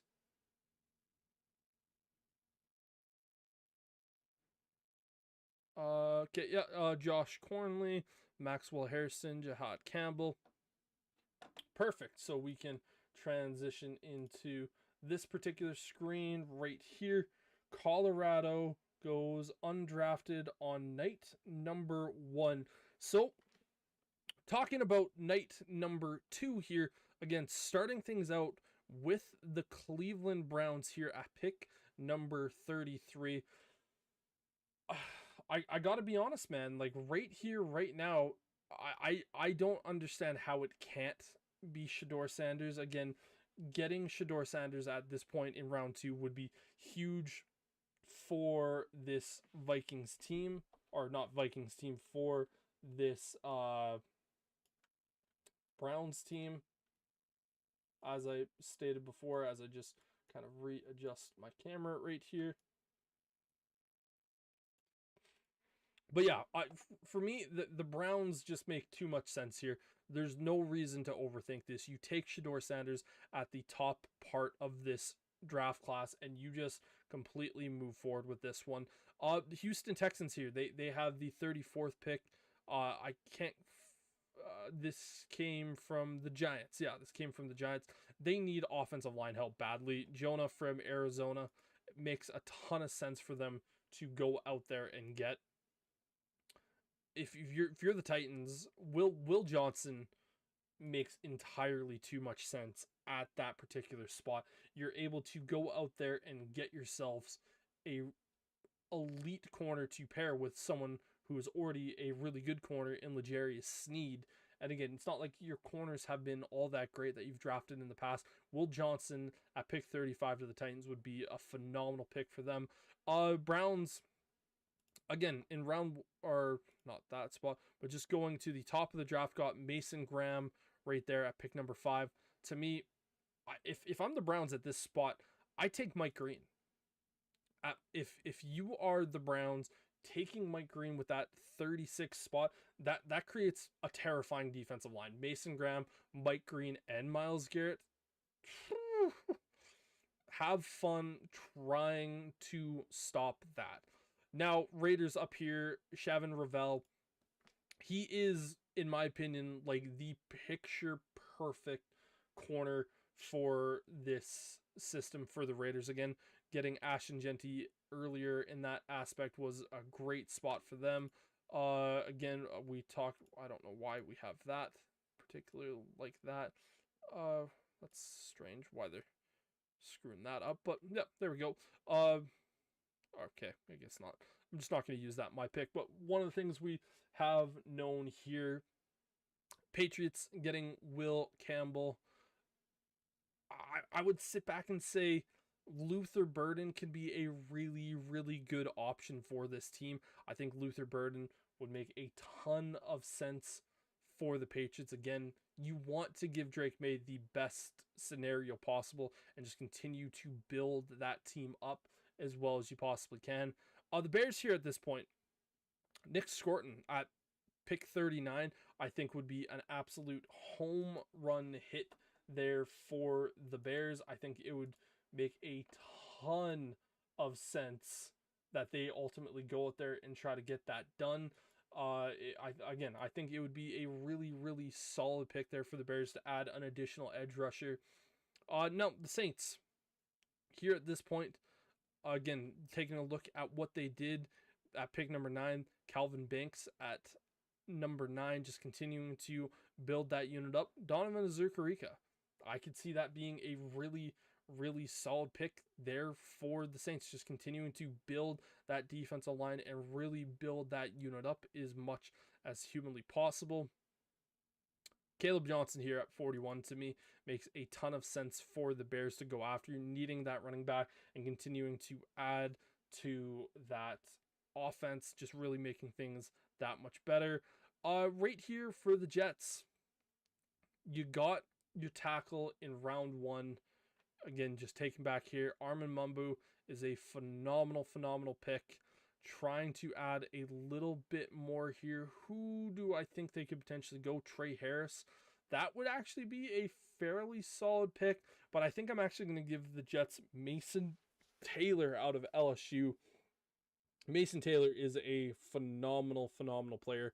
I really like what I see out of that kid, and I think he is going to be really, really solid. And the Jets need a tight end. Again, they were talking heavily about Colson Loveland and Tyler Warren early in this draft process, and so that is something I could see. Going to the 49ers here, again, giving us a little bit of a shock with Michael Williams at pick number 11.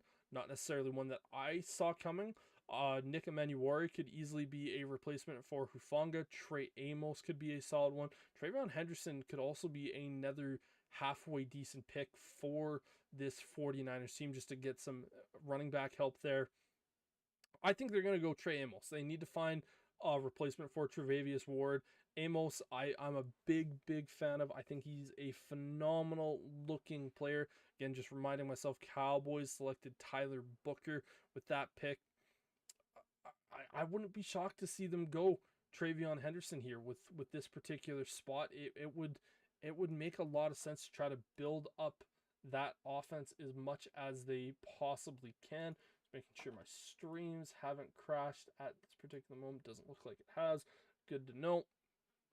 Indianapolis Colts, again, they need to add defense. They got their tight end in Tyler Warren in round 1. Just looking at this right here, Carson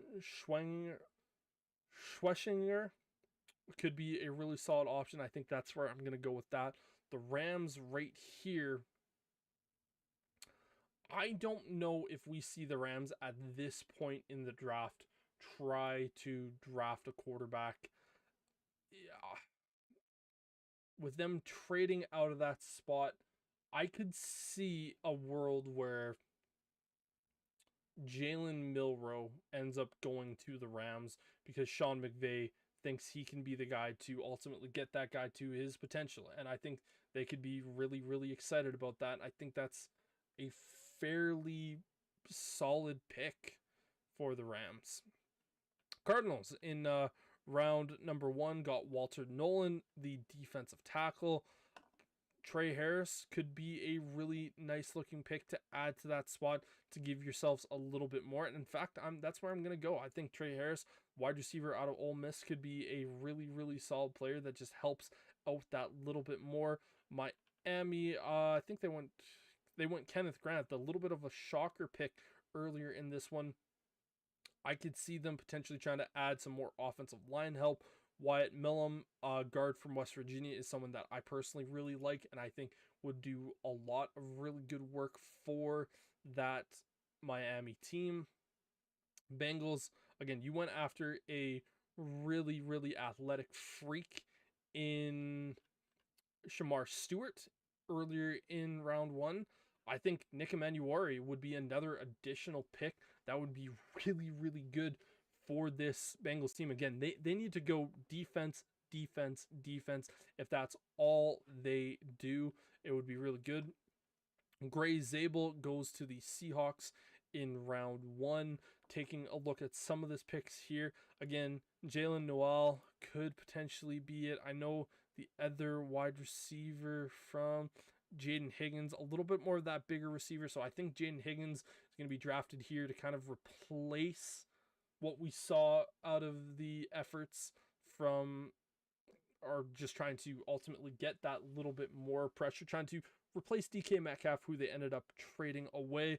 Broncos here at this point, I think for them, adding a playmaker like Jalen Noel, a wide receiver out of Iowa State, back-to-back wide receivers from Iowa State. Both guys are really, really talented and should be taken in the second round. And the Broncos need to add a little bit more. Noel is a little bit closer to more of like a route running receiver, not as fast, but still really, really talented. Seahawks here at this point, again, they got Gray Zabel, round 1. Jaden Higgins right there to kind of replace that. I could see them... Where do I see this team go? Again, adding some more secondary help. Thomas could be a really decent player for them. Benjamin Morrison could be halfway decent. Tate Ratledge, again, I don't think they're necessarily going to go back to that defense. I think I'm going to give them Landon Jackson, the edge rusher out of Arkansas, as that would be a really halfway decent pick for the Seattle Seahawks, just to add some more edge rushing help. Again, Seahawks have a ton of picks. Tampa Bay, I'm going to give them Azareye'h Thomas, the corner out of Florida State. I'm shocked that they went offense in the first round. Again, Emeka Egbuka going to the Bucks, little bit of a shock to me, and just because, again, wide receiver is not necessarily the biggest need for that particular team.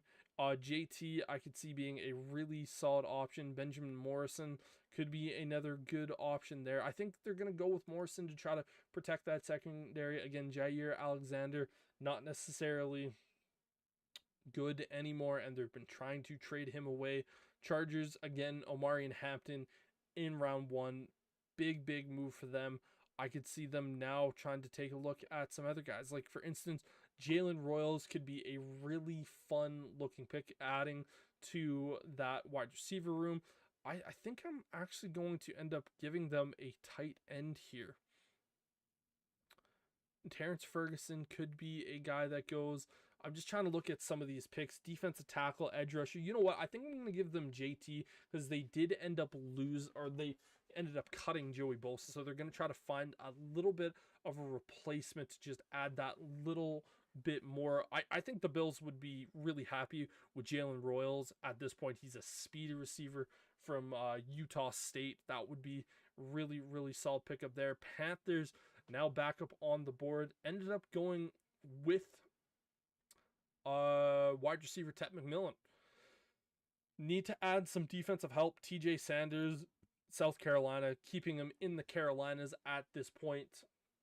Getting some more defensive help for sure. Again, we saw the Texans trade back. Again, I had the Texans going with an offensive lineman. I still think they need to go offensive lineman. Ariante Ursare would make a lot of sense going there to really help that out. just continuing to build that offensive line would be a really solid move. Again, getting Malachi Starks in the first round, huge for the Baltimore Ravens.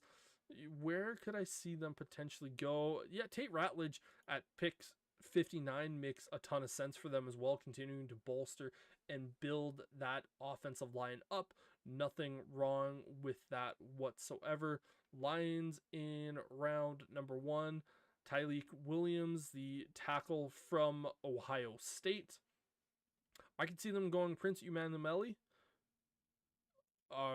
Again, just adding to that defensive line, basically saying to everyone in the NFC North, hopefully you got some offensive linemen to protect your quarterback, because we coming. Yeah, Washington ended up selecting a tackle, Josh Cornley, to build that up. I think Xavier Watts would be a fairly solid pick there for the Commanders. Bills back up on the draft board again. Give them in first round Maxwell Harrison. Again, I'm still shocked by that pick. Adding to their defense, taking a look at Jalen Royals. Did they have another pick that I'm just missing? Or was that just Jalen Royals? But again, right here at this point, I could see them trying to add a little bit more to their defense. Darius Alexander from Toledo could be a really solid spot. Texans here at this point, or not Texans, pardon me, the Chiefs here at this point, I would not be shocked to see them go running back in Quinshon Judkins. That would be a really, really solid move. And Eagles at this point, again, we saw them get Shaheed Campbell. I wouldn't necessarily be shocked to say if they go after a guy like Alfred Collins to kind of replace Milton Williams at that particular point. Just taking a look at the results for round number 2. Again, Shedeur Sanders goes first overall in round number 2. But yeah, guys, that is going to do it here for this stream here today. Hopefully you enjoyed round number 1. Make sure to tune in tomorrow for when we have round number 2 and 3 for that live coverage. Pretty much around the same time. But again, yeah, thank you all very much for watching. I've been Brendan, and thank you for hanging out with us here on 1IQ, either on YouTube or Twitch. We appreciate it. But till next time, peace.